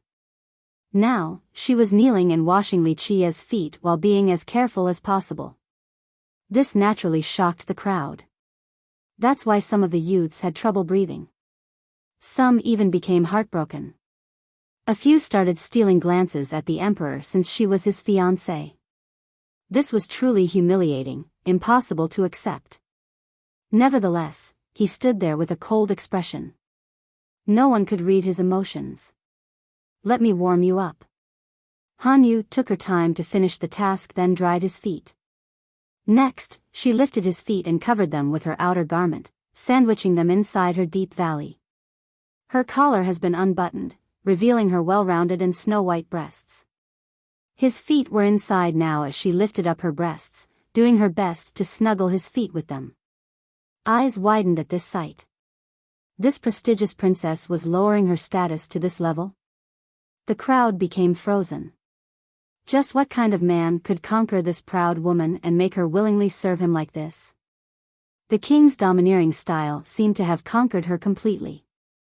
The crowd shuddered after realizing this.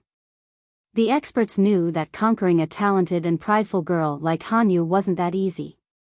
One needed true charisma and matchless strength in order to win her heart until she was willing to do anything. As a princess, the men she has met were all prestigious prodigies and powerful characters.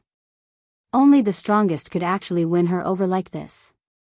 The emperor's expression became ugly after seeing this, but he quickly restrained his anger. Your Majesty, do you feel warm now? Her eyes rippled like the autumn waves, glistening in a dazzling manner. This combined with her seductive smile made people hot and bothered, wanting to do nothing other than ravaging her. They salivated at this romantic act, becoming quite envious. Unfortunately, Li Qia was the only character qualified to enjoy this. Much better, I can actually do things now. He lazily said. She attentively put his shoes on while the crowd fantasized about how soft they must have been. Unfortunately, fantasizing was the only thing they could do. All right, feeling pretty good today. Li Qia stood up after she got on his shoes and started stretching. She then patted his shoulders and grabbed his hand, placing it on her chest. She said softly, I pray for your success. Of course I will be unbeatable and triumphant. Li Qia laughed and boisterously declared. She turned red and hot, thinking about his ferocity and prior roughness.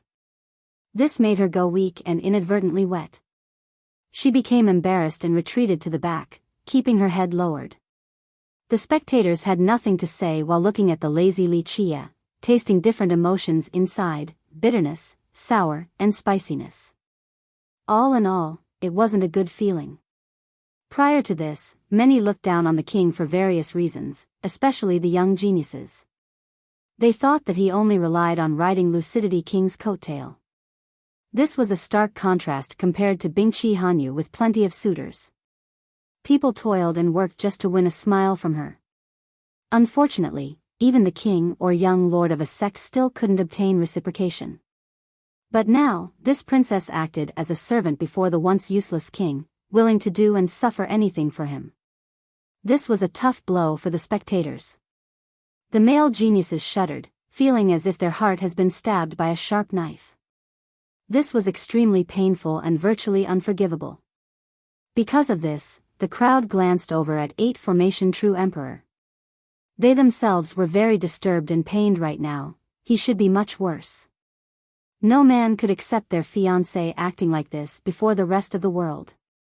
Alright, how do you want to do this? Li Qiye floated to the sky and still looked as disinterested as ever.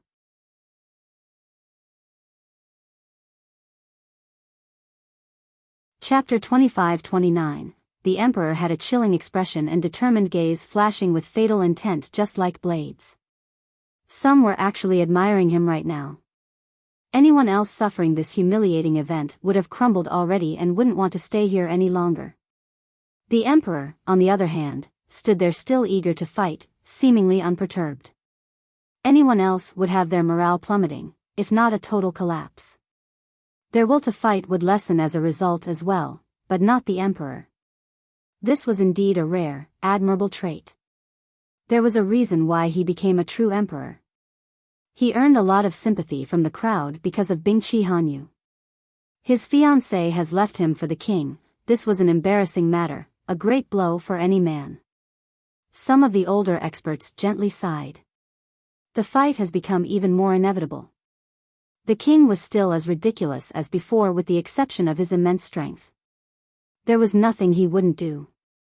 They realized that opposing a tyrant like this was the same as becoming enemies with a devil. The guy could always stomp on the opponent's pride, letting them taste a fate worse than death. They felt that it might have been better if Lucidity King was still in charge. At the very least, the guy was only imperious and dictatorial. On the other hand, the new king was unpredictable and potentially licentious as well. People started missing Lucidity King for his good qualities. The Emperor stared straight at Li Qiye and declared, "We'll go to the death today. One of us will go down." Li Qiye shook his head. "No, the only one dying is you, and this has been decided the moment you tried to reach for the throne. You should be thanking the wind geyser from God's steppe. If it wasn't for him, I'm sure the imperial city would have turned into a bloodbath. Corpses would pile up higher than the walls." Unfortunately, the geyser decided to do a good deed for karma. The crowd finally caught on. Back on that day, the king was all alone, so everyone thought he wanted to die with his kingdom. No one expected that a rescuer would come and take him away from the crutch of 8 formation true emperor. It turned out that this person was Wind God, one of the 5 supreme ancestors. Nevertheless, they shuddered at this point, knowing that the king was ready for a massacre, killing all of the invaders. They could indeed imagine the scene of blood and bones filling up the imperial palace. The sanguine stench seemed to be lingering by the tip of the nose. Plus, they knew that he wasn't just bragging. The entire system could have changed in one day if it wasn't for Wind God. The 6 legions, the Bingqi, and myriad formation kingdom could have been wiped out. We'll see about that. The emperor wasn't afraid. Very well, people don't give up until the very end when it is too late for regrets. Li Qiye casually smiled and waved his hand. "Go first so that you can at least have a chance to struggle." The emperor's eyes lit up like the explosions of the stars in a frightening manner. "Fine, to the death!" the emperor shouted. Clank! Clank! It seemed as if countless swords have left their sheath and surged to the sky of 9-linked mountains. Buzz! A boundless sword domain initiated where the Tao of the sword reigned supreme. In this domain, swords were the rulers, but the emperor was the ruler of the swords. Because of this, the emperor became the ultimate and only existence. Wait, there was another being in this domain, Li Qiye. At the tallest location of this domain was a stately entrance with a flashing source. The emperor was standing at the end of this realm, above all else, and wielding this source. Origin sword formation, the strongest sword formation of his kingdom. Someone murmured. It came from myriad formation true emperor. Rumor has it that it had taken down another emperor before with its peerless power.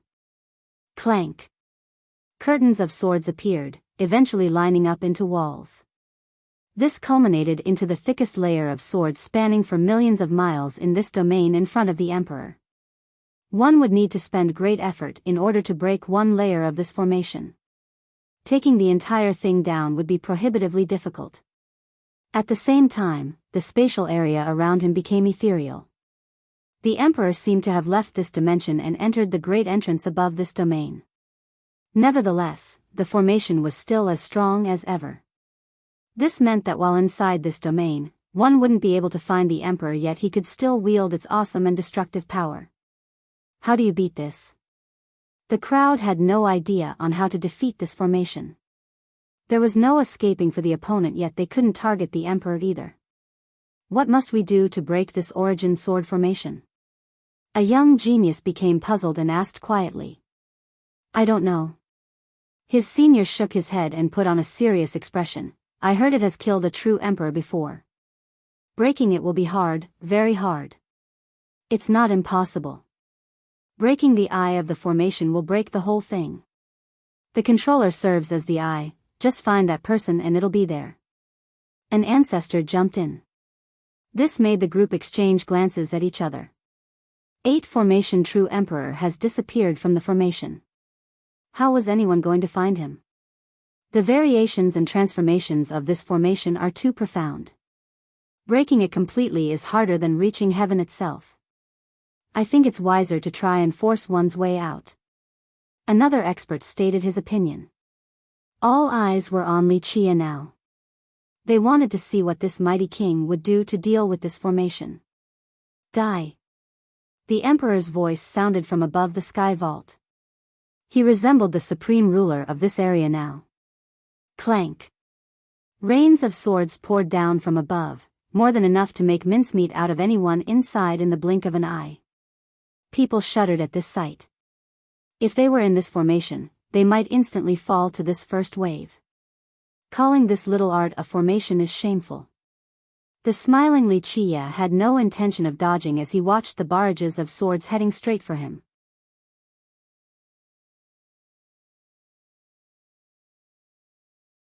Chapter 25-30. Wuxia stood there calmly against the torrential downpour of swords, treating it like a drizzle.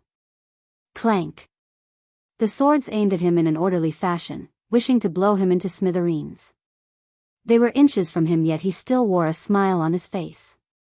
In this split second, he gently shot out something. The world quaked and space became crushed along with all of the swords. They seemed fragile and collapsed into specks of dust, resulting in a rain of golden powders. One could hear their falling clatters. So strong. The crowd gasped at the dominating sight. He destroyed countless swords with such ease.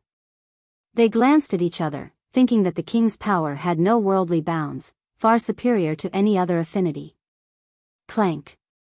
A gigantic sword materialized within the domain. The mountain range also lit up with bright rays from every peak. These sword energies exuded a divine presence and immense force.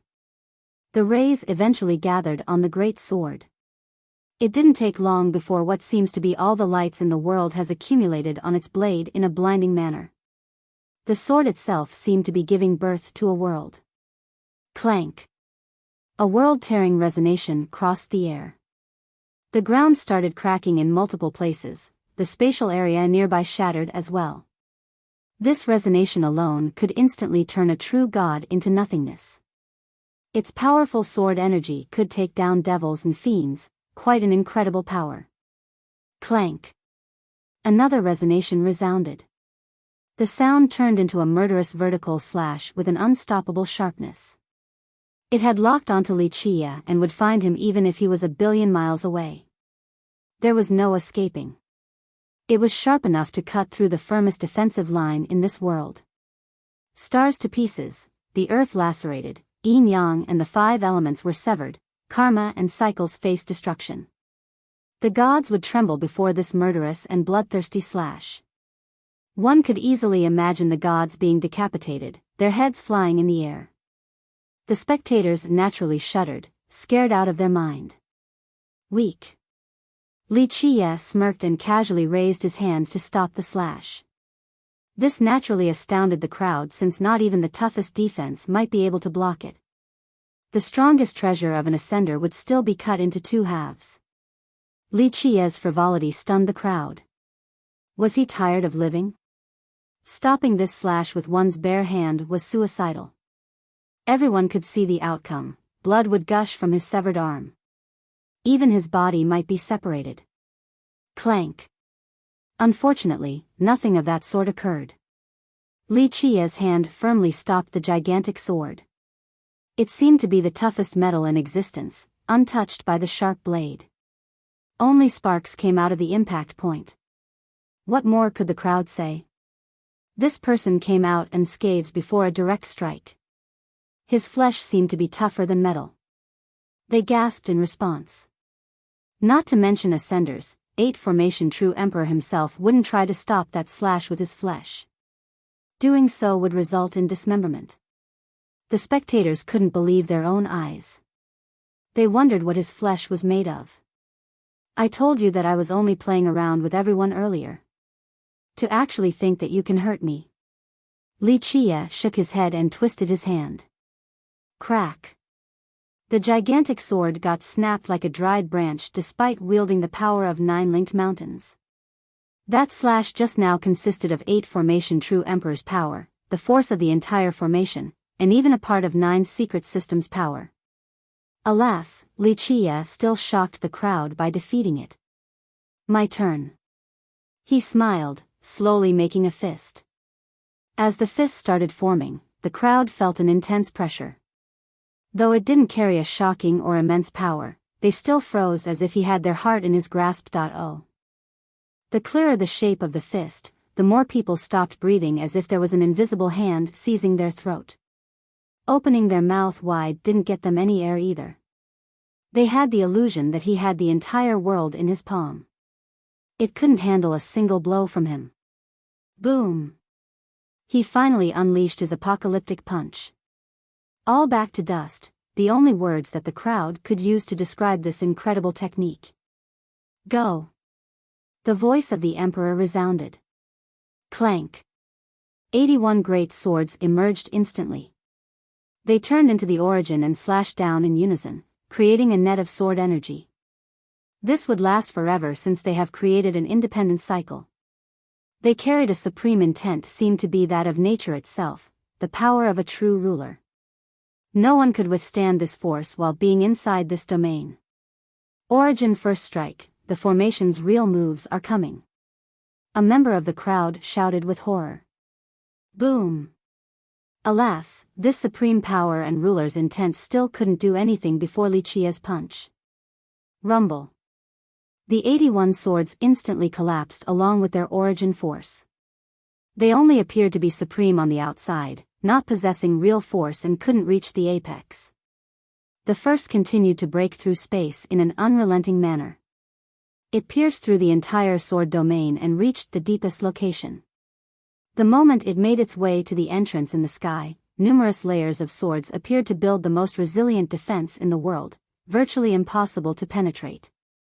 Unfortunately again, Li Qia's punch easily pierced through the multiple layers. They all shattered into golden powders and started scattering to the ground. This scene naturally shocked the crowd to the core.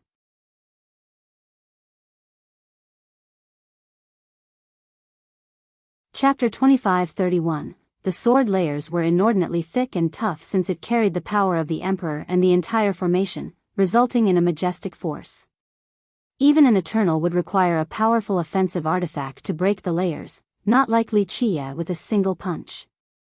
The most terrifying part was that it continued to move on, seemingly unstoppable. Boom! There was no place to hide before its might. The hidden entrance was forced out in the open and destroyed. The entire sword domain crumbled, replaced by a black hole. The world seemed to have been torn asunder by this casual punch. Bam! 8 Formation True Emperor also came out, stunned. He immediately took out 3 swords to stop the punch. The resulting impact shook the world. So many people got dizzy and started seeing stars, nearly falling to the ground. Ugh! The 3 swords managed to stop the onslaught, but the Emperor still vomited blood and staggered several steps backward. His energy started running amok inside. No one expected this development. People knew that the king would be able to break the formation. It was just a question of how. Who would have thought that only one punch was necessary? No one did because they deemed it to be impossible. Remember, this formation had killed a true emperor before. Moreover, it was performed by 8 formation true emperor on top of using the resources of myriad formation kingdom. Its power was simply unimaginable. That fist destroyed the entire domain and the entire formation itself. People suddenly thought that not only the physical realm but even the temporal river could be destroyed. That's why they stood there, slack-jawed, and unable to calm down. They realized once again just how much they have underestimated the king's terrifying strength. Immortal slaying 3 swords. Someone interrupted the moment of confusion after seeing the emperor's swords. The crowd once again turned to look at the 3 ancient swords that have managed to stop the punch earlier. They were archaic and made from unknown materials that resemble a mix of jade and bronze in appearance, full of spots. They seemed to be stained with dried blood from an unknown age. The blood still emitted a terrible aura as if it belonged to an invincible being, a true immortal. People shuddered after feeling the blood's murderous intent. It still had such a terrible presence after so many years. Maybe these swords have indeed killed an immortal. But then again, that couldn't be possible because no one in the world has seen an immortal. This only showed that a frightening existence had fallen to these swords. They can form the immortal slaying ancient formation. An old expert murmured. Of course, some salivated while staring at the swords because of the formation's famous abilities. Wielding them meant wielding the formation. So many people coveted these amazing treasures. They also noticed the blood on the lips of the emperor. Li Qie nearly killed the emperor under his empowered state too. If it wasn't for the 3 swords, maybe the emperor would be a puddle of blood right now. Li Qie smiled after seeing them. Those swords are not bad. I want them. The world became quiet. This casual statement seemed to have determined the fate of the swords. Though the emperor was holding them, people felt as if they have already belonged to Li Qie. All right, hurry, I want to see how strong the formation will be under your control. Li Qie smiled leisurely, not caring about the ancient formation as if everything was under his control. The emperor had an unsightly expression. It didn't feel good being looked down in this manner. He was a true emperor empowered by his kingdom on top of possessing these 3 swords. No one in Imperial dared to look down on him right now, let alone a youth. Alas, Li Qie didn't give a damn, so he became infuriated. He restrained his anger and focused his gaze. From his eyes came a massive formation. The world became engulfed in the Tao of the sword. Everything turned into a supreme formation. The world was a formation and he was the world. Everyone could sense this transformation since he started exuding the orders of an array, seemingly fusing with heaven and earth to drive the profound formation. You do understand the trinity of formations, indeed qualified to be a true emperor. Unfortunately, too impatient and not enough polishing, inferior to that brat Waterwatch in this regard. Li Qie nodded and judged the emperor. No one knew what to say, unable to determine the amount of sarcasm in it. To the death. The emperor ignored the comment and stepped forward. His voice was full of confidence and bloodthirst. Everyone could see that the emperor was putting his life on the line. They took a deep breath, feeling a bit of admiration for the emperor. At this point, everyone could see that the king was invincible, more than enough to make everyone drown in despair. The emperor could be 10 times stronger and he still wouldn't be a match. Moreover, his fiancée was completely conquered by the king. This was unbearable for any man. In spite of it all, he still managed to maintain a mental state fit for battle. They also sympathized with his reckless idea because living was meaningless. Even if he could escape from the king and keep his life, he would forever be living under the king's shadow. The devil of the heart would devour the remainder of his life. He would be suffering in humiliation. Thus, instead of living like a coward, going out with a bang was much more heroic. At the very least, he would still be known as someone who had competed with the king before. People would sing songs about him. All right, you may choose how to depart from this world. Go all out now and don't disappoint me. After preparing this so-called supreme formation for so long, it would be too boring if it can't handle a single blow. Li Chia chuckled and said, staying true to his perpetual domineering style. The crowd has come to expect this behavior from him, no longer finding it arrogant and annoying.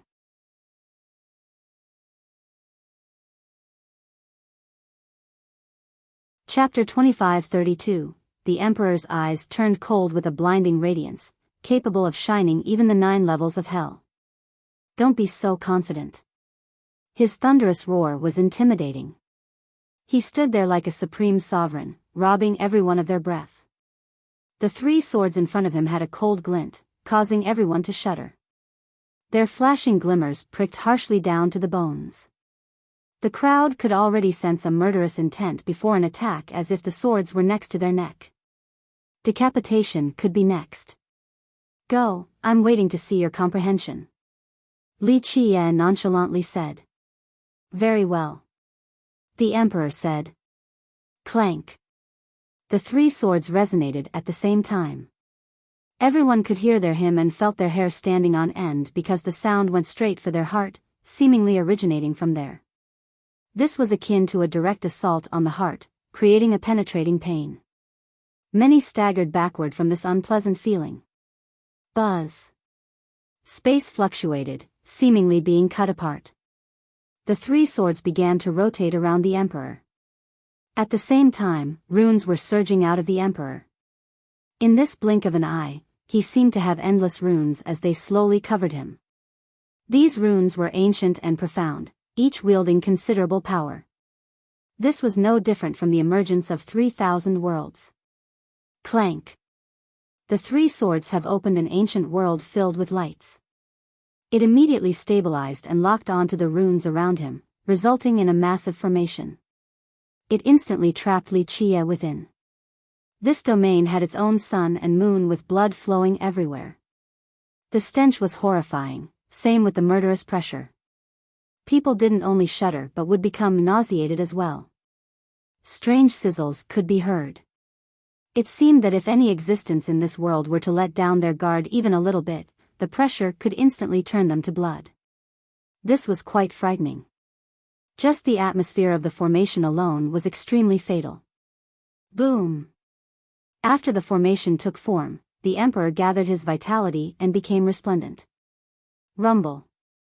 Myriad Formation Kingdom in the distant also exuded blinding lights.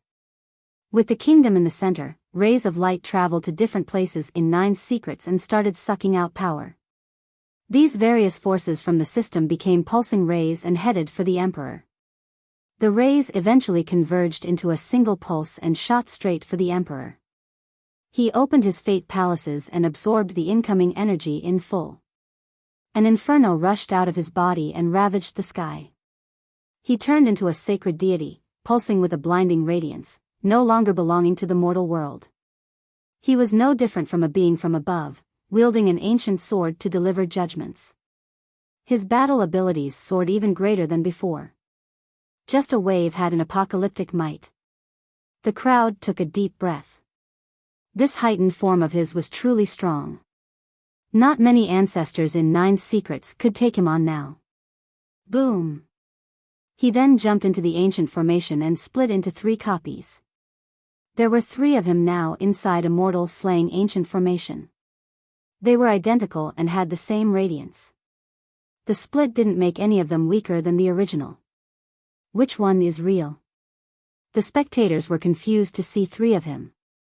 They opened their heavenly gaze and tried to spot the real one. Unfortunately, they were disappointed to find that regardless of how careful they looked, they still couldn't notice anything. It's impossible to tell. Even the ancestors shook their head. Copies can't be this strong. Another murmured. Cultivators could create avatars and copies after reaching a certain level, but they were far inferior to the real body. Some copy didn't even possess 20% strength of the original. One ancestor stared seriously at the formation. The Emperor has entered a special state in this formation. Even his copies are just as strong as the original.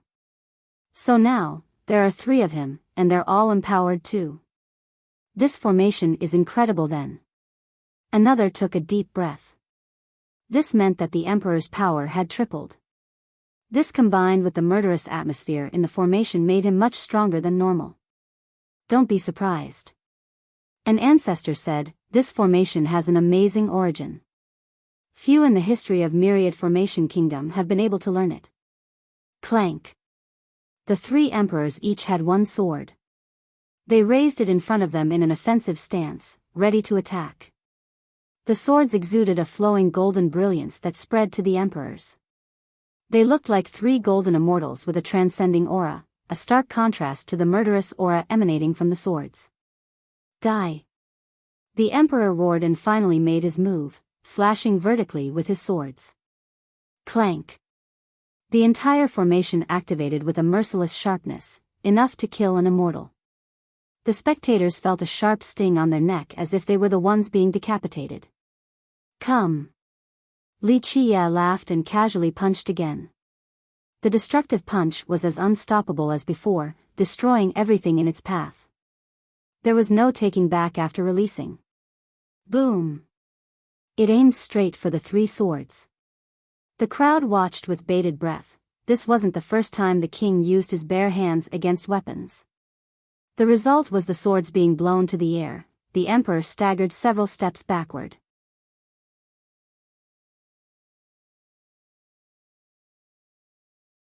Chapter 25-33. Even under the effects of the formation, the swords were still blown away and the emperor couldn't stand still against the force of the fist. He's bleeding. However, a keen-eyed spectator noticed something far in the formation. Everyone looked over at Li Qie. Sure enough, blood was dripping down his fist. It wasn't a serious wound, only a minor cut. Nevertheless, this still moved the crowd because his fist had always come out just fine in these exchanges. In fact, he easily broke the previous sword. This only proved how incredible these ancient swords were. The immortal slaying ancient swords are too sharp.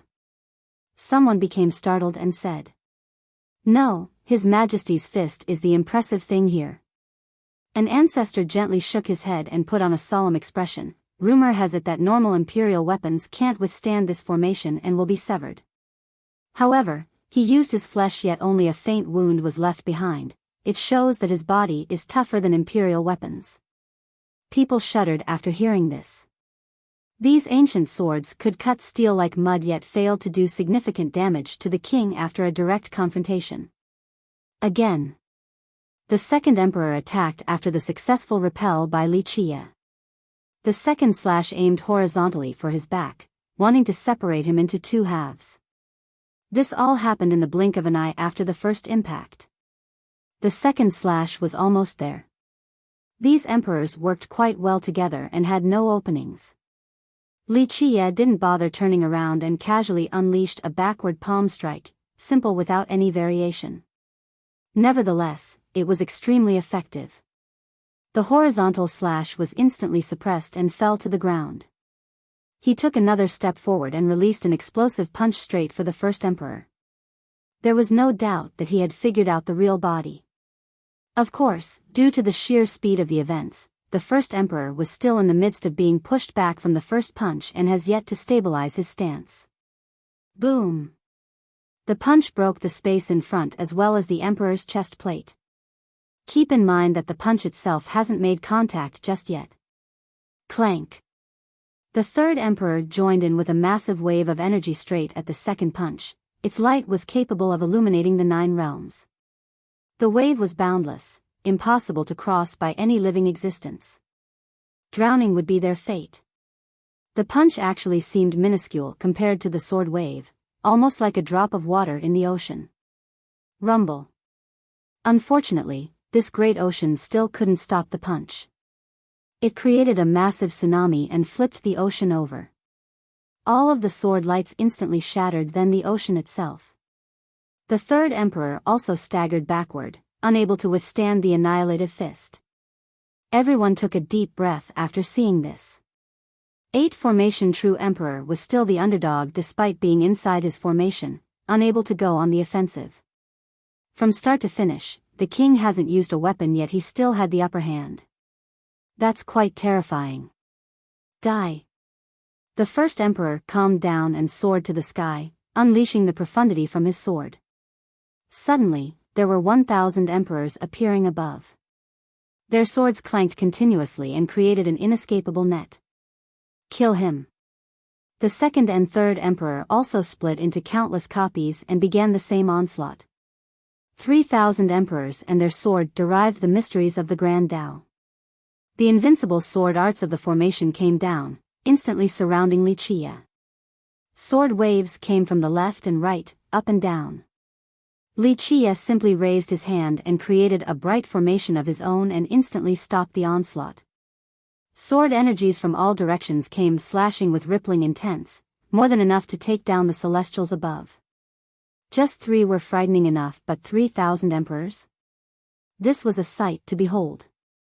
Everything was engulfed by the frightening slashes inside the formation, waiting to be turned to blood.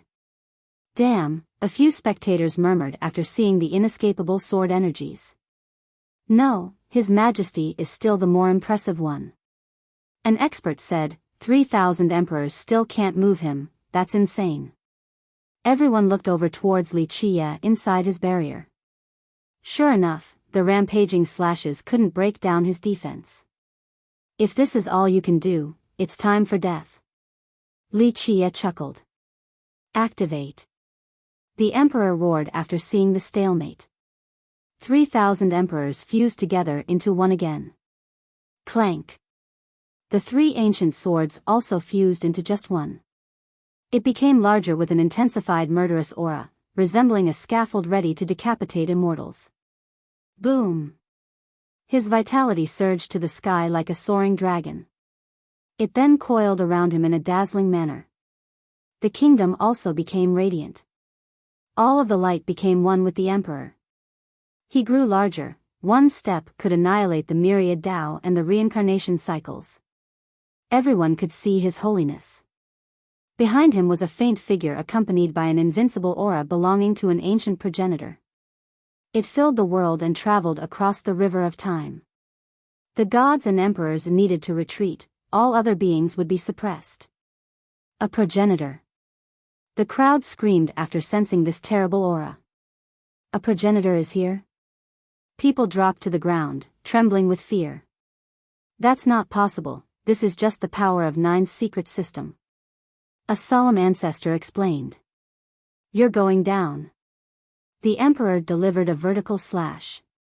Everyone felt as if he was a progenitor at this moment.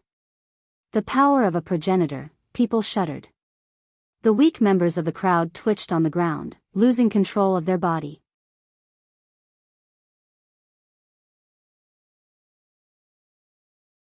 Chapter 25-34, Clank. The power of a progenitor empowered the slash, allowing it to destroy the ages and any immortal. The swords released strands of light. Each seemed to be materializing into physical form, full of murderous intent. These bright rays were fatal, aiming straight for the throat. This slash would remove any immortal in the world.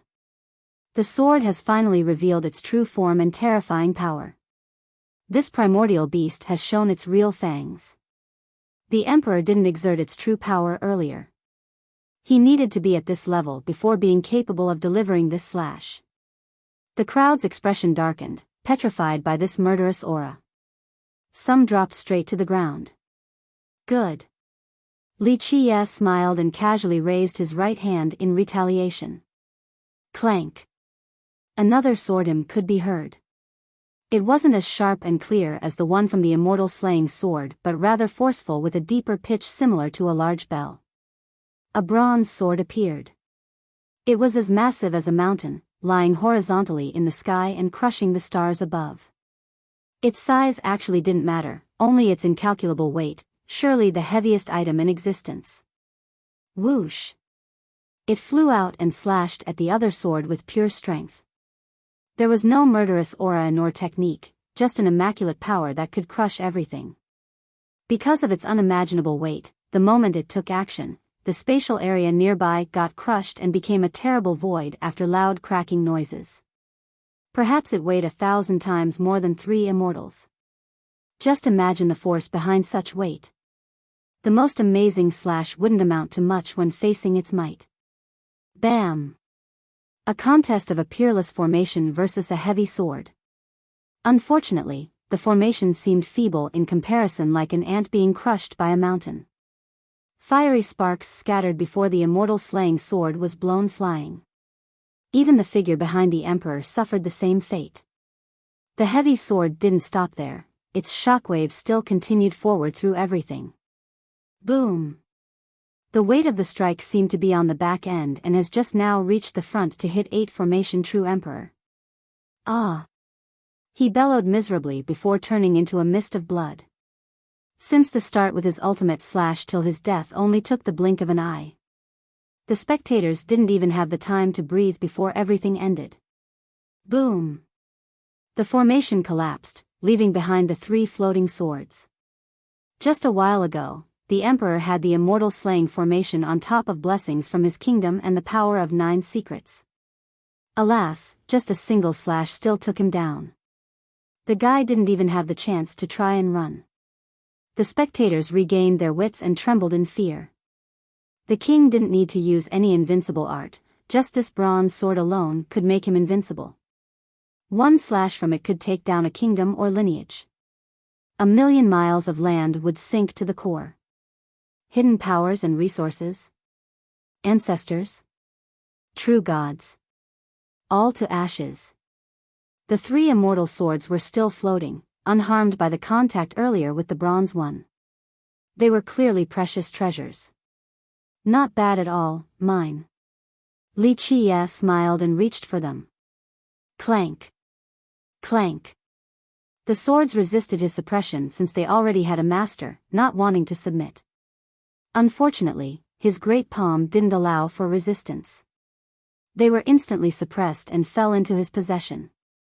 He did a simple wiping motion and destroyed the seals of the swords along with the markings of myriad formation kingdom. There was no doubt that their master has changed at this point. The kingdom wouldn't be able to summon them back. Buzz. Suddenly, the bloody mist lit up. A condensation force took place. What's going on? A strong expert noticed this. A shadow of 8 formation true emperor appeared in the bloody mist, only around the size of a fist. He's not dead yet since his true fate hasn't been destroyed. An ancestor figured it out. True emperor was a resilient realm. A true god would have been ashes after being struck by that slash. However, the true fate of this emperor was still intact. He only needed time and certain conditions to create a new body and live again. Unfortunately, you are doomed. Li Qie chuckled after seeing this. Clank. He casually used his new swords. They all swung down in unison. No. The image of the emperor shouted and finally felt fear. He wanted to escape at this last second. Pluff. It was already too late. His true fate was instantly cut by the 3 swords. It became extinguished and dispersed into light particles. The crowd watched the slowly dispersing radiance while trembling inside. This signaled the death of the emperor. He no longer existed in this world, the end of a great genius. Everyone became emotional and speechless, albeit with different feelings. Not just in 9 secrets but in all of Imperial, 8 formation true emperor was a brilliant prodigy.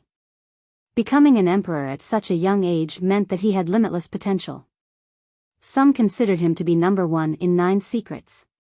They viewed him as their role model as they strived to become better and famous, perhaps reaching the imperial realm just like him.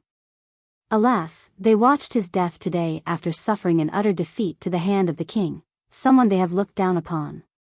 This reversal was such irony to the emperor's fans. The older experts didn't feel the same way. They felt a chill because the king was untouchable now. The fate of 9 secrets has been determined. Everyone needed to obey him in the future. They also knew that nothing good would come from opposing the king. It was suicidal on top of bringing potential sect destruction. His reign of terror would far exceed Lucidity King's. Bingqi Hanyu gently sighed after seeing this. She had tried her best to convince the emperor otherwise. He was the one who chose this path.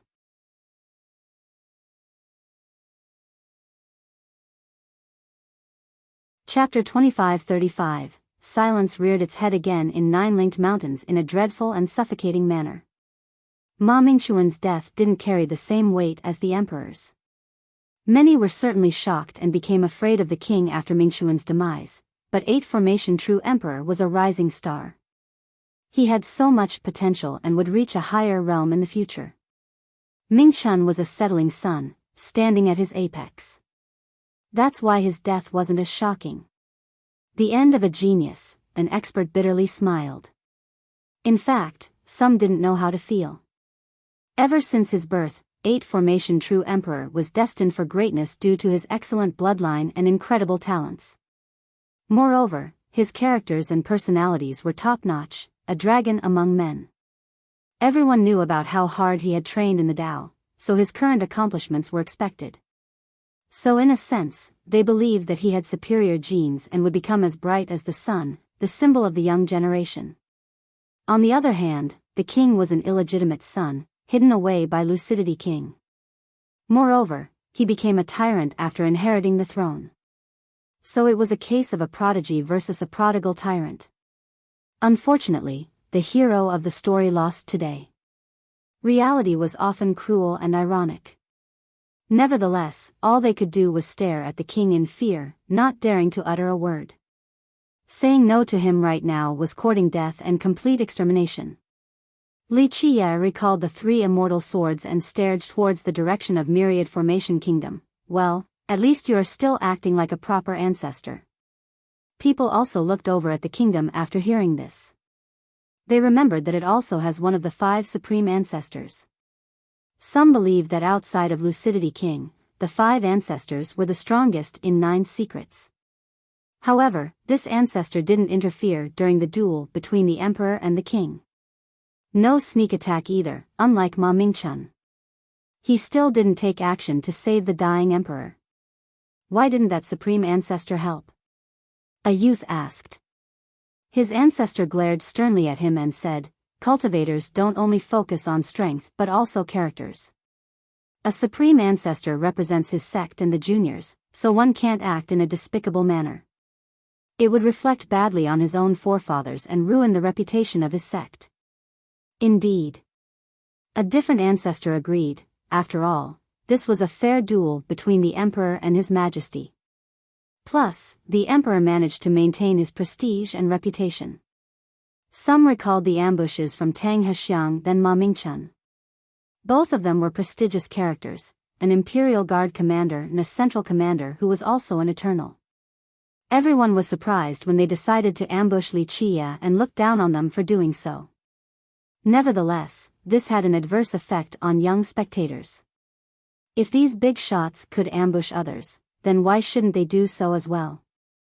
This terrible thought consumed some of the youth's righteous Tao. It's one thing to start a fight with a number advantage, that's already bad enough.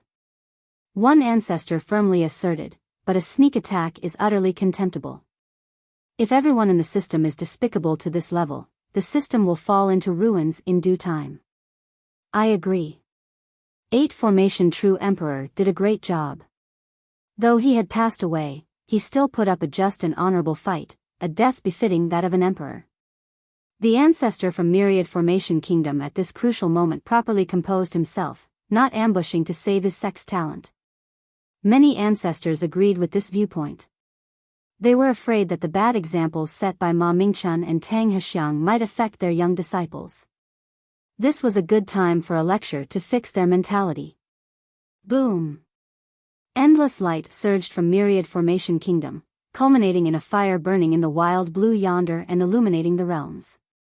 A gigantic figure appeared inside the kingdom, stately and mighty, stars above his head and oceans below his feet. People couldn't help wanting to bow to this old man. A frightening aura of an Eternal took 9 secrets like a storm. The supreme ancestor of Myriad Formation. People could see him despite the great distance. Wait, does the ancestor want a part in this too? Going all out against the king? Some speculated. What other choice do they have? An old expert said, the king is invincible. Once he takes back the throne, Myriad Formation Kingdom will be the first on his list, so if they don't go all out now, when?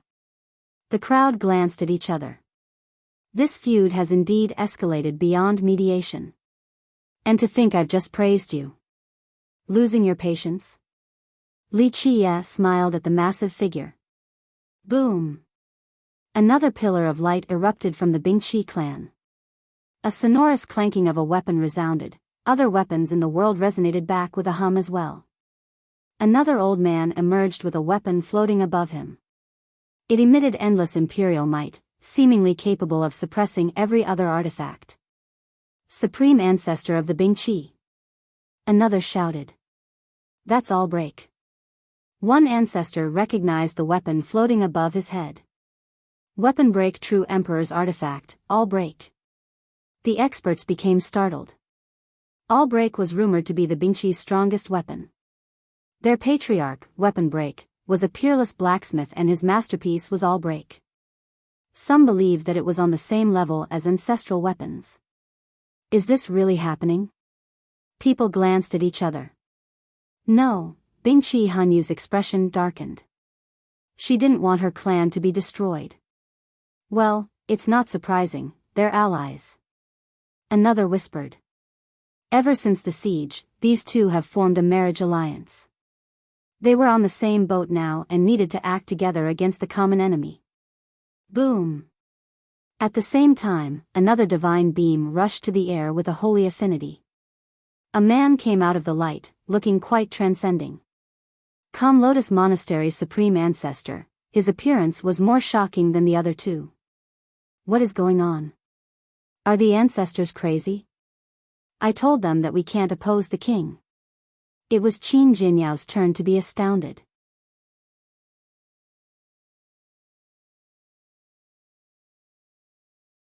Chapter 2536, Calm Lotus Monastery, the Bingqi, and Myriad Formation Kingdom.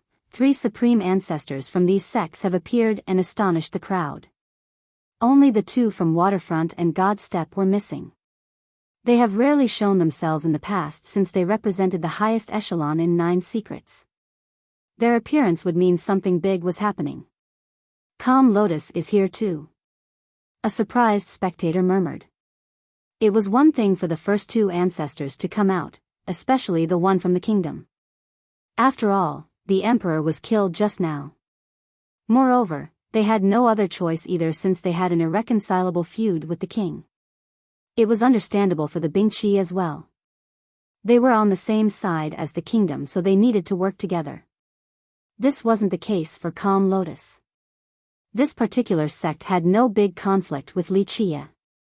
Though Qin Jianyao didn't carry out her marriage promise, she wasn't the only one. Plus, it didn't mean that there wasn't a chance for them to rethink the marriage situation in the future. They have never outright denied or refused the proposal, so it could be said that this sect had the least serious feud with the king.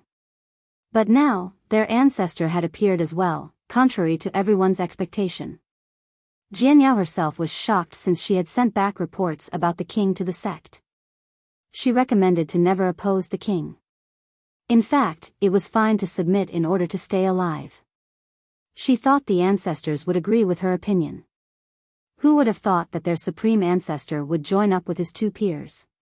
She had no idea why they made this decision. What had bewildered them? As someone who has always kept calm regardless of the situation, she found herself lost. This alliance ruined all of her plans. Clank. Clank. Suddenly, the sound of a bell echoed across the system. Everyone looked over towards the direction of the noise. It's Sky Rap Mountain, the bell in the Imperial City. People were surprised. Who is ringing it? Is this an official decree? Many then turned towards Li Qie after hearing this. Though he was chased away from his throne, most people still thought that the royal rule of 9 secrets still belongs to Lucidity King's branch. The city was currently occupied by the various legions, but they were just soldiers and didn't represent the royal authority, not qualified to give orders to the world.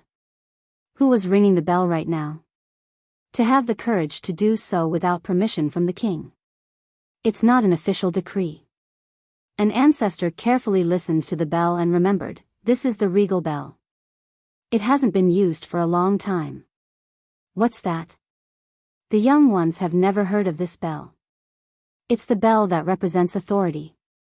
The startled ancestor explained, this bell has always been in War Saint Dynasty but kept by the sacred cabinet. They're the only ones who can ring it for a declaration to the rest of the world. Sacred cabinet? People have heard of this name before, the one that got destroyed by Lucidity King? Though few rarely brought it up, many in Nine Secrets still knew about it. Previously, the kings of War Saint Dynasty didn't necessarily have total control over the system. They only served as spokesmen. The ones truly in charge were the ancestors from Sacred Cabinet. The cabinet made decisions about great events and future plans. The kings normally only announced them to the world. This lasted until the reign of Lucidity King. He decided to abolish the cabinet, resulting in a bloody war. After his victory, the members of the cabinet vanished without a trace. This institution ceased to exist afterward. This bell hasn't rung since the disappearance of the cabinet. One ancestor said, the late king's words became the symbol of authority. Who would have thought that this sound would come back now after so long? Is the cabinet trying to rise again? An expert became interested. Rumor has it that they have been eliminated by Lucidity King, but the symbolic bell signaled their return. Is this a warning to the three supreme ancestors, or do they have other plans? Some glanced over at Wuxia. After all, the king represented the imperial rule while the cabinet was also from War Saint Dynasty. In theory, they should be on the same side as him. I'm not sure, there is some long-running animosity here. A whisperer stated his mind. The group agreed. After all, the cabinet has always been in charge of War Saint until Lucidity King. Meanwhile, the new king was also from Lucidity's branch. Would they stand on his side? Most felt that this was impossible. This particular feud couldn't be dropped that easily. Rumble. Back in the distant Skywrap Mountain, a great peak seemed to be opening with light as dazzling as the contents of a splendorous treasury. Finally, a pavilion started floating to the sky, shrouded in divine radiance. It looked ancient and seemingly cast from bronze. It poured down Tao laws filled with chaos and true energy. This building resembled a stately palace with a majestic aura. That's Sacred Cabinet. Many recognized the place. Why is it showing up now? Another asked, causing the crowd to exchange glances.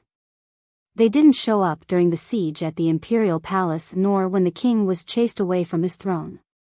They didn't show up when the rest of the great powers competed for authority. Logically, if they wanted to compete, they should have shown up sooner and deliver a decisive blow. Choosing this particular moment seemed to be premeditated. Maybe they're here for that 9 immortals rope.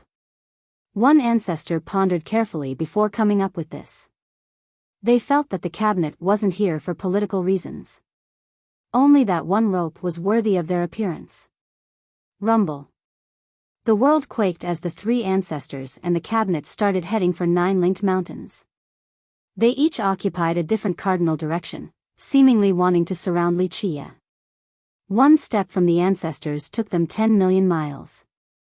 They left behind footsteps in the sky that could never be erased. As for the cabinet, it crushed space and traveled through 10 million miles with a peerless speed. They're coming for the king. Everyone could tell that they were trying to block all escape paths from the king, wanting to surround him.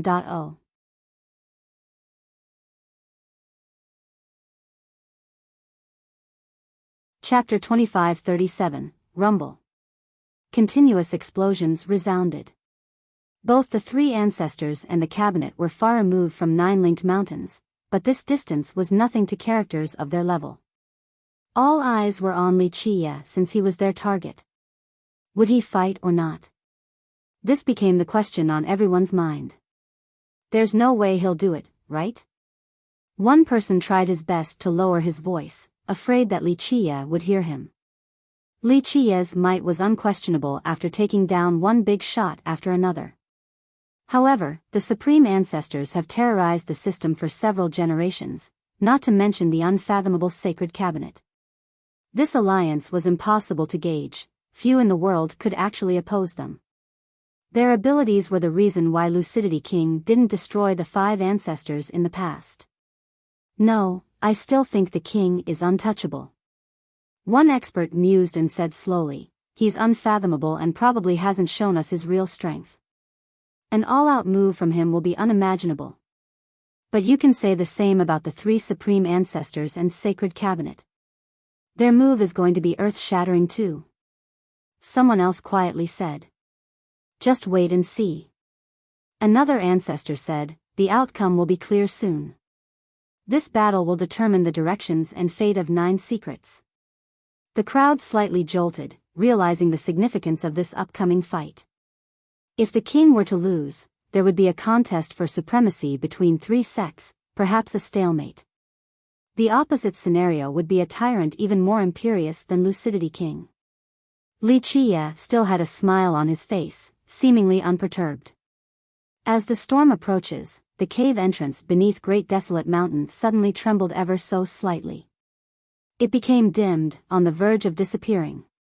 Everyone was focused on the 3 ancestors and sacred cabinet right now, so no one cared about the prison.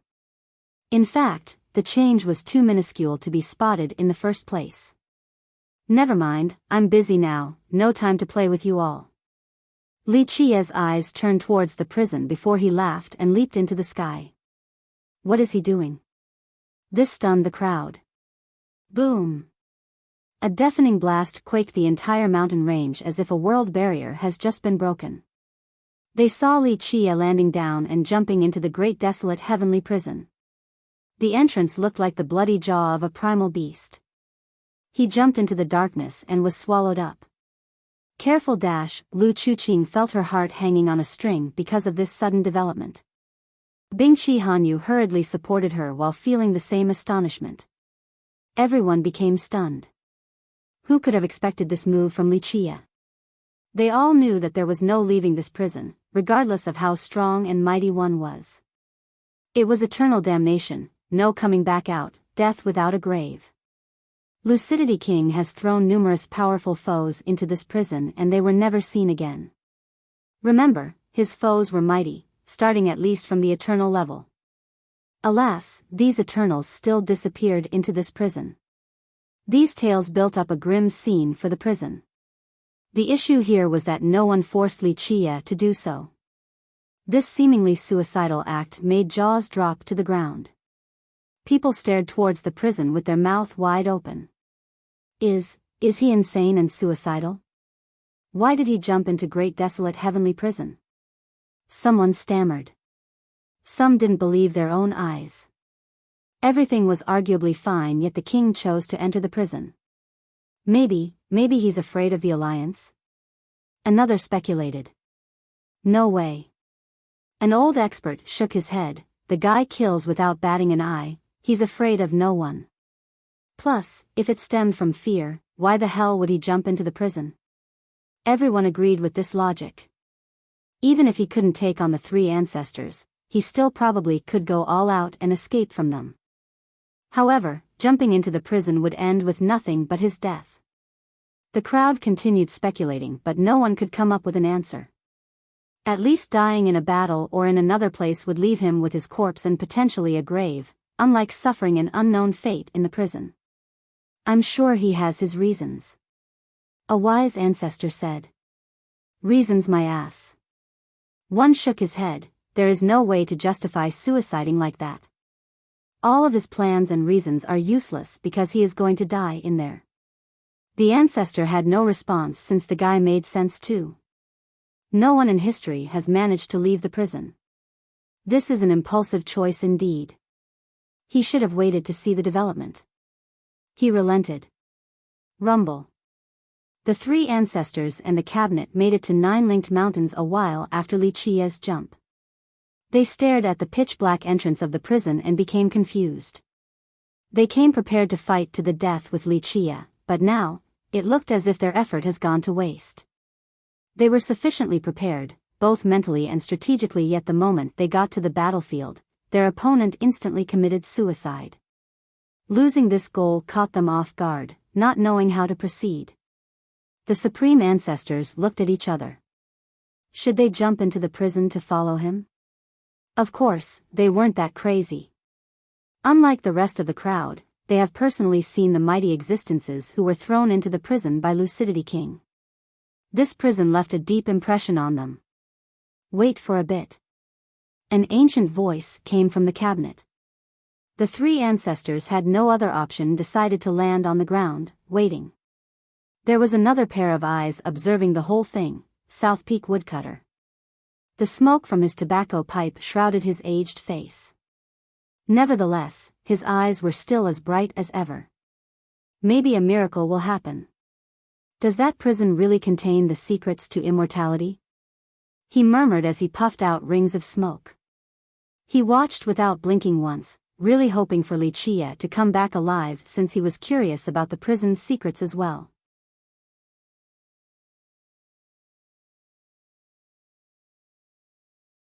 Chapter 25:38, Boom. Li Chia fell from the sky and landed in the prison. Sand splattered beneath his feet. After stabilizing his stance, he looked around and saw yellow sand everywhere. Upon closer inspection, the sand here was different from the ones in a desert. It was dried with a burnt yellow shade, as if something has incinerated the entire place. If one were to throw sand into a pan and roast them at high temperature, this would be the result. Moreover, there were signs of crystallization, at least on the outside. A knowledgeable person would certainly take a deep breath and feel dread after seeing this, because only an exceedingly high temperature could create this area. Ordinary flames certainly couldn't do so. An invincible being must have turned this place into scorched earth. Normally, a land ravaged like this would melt together into one piece, whether it be the specks of sand, pebbles, and mud, something similar to a porcelainization process. This place was unique that only this type of yellow crystallized sand was left behind, both the specks on the surface and the ones below. All of them suffered an even degree of temperature. It meant that this being wasn't only powerful but also had an apogee level of mastery over fire. Not just any progenitor could do this, and they would require a slow roasting process over a long period of time. Thus, this desert was the result of an unimaginable feat and a peerless true fire. The sky was a muddled expanse. A master using their heavenly gaze wouldn't be able to see through it. The entire azure seemed to be sealed. This was a great prison with no chance of escaping. Li Chia took a deep breath and found the air to be scorching inside his lungs. His throat was burnt as well. He carefully analyzed this sensation, catching an earthy taste from the air. It was slightly moist, virtually undetectable in this high heat. It's really here. He murmured, the old man really took advantage of the situation and gave me this tough problem. Does he want me to gather everything? He smiled and looked around before picking a direction. Both the hot sand and air were especially discomforting. The suppressive atmosphere didn't help either. People would eventually go crazy after being stuck in this cage for a while.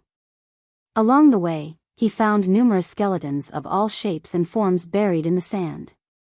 One was massive, just its finger alone were more than 10 meters long. One could imagine how big the entire thing used to be. There were smaller ones as well. Their bones had a metallic shimmer, evident of their might when they were still alive. Though it has been a long time, their divinity still remained. One would find that some of these corpses have died in an ancient era, unlike the ones that have died in the previous 1 or 2 generations ago. The former had decayed to a greater extent. It was clear that back in the olden days, many existences were forced into this place. This was way before the creation of Nine's secret system. Remember, this person wasn't built by Nine's secret's ancestor, nor was it personally refined by him. Rumor has it that he got it from his master, Bao Pu, then he placed it in his system. Others believe that he got the prison from a perilous ancient ground. He pulled it away and fused it with his system during the system refinement process. In short, this place has existed way before Nine's secrets.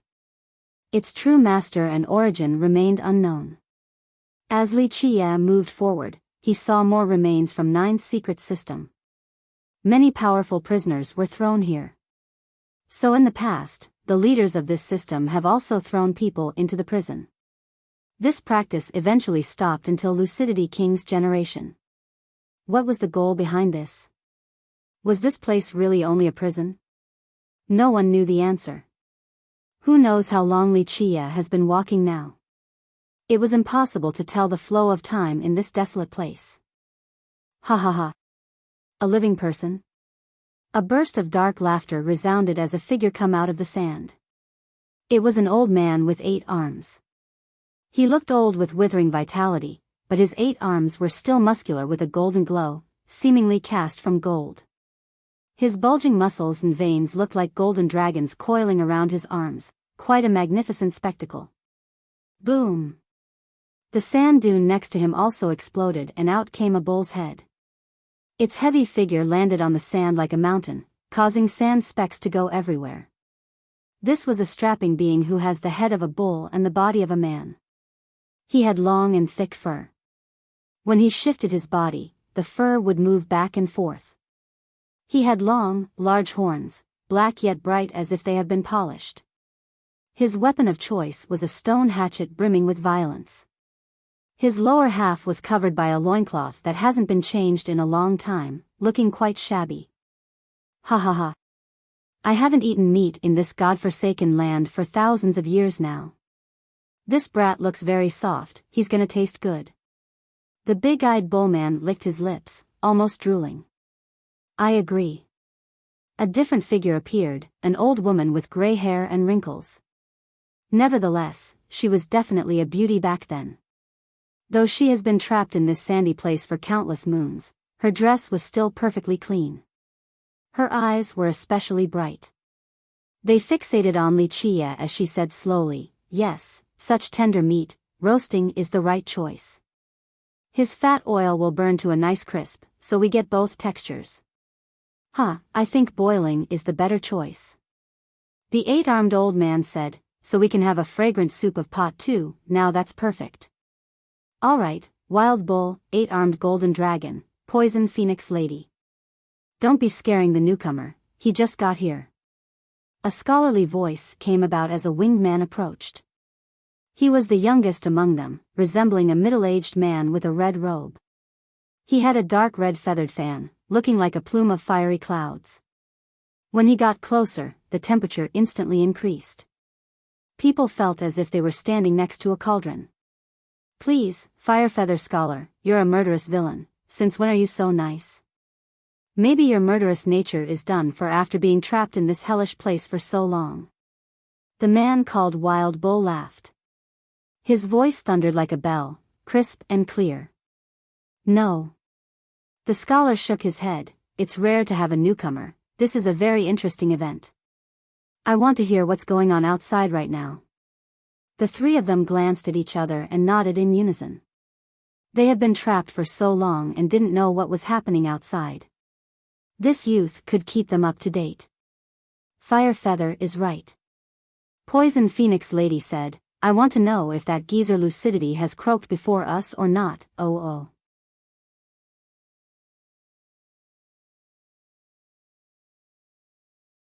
Chapter 2539. The 4 of them turned and stared intensely at Wuxia, wanting to see some clues. Brat, what sect are you from? The impatient wild bull was the first to speak. Some said I'm from War Saint Dynasty, but who knows? Wuxia chuckled. War Saint Dynasty. The geezer's kingdom. The 4 exchanged glances. Ha ha ha, brat. What great crime did you commit to be thrown into this heavenly prison? It won't be an easy fate. Only that geezer will throw people in here. 8-armed golden dragon smirked at Wuxia. Firefeather Scholar pondered for a moment and said, in terms of time, 1 generation has probably passed. We should live longer than the geezer, so he should be dead now. He then asked Wuxia, who is in charge of War Saint now? Lucidity King can't die that easily. He and Sun Lenying are miraculous and can live for 3 generations without a problem. A sickly voice interrupted the group. The 4 of them quickly turned their head and saw a gray-robed old man slowly walking over with a wooden stick. He was feeble, shaking 3 times with each step as if a breeze could sweep him off his feet. Moreover, his eyes were muddled and black. The guy seemed to be on the verge of death. The four made way for him in a respectful manner. Ill Lord. Even the hot-headed wild bull became proper after seeing the old man. The old man judged Wuxia with his muddled eyes. You're from Wuxia dynasty? Those thrown in here are all strong, but I don't see Do or Zhe in you. You sound very confident in your assessment. Wuxia smiled. Brat, you probably don't know this, but if you're really from Wuxia dynasty, then you're talking to a forefather. Ill Lord is even older than Lucidity King. You won't be able to trick his vision. Poison Phoenix Lady chimed in with a smile. So the five of you are the strongest enemies of Lucidity King that were thrown in here, or so people said. And you, Ill Lord, are the strongest among them. Wuxia looked at the group and said. Brat, there's something else you don't know. In terms of status, Ill Lord is Lucidity King's senior brother. The scholar shook his head and said. Wuxia didn't expect this and smiled. I see, that is indeed a bit surprising. It's all in the past, I've left Nine's secret system a long time ago. The old man didn't mind at all. His title was Ill Lord. Others considered him to be Lucidity King's greatest enemy. For a long stretch of time, Lucidity King couldn't do anything to him. People believed that Lucidity King was inferior in terms of power. In all of Imperial, maybe only Gui Fei of the Li clan could take him. However, when true Emperor Jiao appeared, Lucidity King's authority reached its apex. He himself was a monster while his daughter was an emperor with 11 or 12 palaces. This culminated in Ill Lord's defeat. He was captured and thrown into this prison. Though most knew about their rivalry, few were aware that they were actually martial brothers. Ill Lord displayed incredible talents in his youth. The two brothers have always competed with each other in their sect. In fact, Lucidity King might not have gotten the throne back then if Ill Lord had continued to stay in Wuxia dynasty. The two walked on different paths. Ill Lord chose the heretical Tao and abandoned the merit laws of Wuxia dynasty. He came up with a Tao of pestilence and left Nine's secret system. This was why few knew of his background. Ill Lord asked, I believe it has been 3 generations now, how is Lucidity King doing? Though he was thrown into the prison by Lucidity King, he showed no sign of anger and referred to the king like an old friend. He didn't call him geezer like the other 4. People say that he's dead. Wuxia said with a smile. So early? Ill Lord didn't expect this, they shouldn't have died this soon. How did he die? He asked again. From old age. Wuxia smiled, well, it's normal to die after living for so long, living forever would be aberrant. What about Sun Lengying? No idea, his whereabouts is unknown but he's still alive. Wuxia nonchalantly said. Ill Lord's voice became serious, then it's impossible. Lucidity King can't die from old age when Sun Lengying is still around. The two of them found the same fortune back then, able to train on nether ground. In fact, one can say that their teamwork is how they have managed to live for 3 generations. I don't know anything about that. Wuxia shrugged, not really caring about this issue. It's a shame if that geezer is really dead, I still want revenge. Poison Phoenix Lady said with resentment. It would be worse if he is still alive, enjoying life and living it up. We'll be even more vexed since we're trapped here. We can't get out to find him anyway. Fire Feather Scholar said while waving his fan. If I can go outside, I still won't let him off so easily even if he's dead. If it wasn't for his trickery, you think I would be captured by the likes of him? To be trapped in this place and never see the sun again for an eternity? Wild Bull said with hatred. Who is in charge of Wuxia right now? Ill Lord asked Wuxia after a moment of contemplation. I am. Wuxia smiled, I'm the current king, the only number 1 in the world. You're number 1? Wild Bull, Poison Phoenix Lady, 8-armed Golden Dragon, Fire Feather Scholar, and even Ill Lord gave Wuxia another assessment. Brat, you're quite bold. The scholar smiled. The world is vast, hegemony is impossible for you. Even the powerful Lucidity King wouldn't make that claim. Ha ha ha, don't tell me the kingdom is done for after the geezer's death? No one is capable anymore and the throne fell on you? Wild Bull laughed boisterously. Lucidity King passed the throne to you? Ill Lord thought about something and stared intensely at Li Chia. That's right, he said we are connected by fate, so he passed the throne to me. And who would waste a free pie landing from the sky? So I'm the king. Li Chia looked very innocent and borderline stupid right now. Everyone believed him. Well, it was the truth anyway. Because of fate? If I didn't know Lucidity King well enough, would actually think you're his illegitimate son. The lady said. That geezer became senile from old age? What is this about fate? Golden Dragon also stared at Li Chia, thinking about the ridiculousness of the whole thing. No, he's only a scapegoat. Ill Lord shook his head. Think again about Lucidity King. He wouldn't have reigned for 3 generations if he were that simple. There's a reason why all of you were captured by him. The other 4 became silent. Golden Dragon wasn't completely convinced. He muttered under his breath, "Humph, if it wasn't for that bastard Sun Lenging ambushing me, I could have taken Lucidity down." Hey, don't tell me others took your throne then threw you in here? After a quick assessment of the guy, Poison Phoenix Lady thought she knew why the youth was in here. No, I jumped in myself. Li Chia shook his head. What? The group was stunned. Brat, do you know anything about this place? Wild Bull stared at him as if he was an idiot. Yes, great desolate heavenly prison, there's no coming out. Li Chia smiled. Then why did you jump in? Are you sure you're not crazy? Doing so is suicidal. The scholar's eyes narrowed. Not quite, all of you are still alive and kicking despite being in here. Who knows, maybe staying outside would have ended in an earlier death. Li Chia joked.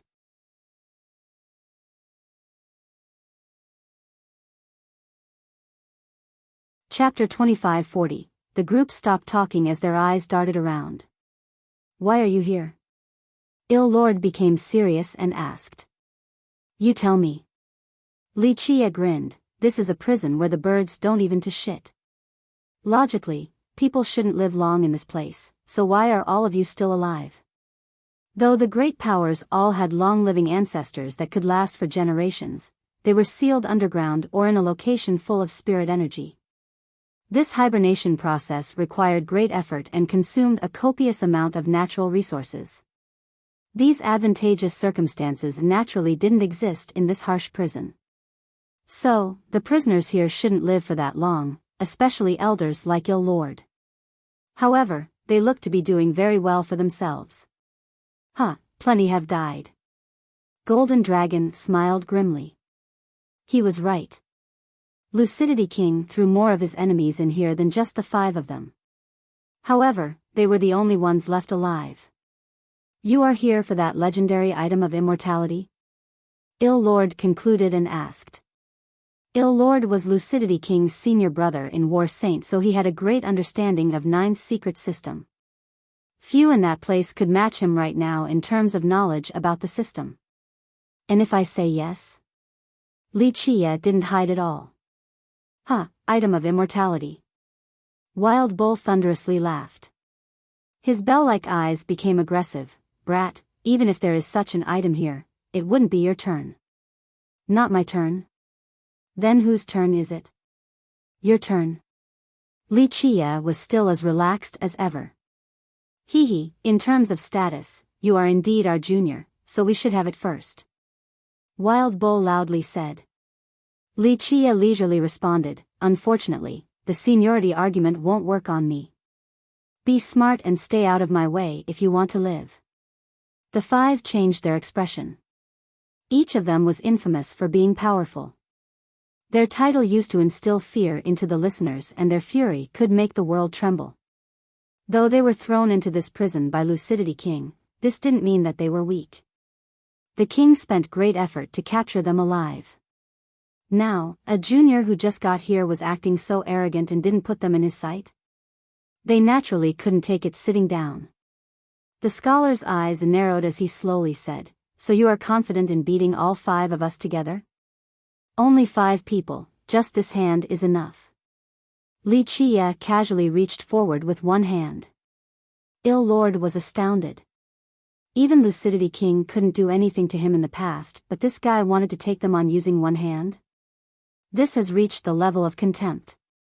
No one else in Imperial would dare to make this claim. "Don't bite more than you can chew, brat, you need to watch your words since you can't take them back." The lady smiled charmingly. "I'm simply telling the truth. The truth is that I don't really want to fight, since if this were to get out, people will say that I bully the old and weak. That's no good for my reputation." Li Qie smirked and said flatly. The group's expression turned unsightly. This comment was no different from if Li Qie were pointing straight at their face and cursed them or ruthlessly slapping them. As the saying goes, even Buddha will show his fury at times, let alone fierce characters like them. Such a big tone. "Brat, since you're so confident, have a horn." The bad-tempered wild bull roared angrily. Boom. Having said that, he lowered his head and used his horns like spears against Li Qie. These horns were exceedingly tough, capable of stopping any weapon or piercing through any defense. If separated, they would still be incredible treasures. Space was penetrated, resulting in 2 black holes leading to Li Qie's chest. The horns moved with lightning speed and rambunctious detonations, more than enough to drill through the earth.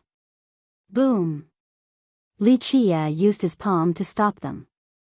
The horns made contact with sparks flying everywhere but failed to cause any damage.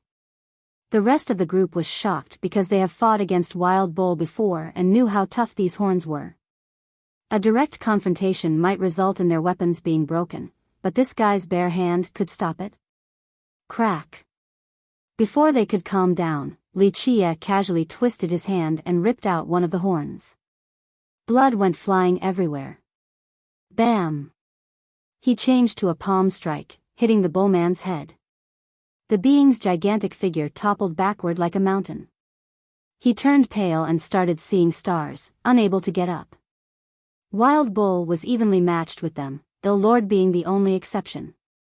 Alas, he has been defeated by Li Qie using just one hand. My turn. 8-armed golden dragon roared. His arms soared to the sky like 8 dragons bearing their fangs and tearing the world to pieces. A draconic aura raged across 1,000,000 miles like a tempest. Boom! 8 palm strikes with the image of a dragon descended from above, heading straight for Li Qie. The sharp claws could mutilate anything. Rumble. In this split second, multiple hits loudly connected. When the group could see clearly, Li Qie had gripped 8-armed golden dragon by the neck, ruthlessly slamming him to the ground over and over again. The ground in the vicinity was smashed and started cracking. The battered golden dragon was covered in blood from top to bottom while vomiting out some more. Ah! Li Qie also ripped apart his 8 arms. He has become 0-armed golden dragon. This brutal carnage happened in a split second. Cease, brat. Poison Phoenix Lady was next. Buzz.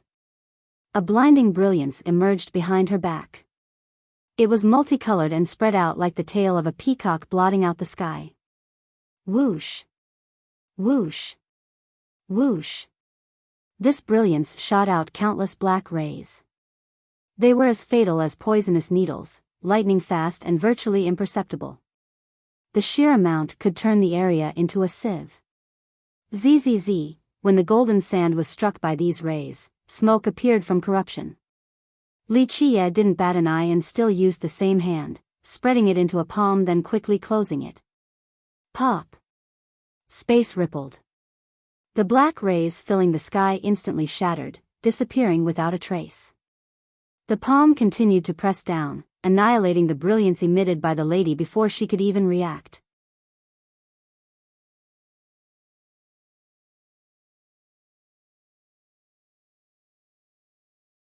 Chapter 2541, Boom. He continued and applied more pressure. She was instantly suppressed on the ground, unable to move an inch. "Brat, try this then." The scholar was next. He roared and flicked his feathered fan. Boom! True fire engulfed the area with a temperature high enough to incinerate anything. Just one flick was enough to destroy an entire sect. Zzz, the specks of sand scattering in the sky were melting into lava, almost like a volcanic eruption. The true fire continued flying towards Li Qie and wrapped around him completely, showing no mercy. Li Qie simply waved his hand. Extreme coldness descended and extinguished the great fire. Under this technique, the scholar's sky-devouring fire looked like a lonely ember amidst a world covered in ice. Li Qie pointed at the scholar and a chain of ice materialized, coiling around the scholar and forcing him to the ground. It didn't take long before the four of them failed. Only Ill Lord was left. From beginning to end, Li Qie only used one hand, no weapon and merit law, yet he still subdued four Eternals so easily. That was just for fun. Li Qie stood there with his hands behind his back, casually commenting, "If I become serious, even the villainous heaven will tremble with fear. Hell, I would be scared of me too if it reaches that point."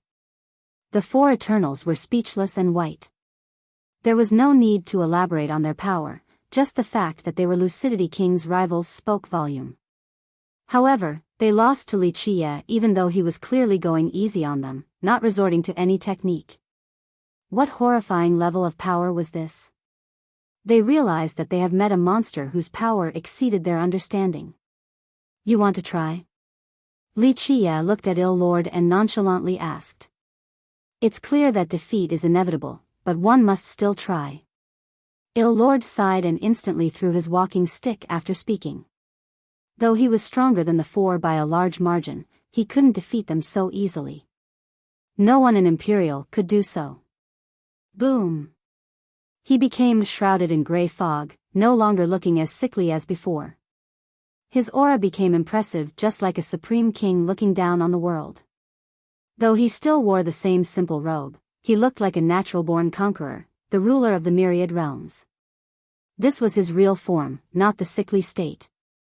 Remember, the word ill is not the focus of his title, the word Lord was.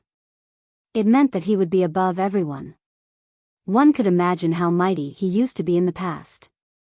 As he walked forward, his foggy aura touched the sand and instantly corroded them. Remember, each speck of sand was tough like crystal, but they still turned to powder. This was his Tao of pestilence, allowing him to destroy a sect without using any technique. A great army couldn't last before him. Summon!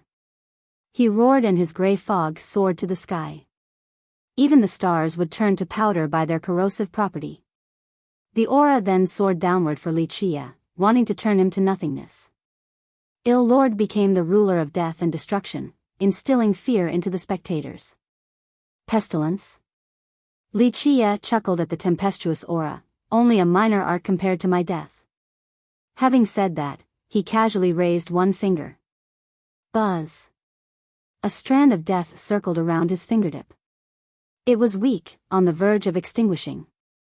However, the aura of pestilence was instantly replaced by this affinity of death. Only remnant powders remained. The plaque affinity was completely devoured by death. The worst pestilence was nothing in comparison. Death was the final destination of all things, simply unavoidable. Boom!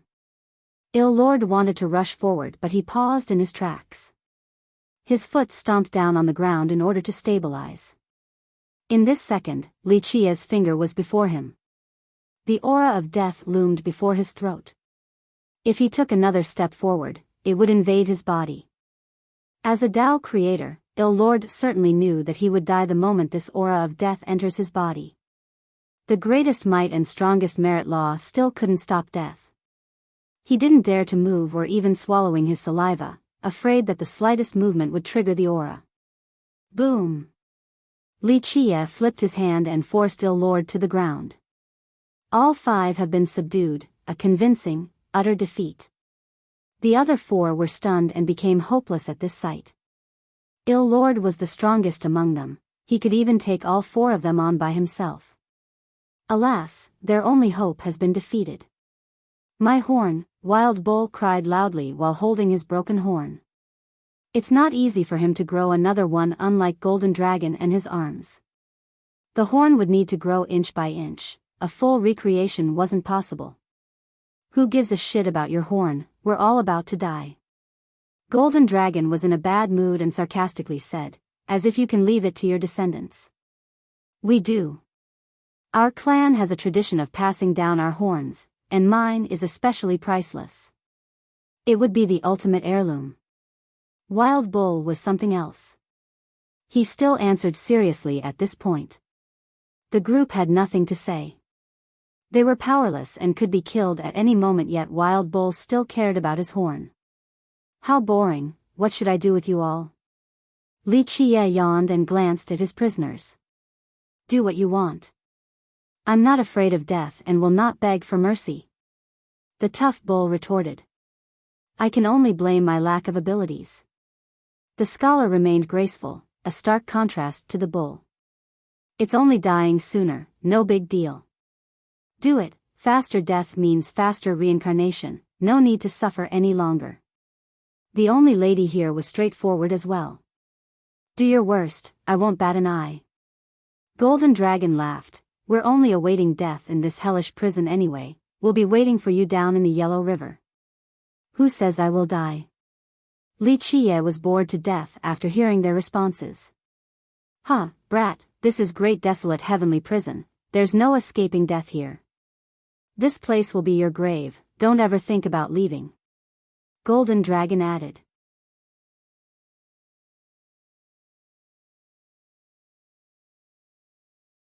Chapter 2542, Li Qie smiled in response. Who says I will die in here?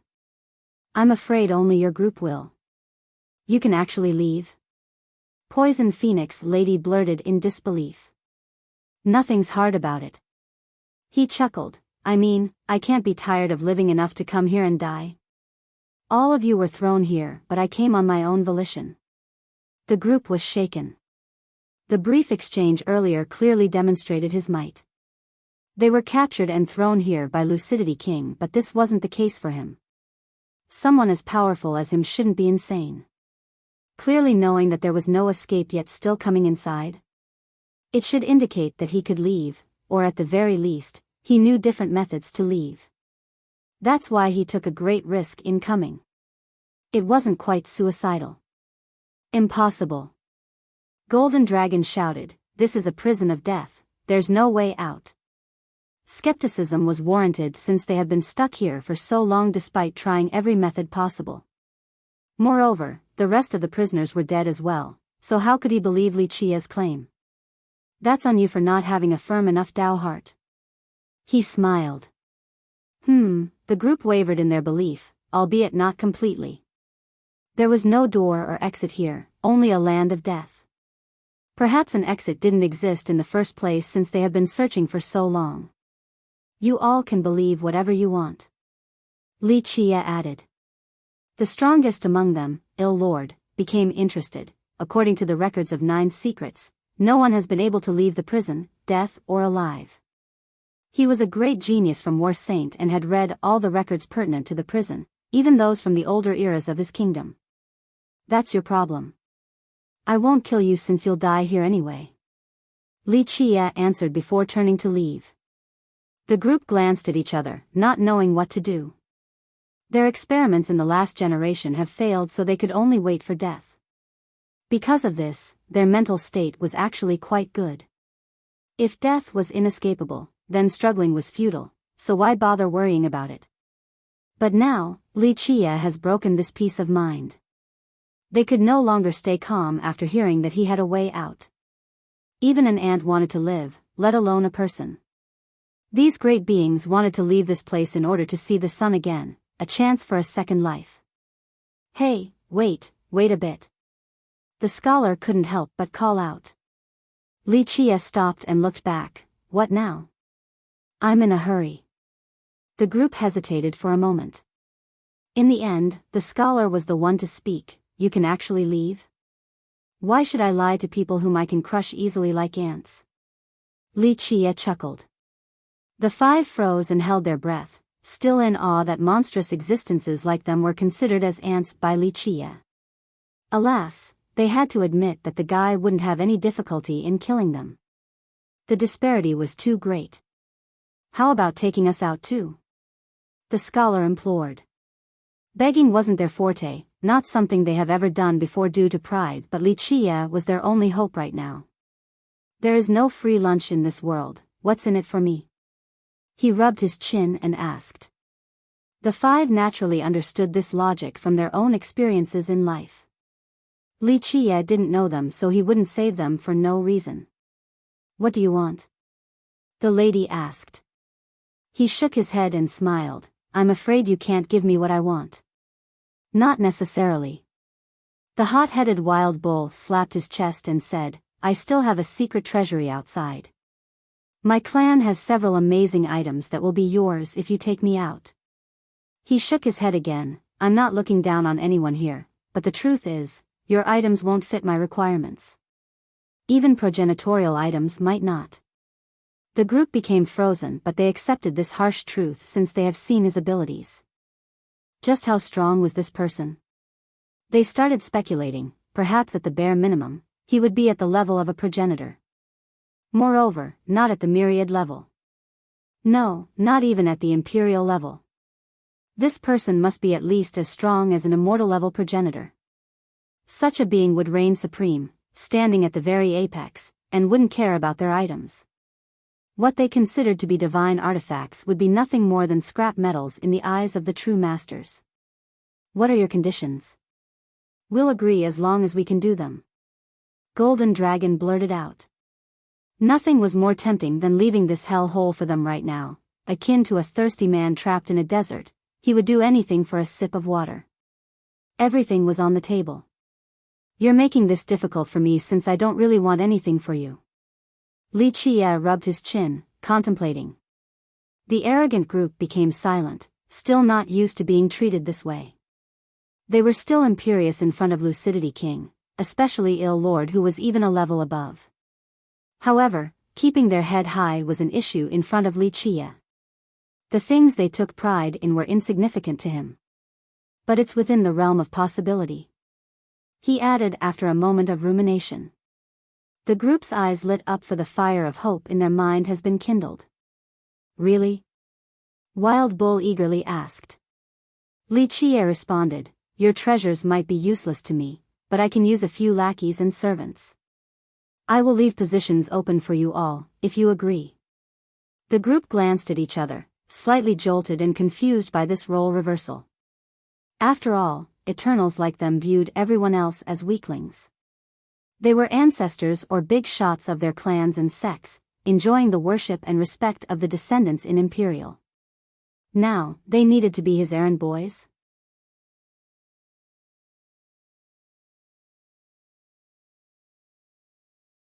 Chapter 2543. The group rightfully hesitated at the thought of becoming someone else's servants.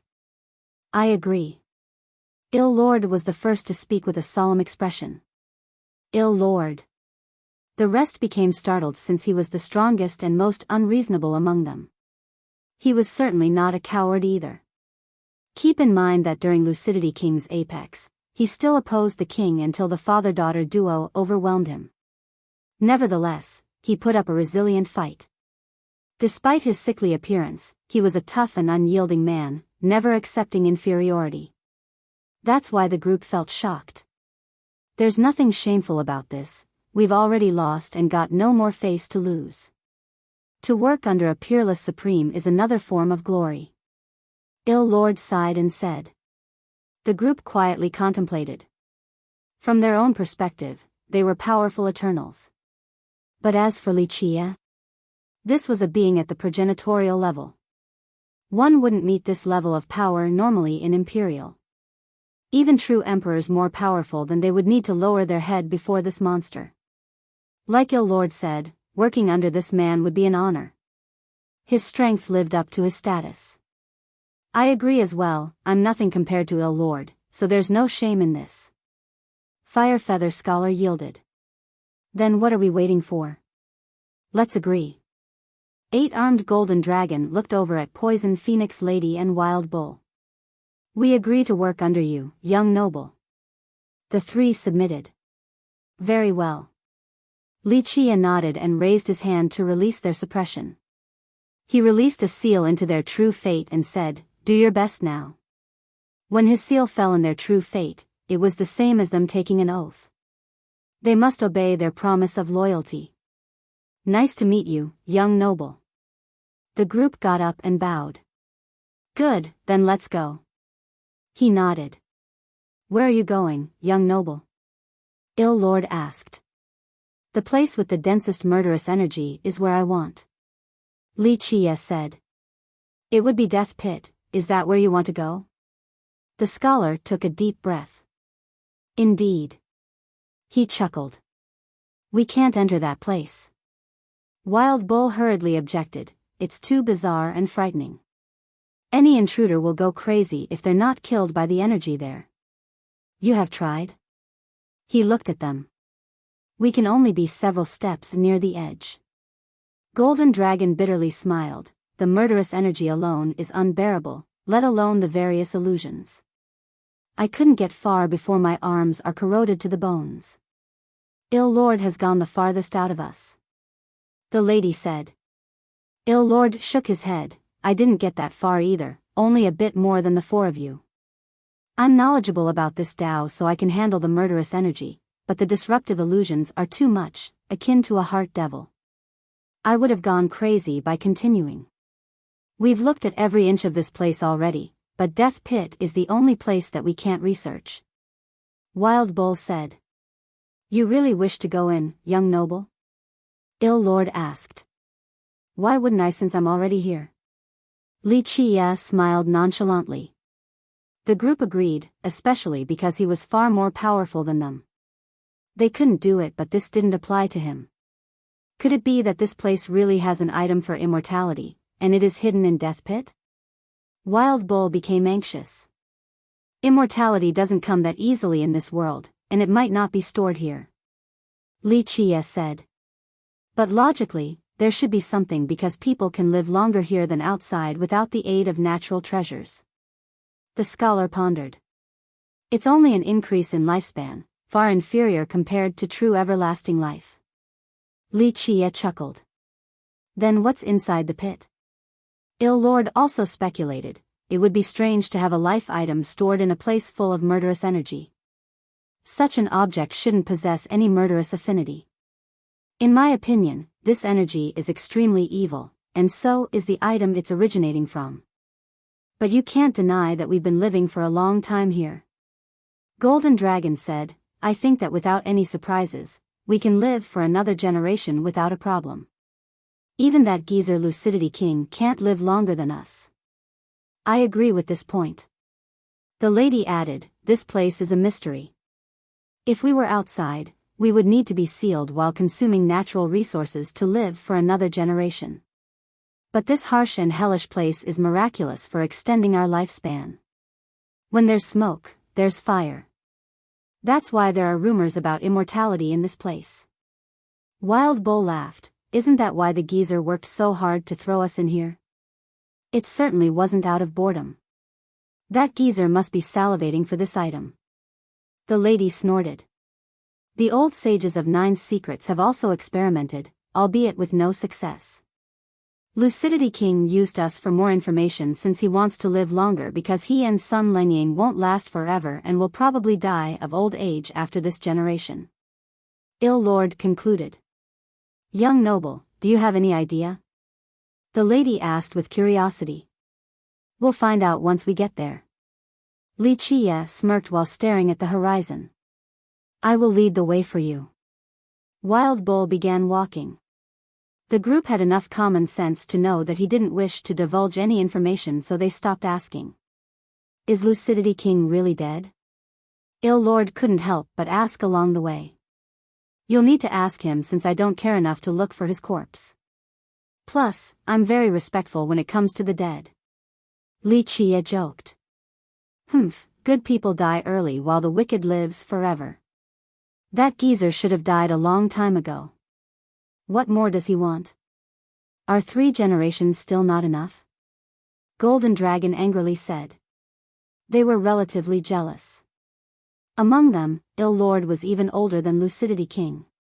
However, they couldn't walk freely in the world like Lucidity King.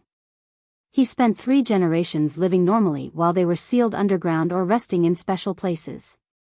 It was indeed a miracle for Lucidity King to live for so long in that manner. Of course, Ill King knew the secrets behind the guy's longevity. It had something to do with Sun Lenying, but Ill Lord didn't wish to speak about it. As if you're a good person. None of us are good people, we're all murderers. The one who killed the least here is Fire Feather Scholar. The lady gave Golden Dragon the side eye. Golden Dragon coughed awkwardly. Though he hated Lucidity King, he was aware of the irony behind his comment.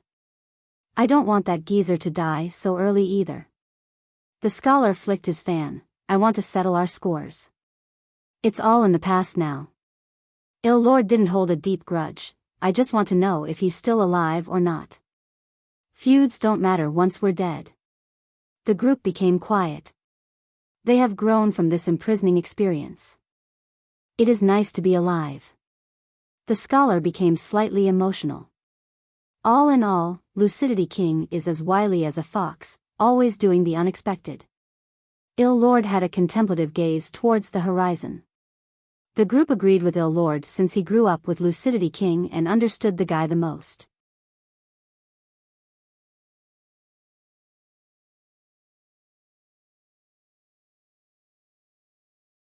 Chapter 2544, Wild Bull led the group across the heavenly prison.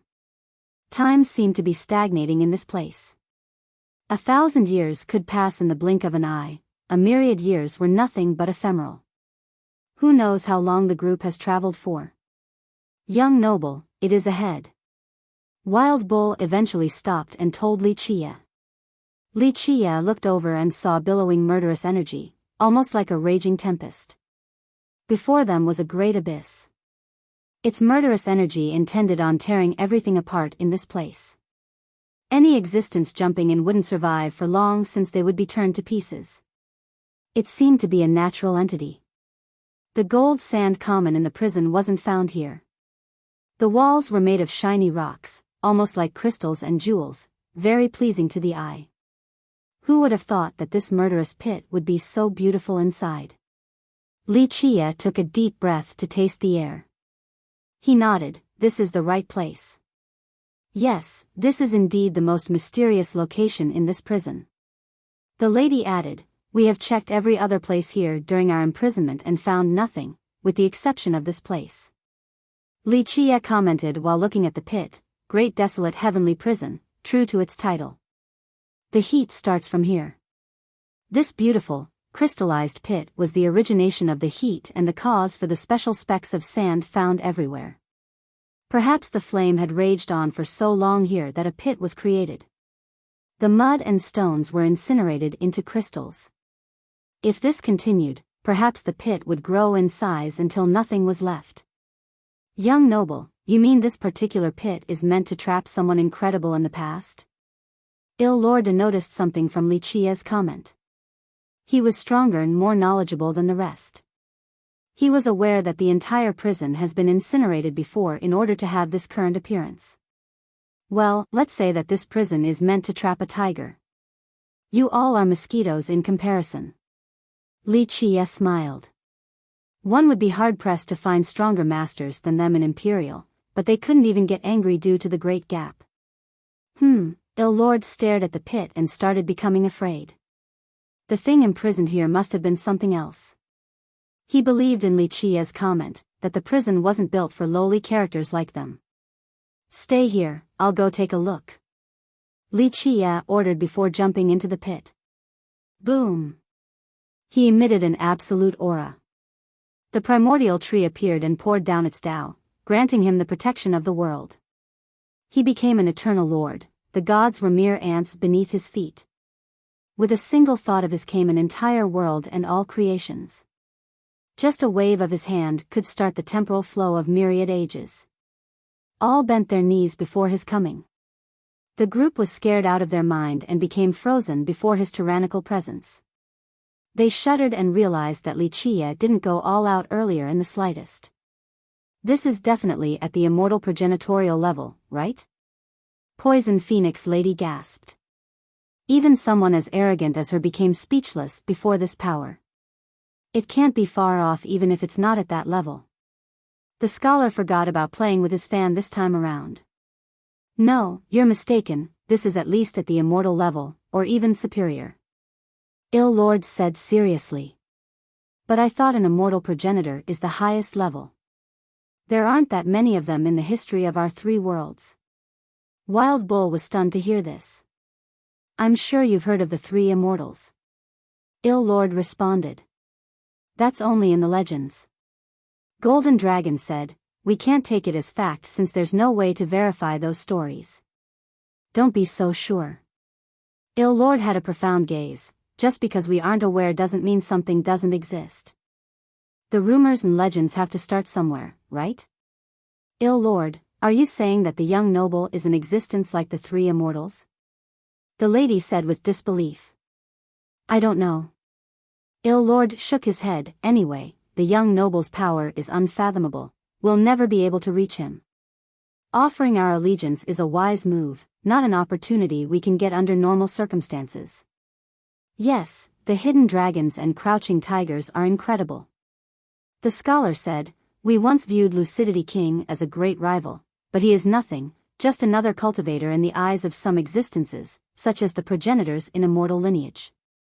And as for us, all we've achieved so far are completely insignificant in the grand scheme of things. The group became quiet, even the hot-headed Wild Bull. In the beginning, they didn't accept Wuxia's comment about them being ants entirely. After all, few were stronger than them in imperial lineage. But after this moment, they were completely overshadowed by his might. Their usual arrogance and pride dispersed like smokes. Meanwhile, Wuxia rushed down the pit while being protected by his aura. The murderous energy crazily attacked but couldn't hurt him at all. This was still not on the same level as the Sea of Tribulation. In fact, the scariest thing about this pit wasn't this corrosive energy but rather the bewitching illusions. Once he entered the pit, a drumming sound whispered in his ears. Such a sound would incite various emotions, such as anger and unwillingness, enough to make people jump up and down. It was akin to seeing a mortal enemy. One wouldn't be able to restrain their fury, their eyes would turn red, wanting to leap forward and tear the opponent to pieces. The farther down, the worse it became. One's Tao heart and mind would be affected. Rage and fury would overwhelm everything.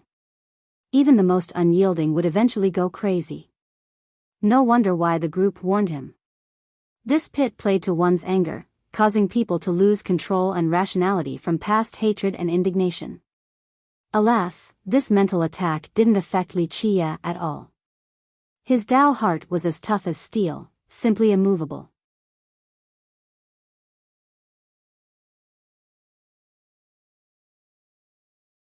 Chapter 2545. Wuxia has been inside for a long time, so the group became restless. Is he okay? This wasn't Wild Bull's first time asking this question during the wait. The young noble will be fine due to his power level. Even if he can't get all the way down, leaving is just fine. You've tried before too and came out unscathed. The scholar replied. Sigh, don't bring it up again. I instinctively felt something was wrong and ran. If it wasn't for Ill Lord suppressing me right away outside, would have gone crazy for sure. Wild Bull still looked scared because that was one of the roughest moments in his life. In my opinion, the young noble should be able to deal with the murderous intent, but will he be able to handle the surge of rage? Golden Dragon became worried. It's a mental attack and has nothing to do with power. Just the Tao heart matters there. The group naturally worried about Wuxia's safety because they placed all of their hopes on him. If anything were to happen to the guy, they would no longer have a chance to leave this place alive. The young noble is a bit young, but to reach that level, his Tao heart must be far stronger than ours. He'll be able to handle it. The lady said, even if he can't, he'll still come out just fine. Remember, even the likes of us can leave the pit, let alone him. I'm just afraid he'll try to persevere for too long. Many have died in this place because they were too stubborn and eventually succumbed to their heart demon. Golden Dragon was still worried. Don't worry, it'll be fine. Il Lord was calmer in comparison, having full confidence in Li Chia. Since the young noble dares to go in, he should be very certain of success. Il Lord stared at the pit and continued, someone of his level can handle far worse Dao and surely wouldn't attempt something deemed to be suicidal. The group felt much better as if they have just taken a calming pill. Li Chia surely wouldn't have been dumb enough to try something he wasn't sure of. Just wait, be patient. Il Lord said. Li Chia continued on. The pit seemed to be bottomless with numerous skeletons on the way down. These were the experts who have tried to explore this place, only to die here. The deeper he went, the fewer corpses he saw. The murderous energy and mental attack gradually increased, so those who have made it this far were incredible masters. The murderous energy eventually acted like blades lacerating the flesh.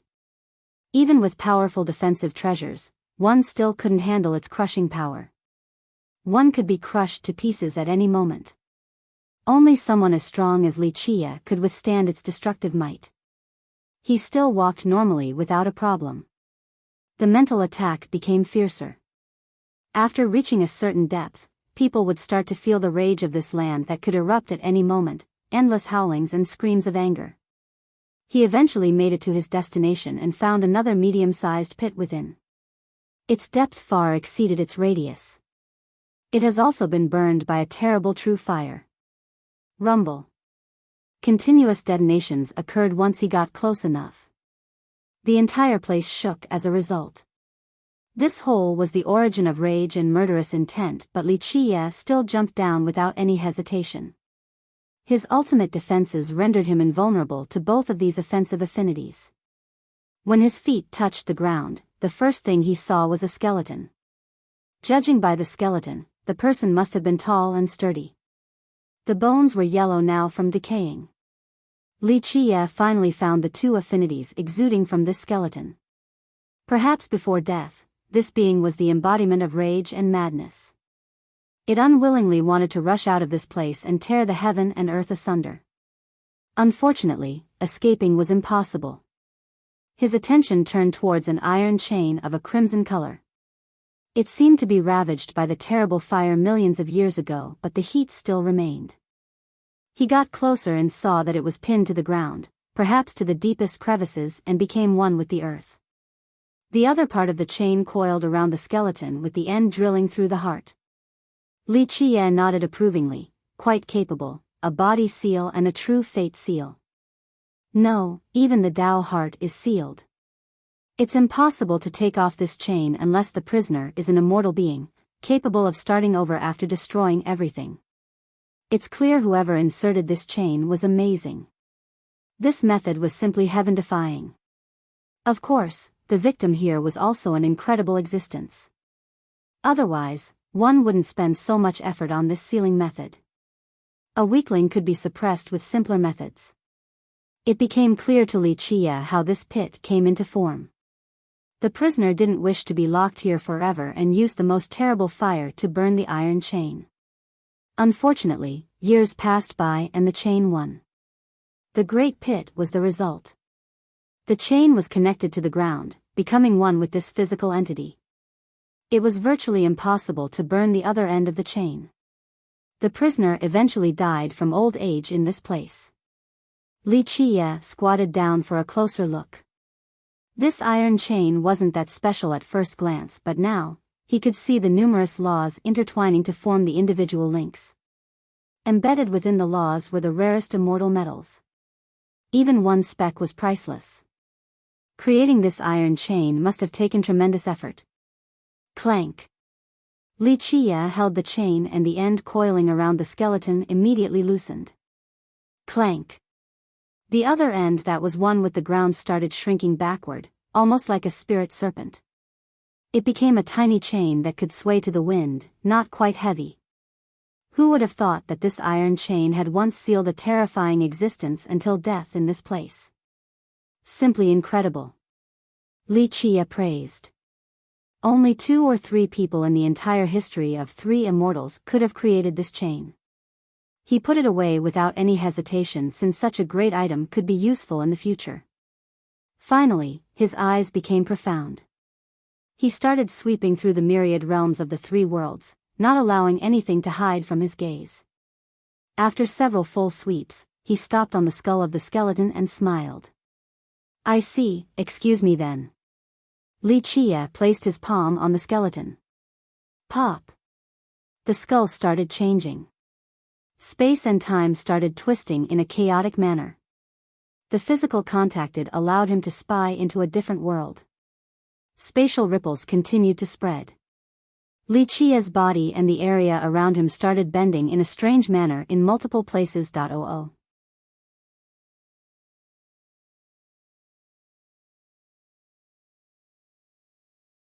Chapter 2546. Li Qie crossed through space and time to a different domain within the skull. This process required massive strength and precise calculations because just one mistake would result in a spatial collapse devouring him in the process. This lasted for a while before his eyes lit up with elation. Buzz.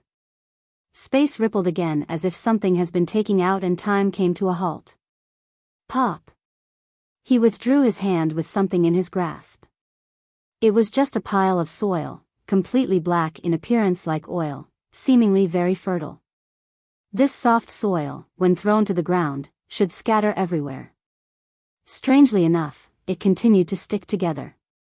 It seemed the grains were special and would always come back together even after a forceful separation. Upon closer inspection, he found that the tiny grains were actually squirming about, seemingly alive. An affinity of life exuded from the palm of his hand. The soil contained majestic life force almost like a galaxy of stars. Its fertility was even more shocking. One would think that it was the most fertile pile of soil in existence, capable of gestating anything, even another world. It could be construed as the origin of all, the stars above and living beings below. Yes, this little pile was actually priceless. The geezer wanted me to do all the hard work. Let's see if he can stay calm after knowing that I have everything. Li Qie smirked. He carefully put away the soil before speaking with a serious expression. Not quite done yet, still missing some things. No rush though, who can actually stop me now? There was a big yet inconspicuous change happening to the heavenly prison from the moment Li Qie got a hold of the soil. Only the ones paying attention would notice it. The group still waited outside of Death Pit, but as time passed, the lack of signs began to bother them. What's going on? Don't tell me something bad happened? Wild Bull, who was closest to the pit, looked around. Alas, the murderous energy obscured his vision. Should we jump down to help? Golden Dragon also lost his patience and kept on extending his neck forward for a look. How are we going to help? The scholar fanned himself while speaking. It's useless if someone as strong as the young noble still fails. You're only going to die. Golden Dragon smiled awkwardly and had to admit that the scholar was right. They wouldn't be able to contribute anything outside of their lives. Ill Lord remained the calmest in the group. His expression remained neutral while staring at the pit. He just carefully observed the changes in the murderous energy and the prison. What sect do you think the young noble is from? Who is his master? The torturous wait prompted Golden Dragon to start gossiping. It's insane if he actually has a master. The lady gently shook his head. I can't imagine someone capable of teaching a disciple to this level, not even a progenitor. Ill Lord talked about it earlier. Our world has 3 immortals, maybe one of them is his master. I mean, no one else can be such a good teacher. Wild Bull laughed and said. Stop spreading your foolishness. Golden Dragon gave him the side eye. We don't even know if the 3 immortals exist. Who has actually met them? You heard of anyone? Wild Bull scratched his head after hearing the retort. Well, I don't know. The so-called immortals in the truest sense of the word only belonged in the legends. Perhaps no one has seen a real immortal before. Those who claim to have done so were only lying or boasting without any concrete evidence. The scholar chimed in, I actually agree somewhat. In my opinion, no one but the three immortals can groom a disciple to the level of the young noble, so young yet so unbeatable already, completely unprecedented in history, overshadowing the previous radiance of past. Even those of Gao Yang's level can't compare to him. If this is the case, then immortals really do exist. Wild Bull said with astonishment. These three were enjoying themselves, but the attentive woman in the group spotted a change in the prison. At the start, she felt a majestic life force heralding auspicious moisture to the prison. However, this sensation only lasted for a second. After it disappeared, the dried prison became even drier, as if it had lost all life affinity. Prior to this, the prison was considered a death zone, but it still had some strands of life lingering around. They have disappeared, turning the prison into a true location of death. What happened? The lady took a deep breath. It seems as if something has just been taken away. She caught the attention of the group. Yes, there's a taste missing. The scholar smacked his lips. They had been imprisoned for an entire generation and were quite familiar with the air in this place. Right, even less moisture than before. Wild Bull did the same and felt parched. Down there? Golden Dragon immediately looked over at Ill Lord. He did it. The quiet Ill Lord finally spoke with glimmers in his eyes. He actually obtained that item. The item of immortality? I see. Wild Bull had braced for this possibility but still became astounded. Even if it can't grant eternal life, it'll be a great longevity artifact.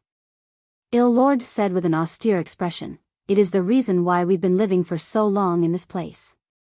This prison will be nothing but death without it.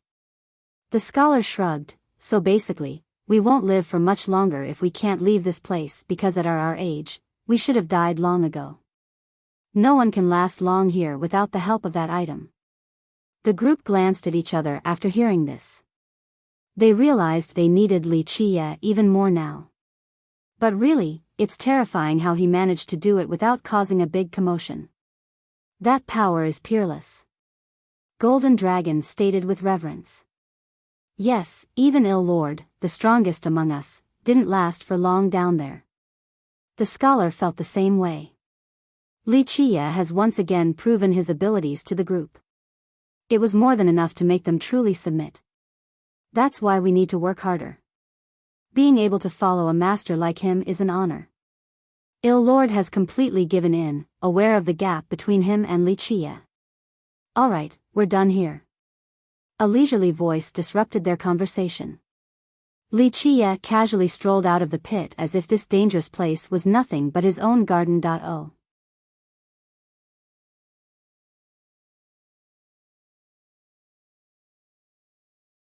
Chapter 2547. The group saw him and quickly composed themselves, then kneeled on the ground while shouting, Greetings, young noble. They have been won over completely by this master. Working for him would be an honor. It's time to go since there's nothing left to do here. Li Qie patted his hands and smiled.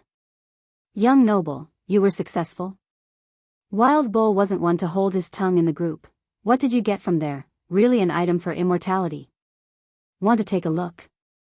Li Qie glanced at him and chuckled. Everyone became excited. Even Ill Lord couldn't continue acting cool and took one step closer. There was no doubt they wanted to see the item but hesitated from asking directly. Of course, I do. Wild Bull spoke without thinking and scratched his head. I've never seen an item of immortality before. Since Wild Bull had already spoken up, the rest of the group no longer needed to hold back. Golden Dragon smiled. Young noble, will you broaden our horizon by letting us see how magical the item is? Young noble, it must be an immortal grass. The lady became anxious as well. I suppose I can let you all see it. Li Qie took out the black soil and gave it to Wild Bull. Young noble, are you messing with us? This looks just like the mud in my old fish pond. Wild Bull didn't expect to be given something like this. Idiot. Ill Lord slapped him on the neck and glared. your fish pond's mud has this majestic life force capable of gestating 3,000 worlds? If that's the case, you must be an immortal, so why are you trapped in this godforsaken place? Wild Bull immediately took another look at the soil. I think you're right. What kind of mud is this? Immortal mud? The scholar carefully observed and became startled. I've never seen muddy soil at this level before. It really can gestate 3,000 worlds. If there are immortals in this world, then it makes sense for you to call it immortal mud. Li Chia chuckled, but since there are no immortals, this classification is inaccurate. What is it then? The lady joined in. I actually think that one can grow any immortal grass with this soil or even an entire world. You need the right seed for that particular type of grass in order to do so. If you want to plant a world, then you need a world seed as well. As the saying goes, even the most talented housewife can't make rice without grains. Li Chia answered. So you're saying it can really handle an entire world? Golden Dragon looked at the soil with widened eyes. You have a world seed? Li Chia retorted. Golden Dragon didn't know how to answer since he has never seen a world seed before. Who knows if one even exists? Young noble, you said that there are no immortals in this world, but where else can such a fertile piece of soil originate from? Ill Lord had a deeper reflection on this issue. The rest only viewed the soil as a great treasure. Who knows? That's beyond your reach right now. Li Chia smiled. Young noble, there is no one else here, just tell us. Wild Bull didn't show any reservation. You really want to know?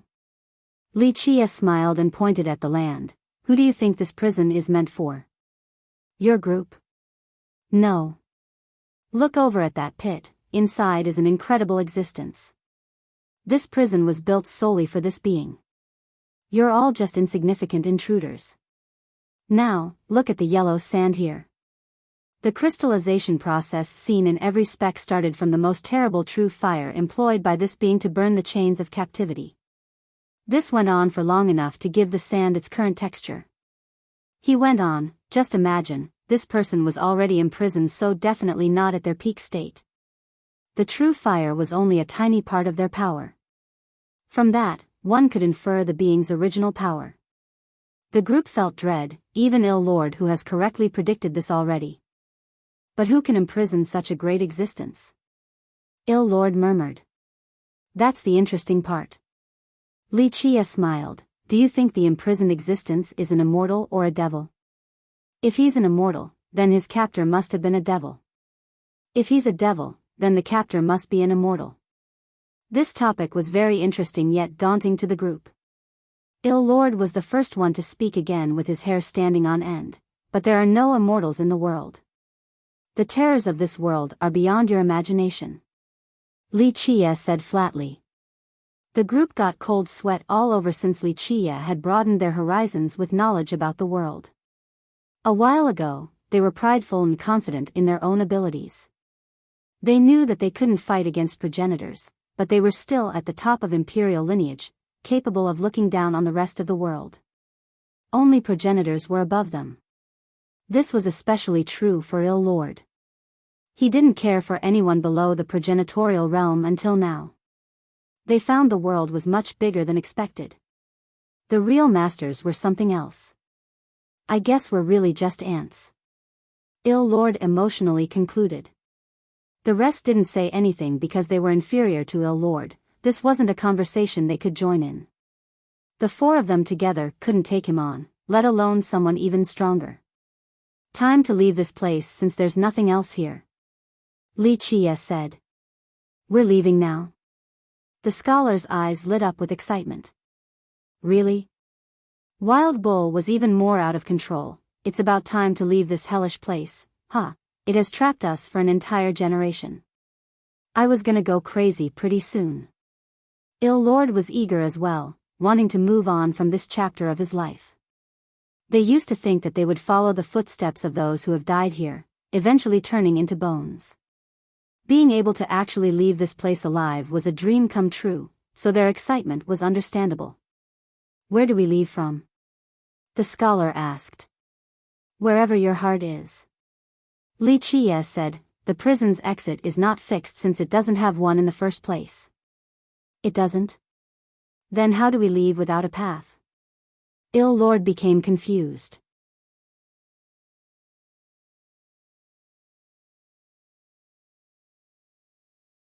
Chapter 25:48. Li Qie looked at the group and said, I already told you, the exit is in your heart and thoughts, as long as they're strong enough.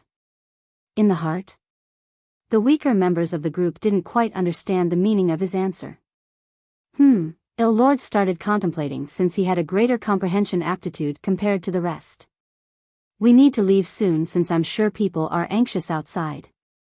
Li Qie looked at the sky and said. Having said that, his eyes became serious. With a buzzing noise, he became resplendent. Though there was no oppressive aura and invincible divinity, he seemed unreachable just by standing there. He looked like an immovable existence for all of eternity. Even if 1 billion years were to pass and the river of time continued to wash over him, he would still be in the same state. Everything else would change and flow, people were acting as fleeting passengers in his life. An everlasting unyieldingness was how the group would describe Li Qie right now. It wasn't a feeling of power, just immovability.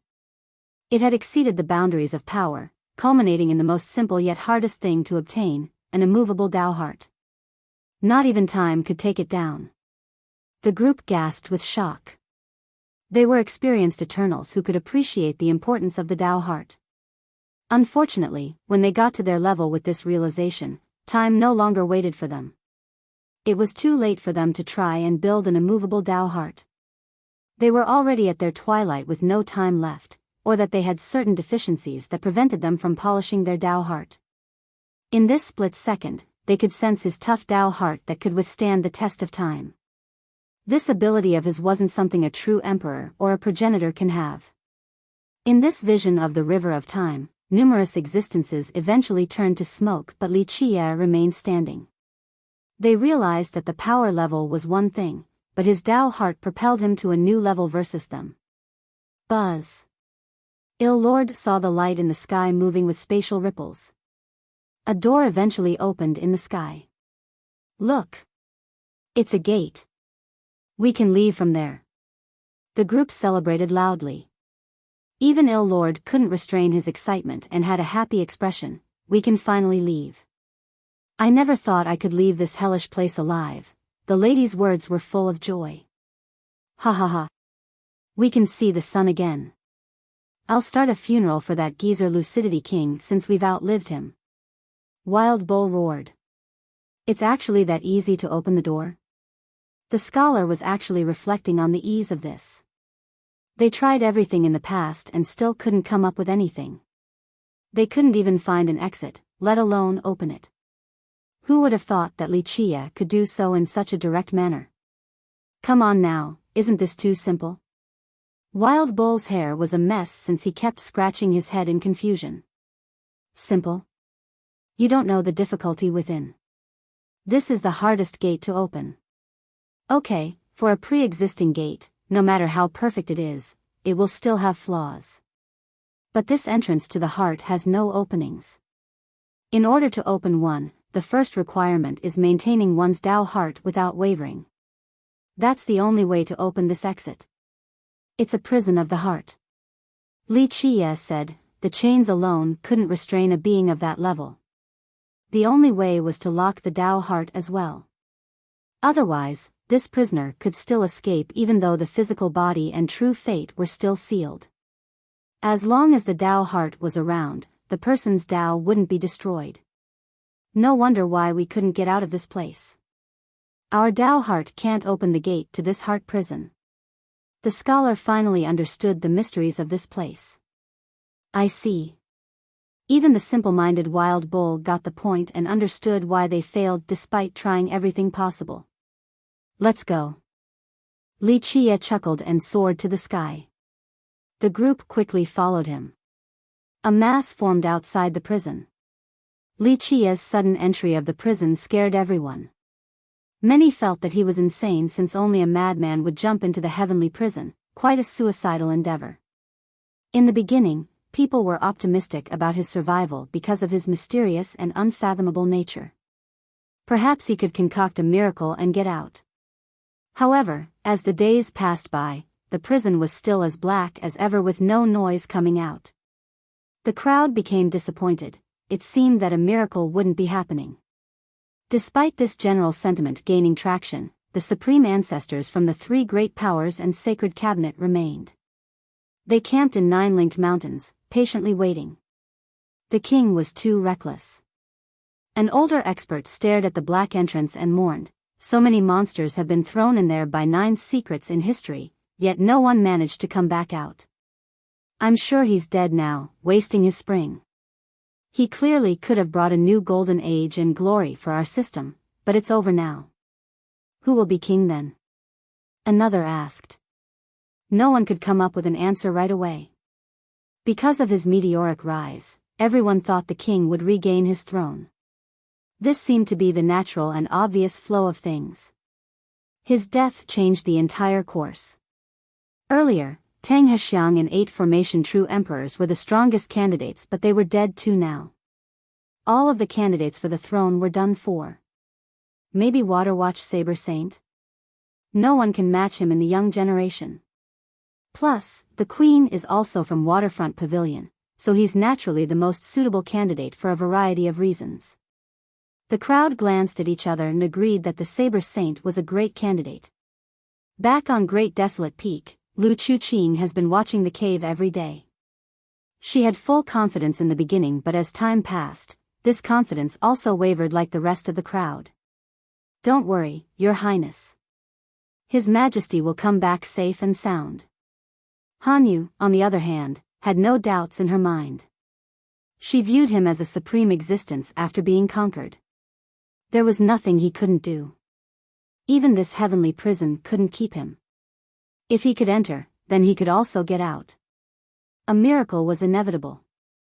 Hanyu continued to keep her cool while consoling Lu Chuqing and waiting for Li Qia's return.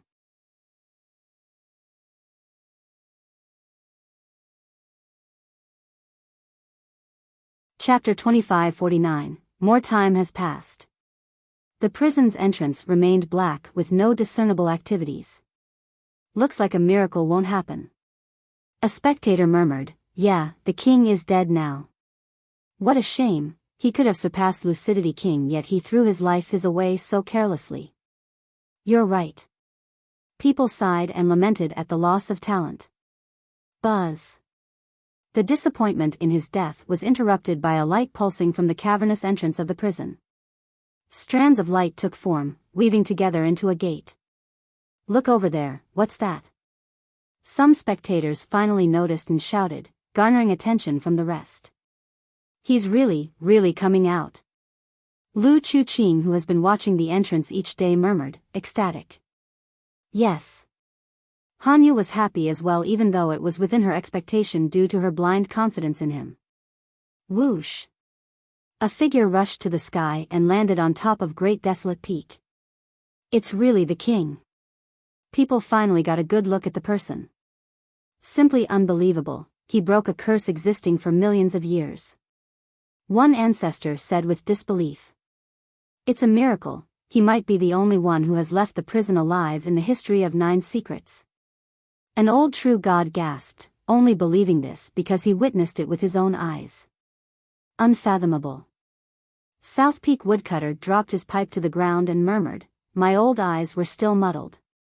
He is far more terrible than my imagination. Ordinary progenitors can't stand before him. Truly boring. Li Qia smiled and reached for the prison. Rumble. The entire thing surged out of the ground and shrank in size, before turning into a tiny cage in his palm. The miracle of the ages shocked the crowd already, but now, he even took the prison for his own. This man was invincible. The world should submit before him now. Boom. 4 pillars of light in the mountain range shot to the sky like 4 illuminating suns. 3 majestic figures appeared on top of a floating pavilion with a dominating momentum. They could suppress the 8 directions and crush the sky vault with their terrible auras. It didn't take long before the presence of Eternals permeated this sect. The Supreme Ancestors want to make their move. Everyone retreated since they knew a fight was coming. One can't be stupider than this. The woodcutter picked up his pipe and wiped it clean. He glanced over at the figures in the sky and sneered. They actually think their ace moves could suppress him, such daydreaming. Even a progenitor is not enough right now. When will they realize the horrors of the monster they are facing? Now that's more like it.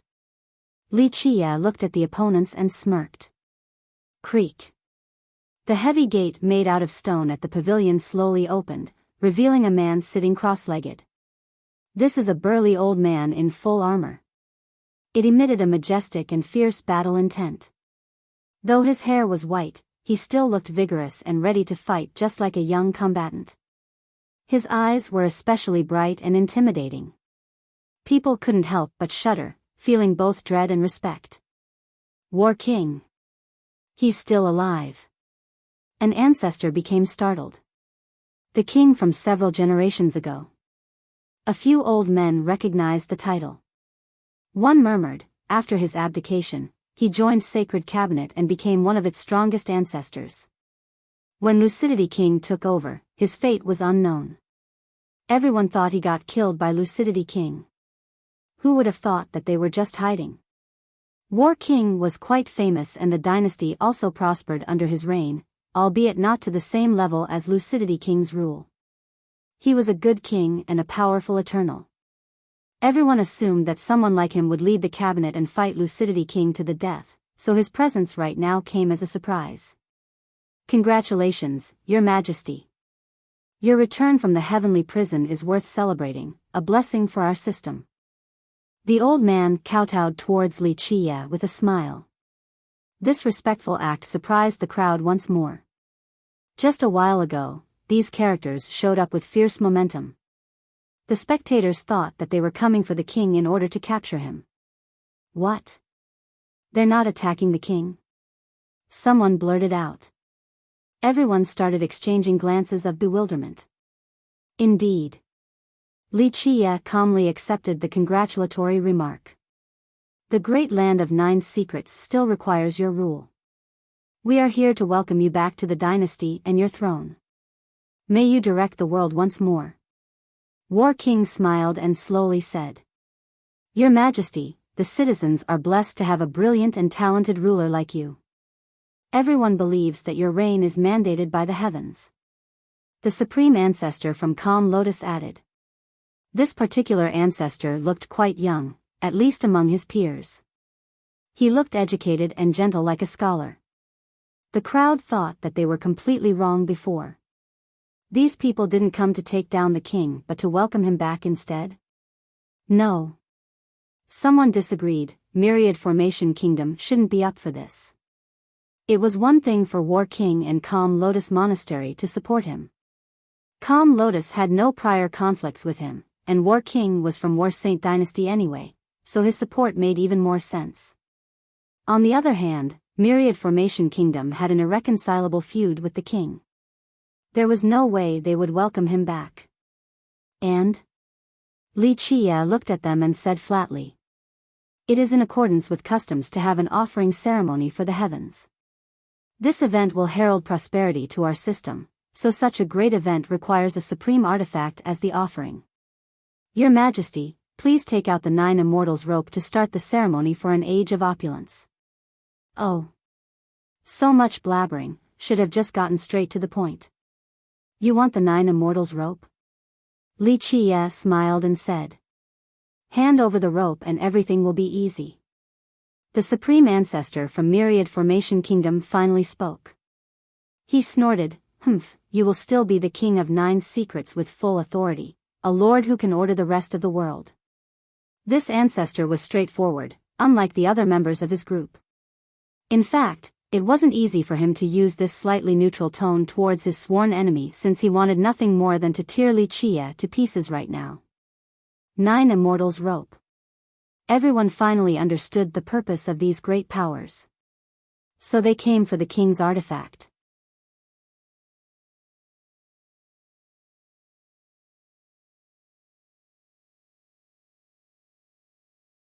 Chapter 2550, the spectators became interested when the supreme ancestors brought up the rope again. Some here have seen the rope with their own eyes, but they didn't know how magical or powerful it was. But now, these ancestors came together to ask only for the rope. This naturally surprised and frightened the crowd. Just think about it, the ancestor of Myriad Formation Kingdom probably hated Li Chia the most right now, but he would still drop the feud if Li Chia cooperated with them. Hell, he would even support Li Chia as the ruler of 9 secrets. The majority realized that this rope must be even more precious and important than their expectations. War King's group would even bow towards the king just to have the rope. This made people wonder about the rope's actual power. Could it be even stronger than an ancestral weapon? They have seen this artifact with their own eyes, but it looked nothing more than an ordinary rope. All eyes turned towards Li Chia, wondering about his choice. In their mind, trading the vine for the support of this group was a good bargain. Li Chia chuckled in response, "You're not as big of a deal as you think you are. I don't need a bunch of geezers' permission and support to take over 9 secrets. I don't need the help of some ants." War King and the others' expression became ugly. They were peak Eternals, the top beings of 9 secrets. The 4 of them together with their ace moves could take down anyone in this system. Even Lucidity King was afraid of an alliance of this magnitude. He didn't want to push them too far lest they actually work together and go all out. Humph. Bingqi Juezhen scowled. The weapon above him exuded a terrifying divinity. This was his clan's strongest weapon, All Break. He coldly uttered, "Your Majesty, don't make the wrong decision. Take a step back and bask in the immensity of the world. You have unlimited potential and our demand is only for the sake of the world and the people. Give the rope away today and it'll still be returned to you in the future. Ancestor, opposing His Majesty is the wrong decision, you will push our clan into the abyss." Bingqi Hanyu jumped in while shaking her head. This surprised people since no one expected that she would still be on his side by this point. "Don't worry, we're here to protect you and will grant you justice. Stand behind me to be safe." Juezhen's tone became serious. He still thought that she was being threatened and afraid of Li Chia. She shook her head again. "No, I am doing this for the sake of the Bingqi. Please go back, Ancestor. Serving His Majesty is my honor." People only became even more impressed with Li Chia. The king was something else, to be able to win her over completely in just one night. Humph.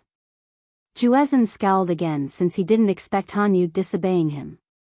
"This little girl has a better vision than you geezers. Looks like you all have wasted your lives and learned nothing." Li Chia critiqued. War King and the others didn't like this. The ancestor of Myriad Formation Kingdom glared angrily at him. "Your Majesty, we came with sincerity." War King spoke, "We want to support and work for you, more than happy to see you take the reins again. However, 9 Immortals rope has implications on the prosperity and survival of the 9 systems, so please think about the people, no need for that." Li Chia waved his hand and interrupted him, "You won't be the one making demands here, I am.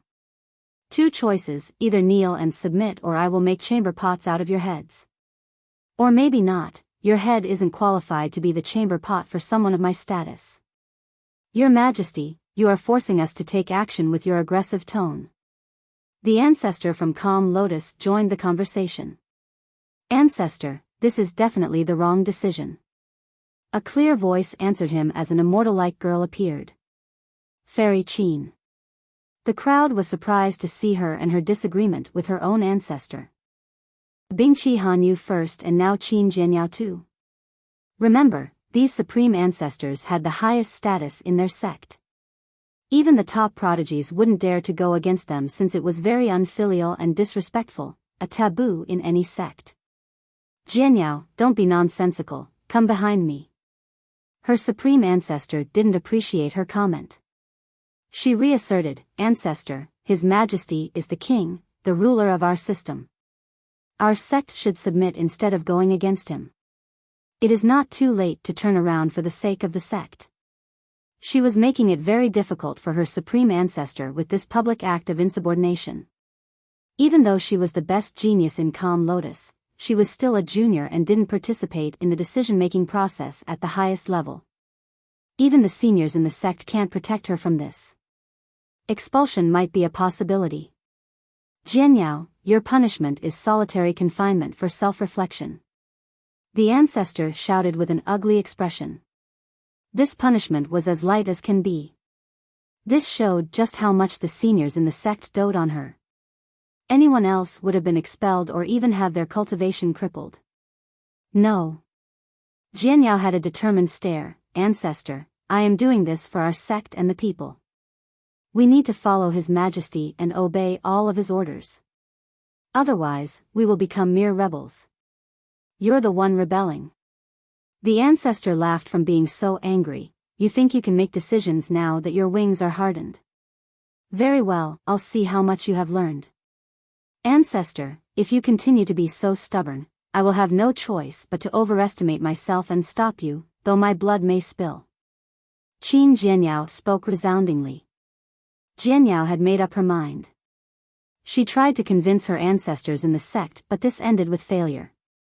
She knew that opposing Li Qia would herald a calamity to the sect. Their long-lasting legacy would be destroyed in one day. As a disciple and successor of Calm Lotus, she needed to contribute to the sect even if it meant going against the Supreme Ancestor. Otherwise, her sect might actually turn to ashes. Make your move, I will teach you a lesson today to lessen your arrogance. The ancestor released his eternal aura. Please excuse me for being unfilial. Jianyao soared to the sky while embracing her sword with a serious expression. No one expected this shocking escalation.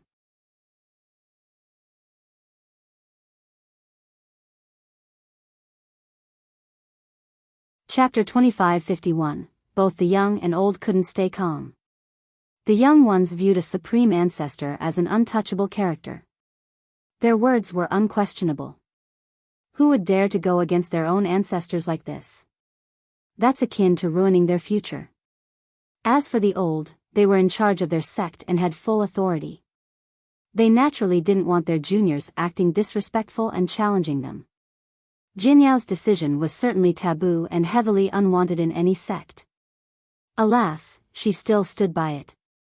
Clank. She unsheathed her sword and its light illuminated the realms. Its glint shot to the sky and she seemed to be disappearing, leaving a supreme sword Dao behind. The sword technique turned into myriad Dao. The rays started to spread like the blossoming of a lotus flower. It crushed the shackles of space before an actual attack. Pure lotus sword Dao. She roared and more lotus flowers in the world began to blossom. A frightening sword energy swept through the realms and locked everything in place. You overestimate yourself indeed. The ancestor from Calm Lotus also made his move. Boundless true energy emerged along with a sword intent drowning the world. Just this single sword intent carried the force of a tsunami smashing straight at the sky. Rumble. This wave destroyed the lotus flowers. Though her Dao was majestic, the gap between the two combatants was too great. As the sword wave crushed the flowers, her sword Dao eventually crumbled. She was blown flying to the sky and vomited a mouthful of blood. The ancestor reached up and created a sealing chain around the helpless girl, sealing her cultivation. You will be imprisoned for 500 years. The ancestor threw her back to Calm Lotus, sealing her inside a prison there with a single hand wave. Many were shaken, especially the young ones. Qin Jianyao was taken down so easily and imprisoned in her sect. They considered her to be an untouchable genius, virtually peerless among the young generation. The fight between her and the Saber Saint only reinforced this belief. Though no one saw the fight, they knew that her sword Dao had reached an amazing level. However, she was still too young and couldn't compare to an eternal like her supreme ancestor. Even when she became an eternal herself, the great gap would still be there since her ancestor had reached this realm long ago. So strong, the youths found this hopeless. If Jianyao couldn't handle a single move, there was no way they could challenge the ancestors anytime soon. This is to be expected. Their senior said, "The supreme ancestor of Calm Lotus is probably the strongest one since he has 2 words. Perhaps comparable to War King." The youths became quiet and shuddered.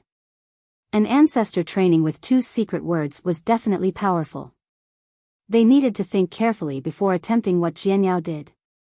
"Your Majesty, time to make a decision," this supreme ancestor said after imprisoning Jianyao. "He has proven himself to be quite powerful, so it was time to be aggressive." "I've already made one." Li Qie yawned and said, "Gotta make chamber pots out of your head and destroy your sects too." "Pretty simple." "We'll see about that." The ancestor from Myriad Formation King couldn't restrain himself any longer. "Junior, we might not be able to defeat you in a one-on-one fight, but we still have ways of suppressing you. Hand over the rope before it's too late." "Oh, want to use your number advantage? Your group isn't the only one with multiple combatants." An old woman laughed and suddenly appeared in the sky, Poison Phoenix Lady. This surprised the crowd. Who was this woman and why was she helping the king? No one could recognize her right away. Poison Phoenix Lady. The War King was startled to see this old woman. "So there are those who still remember me. Looks like I didn't waste this life." The lady chuckled. "Huh, is it time to fight? We've been waiting, let's see what you got." A thunderous voice came about. Wild Bull also showed herself while waving his stone hatchet up and down. Wild Bull. Bingqi Juezen's expression darkened. "I can't miss a skirmish like this, count me in." Golden Dragon laughed. 8-armed Golden Dragon, Myriad Formation Supreme Ancestor, also recognized him. "The 4 of you are foolish to think that your bunch can challenge our young noble. My old bones are enough to play with you." The scholar appeared in the distant. Firefeather Scholar, Calm Lotus Supreme Ancestor, became serious. An ancestor took a deep breath after seeing the 4. "Are the dead crawling out of their graves? Who are they?" The young ones didn't recognize the 4 and haven't even heard of their title before. After all, they have been missing for a generation and were forgotten. All powerful enemies of Lucidity King who were captured and thrown into the heavenly prison. "I can't believe they're still alive right now. Just know that they are fierce and can't be weaker than these supreme ancestors." The ancestor murmured. The juniors took a deep breath. No weak person would ever dare to go against Lucidity King. His foes were all great characters. 4 against 4, how about it? I've been itching for a fight for so long now after being trapped. It's about time. Wild Bull started stretching his arms. War King's group was a bit astounded. Their plan didn't take this into account. All of their ace cards were meant to deal with Li Qie. "You all are getting worse with age, so much inferior compared to Lucidity. No wonder why he can reign for so long and your group didn't even dare to let out a fart in his presence, only able to submit like obedient dogs." A world-devouring old man emerged, holding a walking stick, and slowly walked in the air. He looked at War King's group with nothing but contempt. What about him? The juniors became curious again. Meanwhile, their seniors became slack-jawed. "Ill Lord." War King and the others staggered backward in shock. Wild Bull's group was surprising but not overly dreadful. Ill Lord was a different story. They were finally intimidated. "Ill Lord." One old ancestor gasped and felt a chill coursing down his spine. "Is he very strong?" His junior asked after seeing the fear in the ancestor's eyes. "Strong, very strong." The ancestor put on a solemn expression. "He once destroyed a sect with a single breath, no need for any technique." "He's that terrifying?" The juniors nearby became startled. "You're tuning into the Biyao's Wuxia Chronicles YouTube channel. Don't forget to subscribe and join us on this journey to catch the most captivating stories.